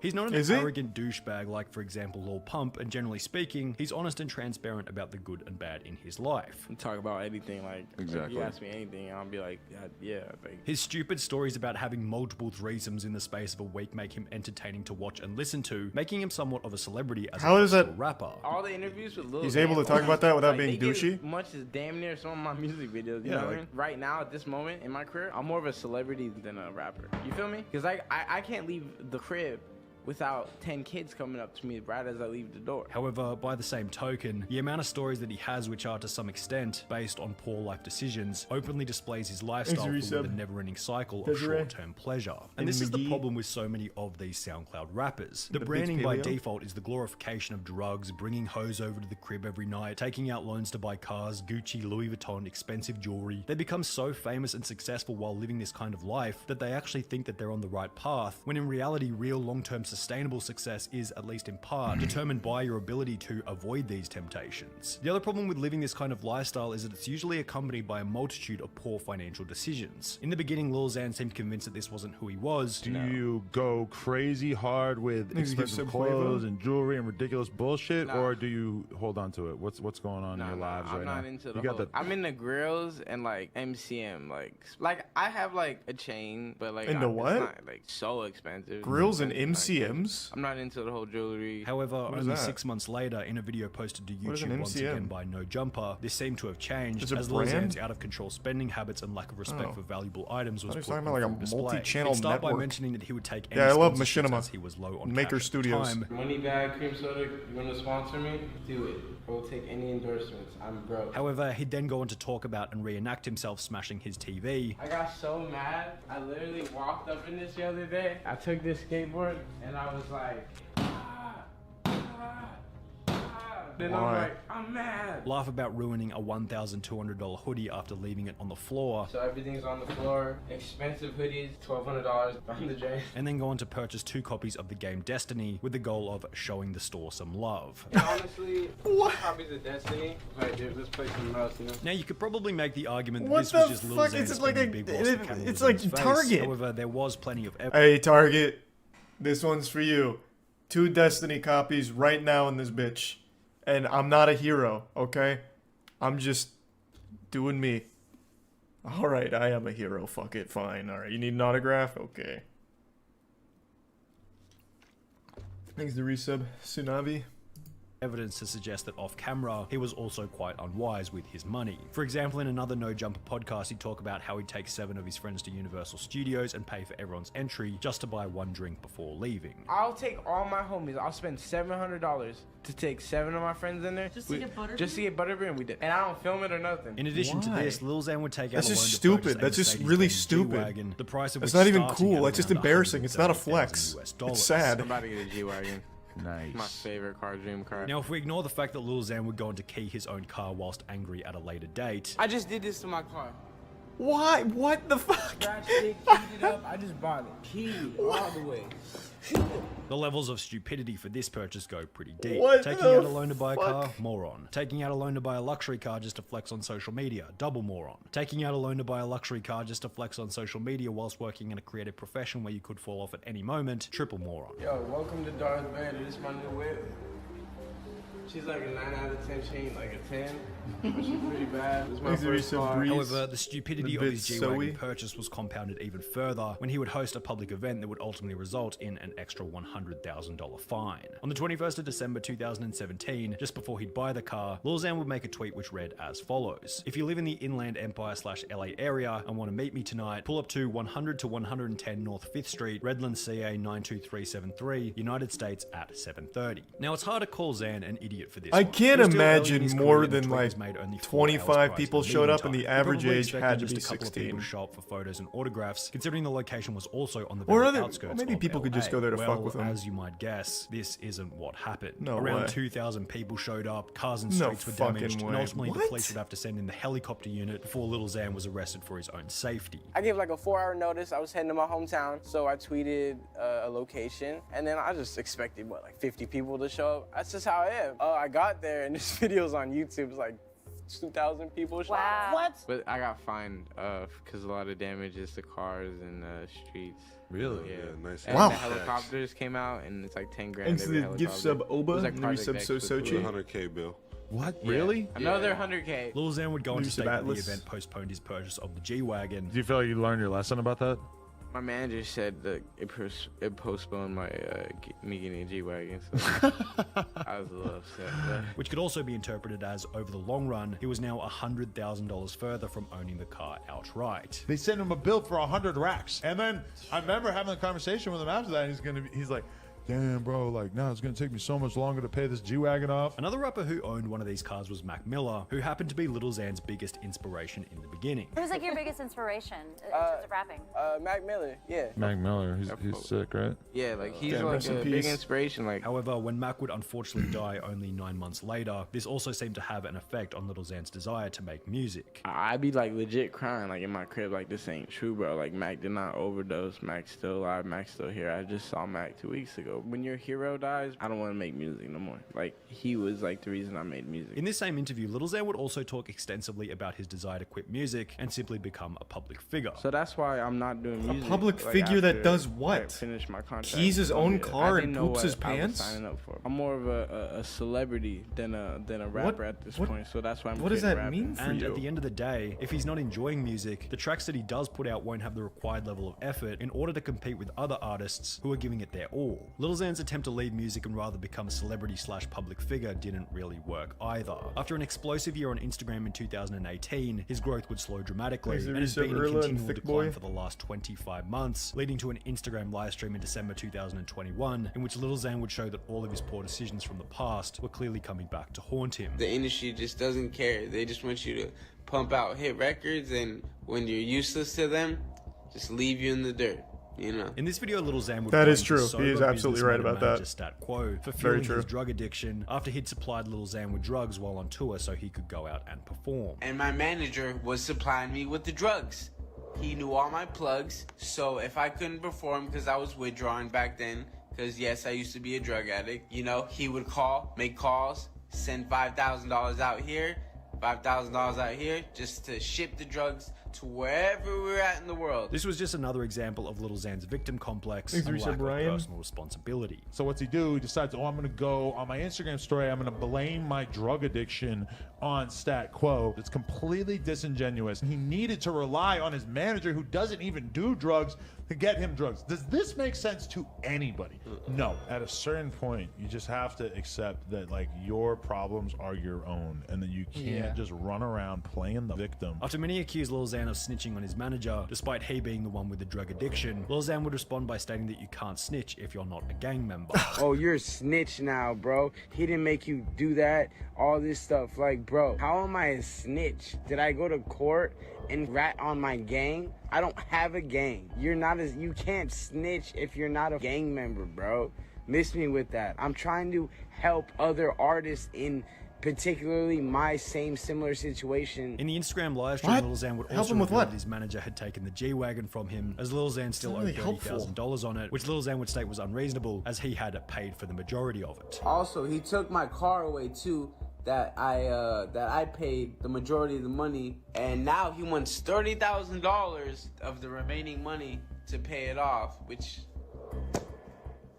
I paid. Literally, it's all my money in the car, and he won't give it to me. Without $30,000 to take full ownership of his G-Wagon, a declining follower count across each of his social media platforms, and no new music in over 7 months, it seems like this could possibly be the end for Lil Xan's career. No, he's about to make a big comeback, I feel it. Man, I didn't know why didn't he talk about the Flamin' Hot Cheeto moment? I don't even know Lil Xan from his music. Back in, it must have been like 2019, maybe it was 2018. There was a big story that broke about Lil Xan of how he went to the hospital in the actual ER because he ate too many Flamin' Hot Cheetos and it made his tummy hurt.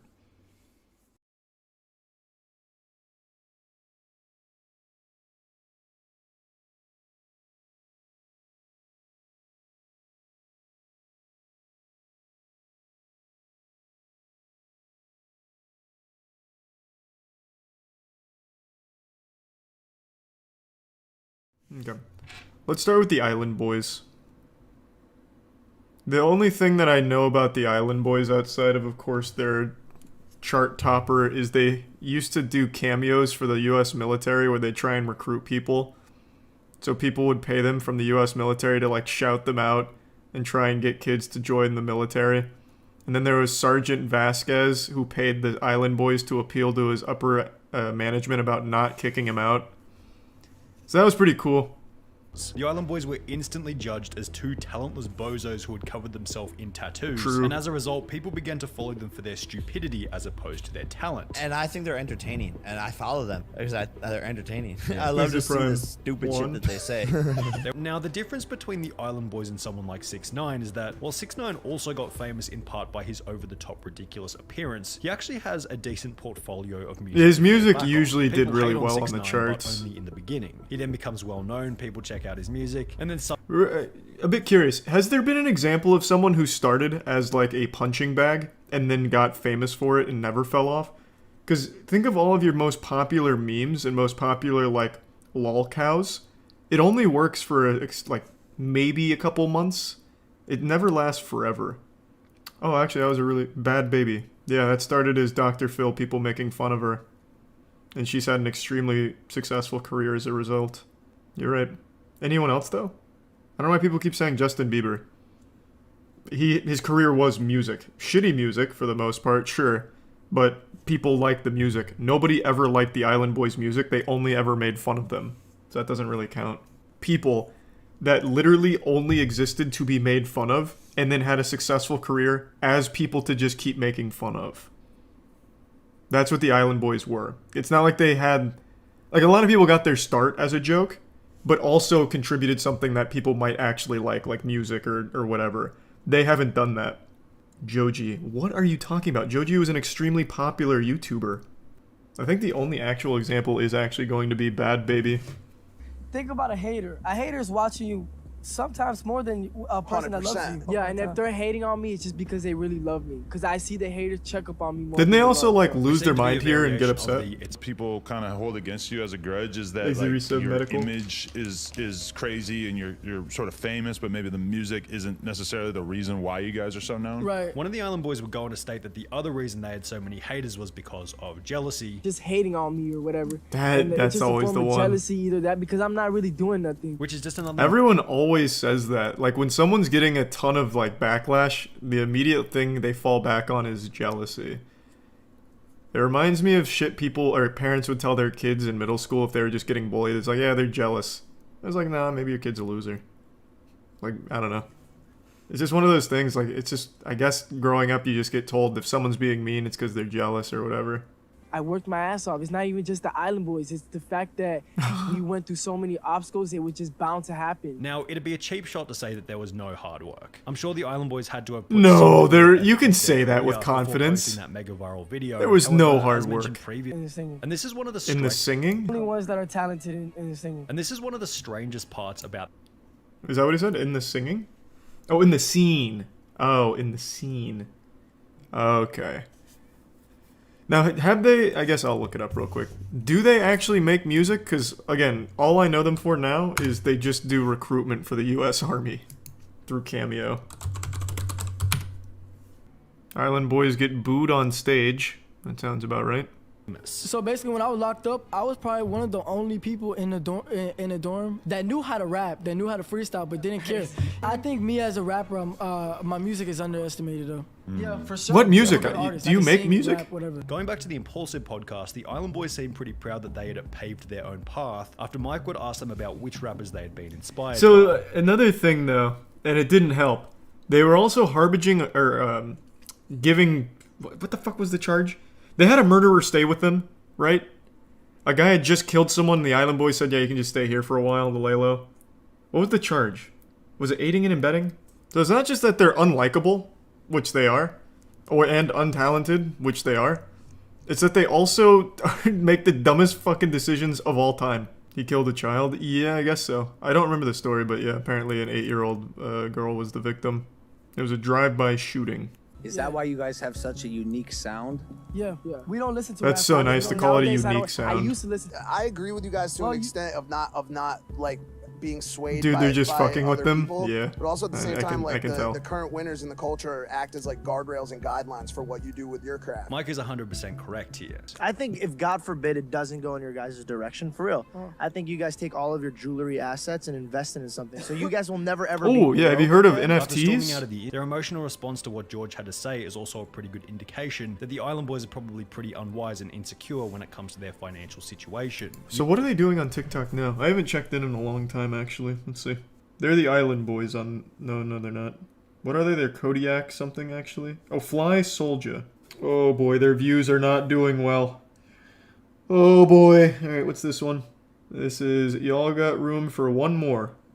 Y'all got room for one more. Well, to become an Island Boy, you gotta be special. You gotta have talent. You also have to look a certain way. You gotta be cleaned up at all times. And then you also have to, entertain us. Because the Island Boys, me and him, like to be entertained by people.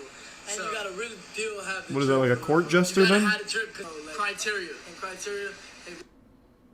I can't believe they're not doing well. That sounds fucking amazing. Oh my god, they did recruit a third Island Boy. Yeah, it looks like they recruited a third Island Boy. Welcome to the family, man. Yeah, they're struggling though. Sonny is not wrong. They are not breaking 100K on all their videos anymore. Be sustained, or if that could be translated into a successful career long term. Before going on to again, people keep saying music artists they don't like. People unironically listen to someone like Lil Pump. No one unironically listens to the Island Boys. That's the difference. Lil Pump was a joke. People made fun of him, but then he kept making music that some people liked. Now, do I agree with them? No, I think they are objectively wrong with their opinion.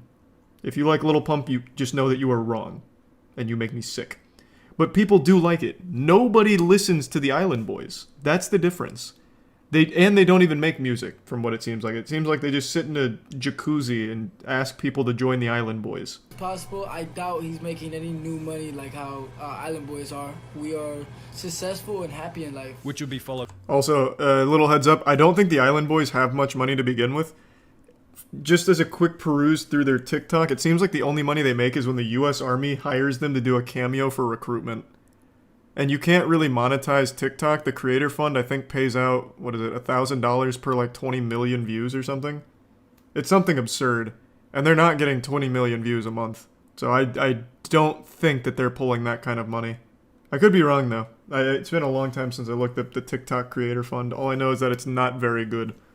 It's a little better than the YouTube Shorts Creator Fund, but not by much. Charlie, you're wrong. Bro, I have a channel that has shorts on it. You know how much money that makes a month on just shorts? Less than $100 sometimes. And that's off of like 30 million views on the shorts a month. And the TikTok Creator Fund is just a little bit better than that. So I can extrapolate to a certain degree. It's short-term hustling. And we've seen this exact same quote-unquote business model, I guess you could call it, being done, but this doesn't last. Nice. And it didn't. It does not seem like it lasts. But they gave it their best. God damn it. That jacuzzi wasn't gonna get satin in itself. Yeah, we'll watch this one. I don't know anything about the 1,000 Pound Sisters because I think it's just a really sad thing. But I am very curious to see about this scam. Yesterday, Tammy went into the hospital. She has pneumonia and she can't breathe. I set up a GoFundMe account if y'all can donate a penny. The Slayton sisters would turn their entire audience against them through controversy after controversy, peaking with one of the most ambitious scandals in YouTube history, a GoFundMe for Tammy Slayton's funeral, who had an That is bold. However, that is very bold. Known more about these two sisters prior to the beginning of their channel, each of these controversies could have been easily predicted. So when they first began their channel, they were liked. The sisters built an audience through their strong family bond, positive attitude, and ability to laugh at their own shortcomings. We need to lose weight to become skinny. We don't care if you don't like us, we're fat and we love it. They weren't exactly the sharpest tools in the I've shed. never heard them People speak. appreciated They sound their like the Kanker authenticity. sisters. Hey, I'm fat, I'm fat. And the fact that they were kind of doing YouTube for themselves. It didn't seem like they were trying to impress anyone. Love when a girl isn't afraid to be herself. I applaud you. Thanks, you said Finally, a gamer real clown. person doing a review. Love it. Keep them coming. However, when examining the video's thumbnail and No. dislike ratio, it was pretty obvious that it had gone viral as a result of people watching to laugh at their physical appearances. Toby's mom.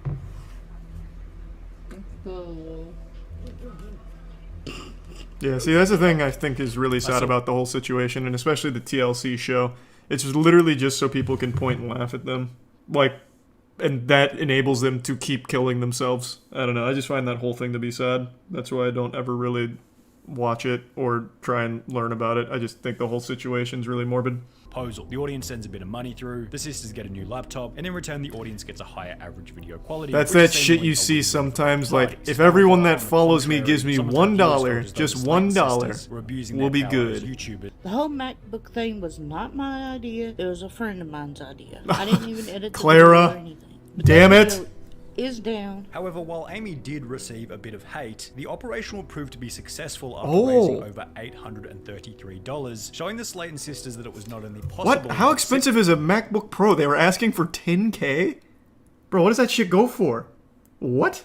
The other problem the Slayton sisters encountered after growing an audience was that they could now be held accountable for the stories that they shared throughout their videos. Think about a situation in which she had adopted a German Shepherd rescue dog before leaving it in a camper van on a hot summer's day. Now, Amy would state that The camper has AC in it, and we only put him in there for like 30 minutes. And who are y'all to judge me? However, when Amy would then reveal that the dog had gone crazy inside and smashed the air conditioning unit just to get out, her audience assumed that maybe the AC wasn't on and that the dog was Yeah, it probably wasn't because on. It had been overheating inside. This theory would be supported further after Jesus Amy revealed that the dog Christ. had bit. However, with the bite mark being so severe and Amy taking the dog to the pound, whilst using the wording that the dog was no longer with her, the audience assumed that Amy had taken the dog to the pound to have it put down, resulting in the popular opinion Well, that Amy was fuck a her. terrible abuser. I can't Jesus imagine this Christ. woman owning a German Shepherd. Shepherds need tons of activity both physically and mentally. She couldn't even take care of herself, let alone I such see why a lot of strong people and do not like intelligent them. breed. The sentiment will become even worse when, at a later date, Well, Tammy now would I feel upload a absolutely video no talking sympathy about the for her. celebration of her birthday at a gaming arcade, mentioning in passing that she felt sorry for their other dog, Littlebit, who had been left in the hot car whilst they were inside playing games. Oh my I feel god. bad for a little bit because she sat outside in the hot car while we were having fun. But I did, while we were at getting something to eat, I did get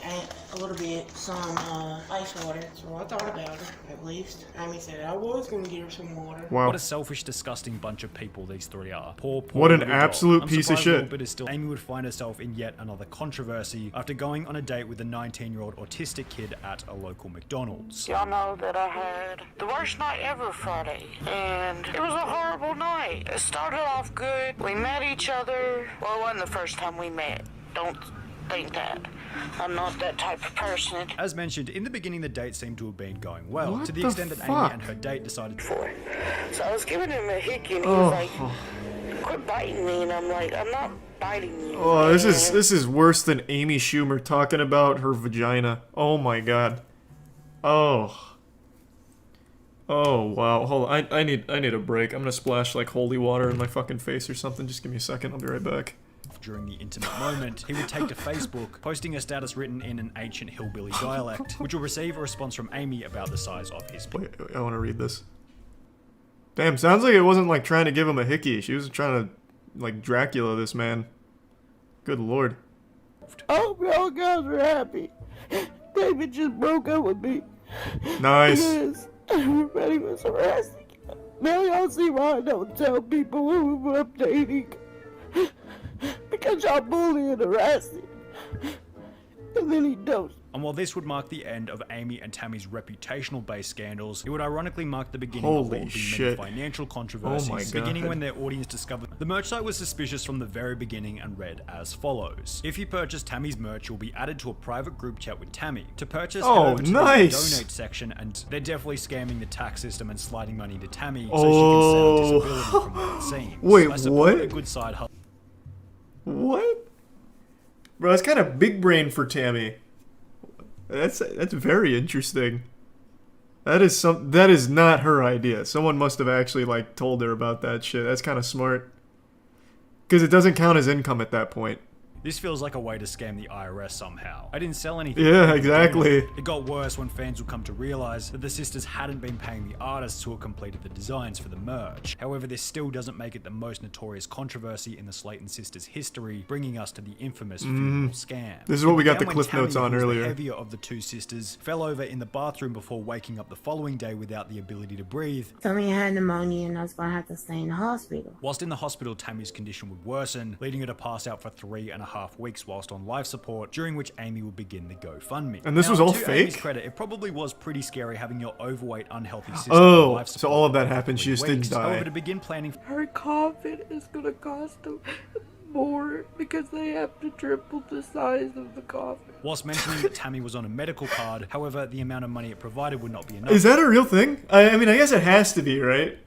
I'm guessing they would have to like supersize that. Please find it in your heart to donate. The GoFundMe itself, which would raise a total of $818. Wow, wait, This what? fund- They asked less for this super quadruple freight container coffin than they did for the MacBook. They had $10K for a MacBook and $1,500 for a super coffin. Clarify that. Or I'm going to take it up to the funeral home where it can build interest. I probably will take it to the funeral home and let it build What? interest. So if something does happen, Alright, someone more knowledgeable than me. Can you do that? You can just put money into a funeral home like a bank and it'll gain interest? What? I'm investing in the funeral stock. So that's not a real thing. I can't believe it. You telling me I can't invest in funeral homes? So when it was confirmed that there was no funeral, a new question had been created. Where had the money gone? I gave it to my mother, who paid bills. However, when her audience would ask her to prove it, she'd state that it was her mother's responsibility to provide the receipts. My mom is trying to find the receipts. I know I've been wrong. I should not throw I'll check it out, receipts man. away. But in my Thanks, head, I you wasn't best boy. thinking, well, these receipts may come to bite me in the ass. You know, I wasn't thinking that. It was a simple mistake. However, if the GoFundMe had been done online, then surely she was using internet banking. Why couldn't she provide a screenshot of the bank transfer to her mother? Medical bill receipts. Yeah, these two don't are like seem just something actual that you pieces just of roll shit. away. Most interesting part about the whole ordeal is that while That's most alright, disgraced YouTubers simply fade into obscurity That's as Prime the years Mirage. go by, the Slayton sisters have managed to remain relevant after rolling their public image into a TLC show titled 1,000 Pound Sisters, on which Amy has since lost over 100 pounds, has gotten married, had a baby, and is looking healthy compared to her early days on YouTube. Wow. Unfortunately, the same can't be said for Tammy, whose continual weight gain underpins much of the show's entertainment factor. The show just had its third season with well over 1 million viewers per episode. Wow. Whoa. I didn't expect that ending. That kind of caught me off guard. Jesus Christ. Well, yeah, I don't feel as bad for them now after learning about them, like, killing dogs, basically. Neglecting them, putting them in hot cars. So it's hard to find sympathy for where they're at right now. And the scamming, of course. But the dog thing in particular made me very sad.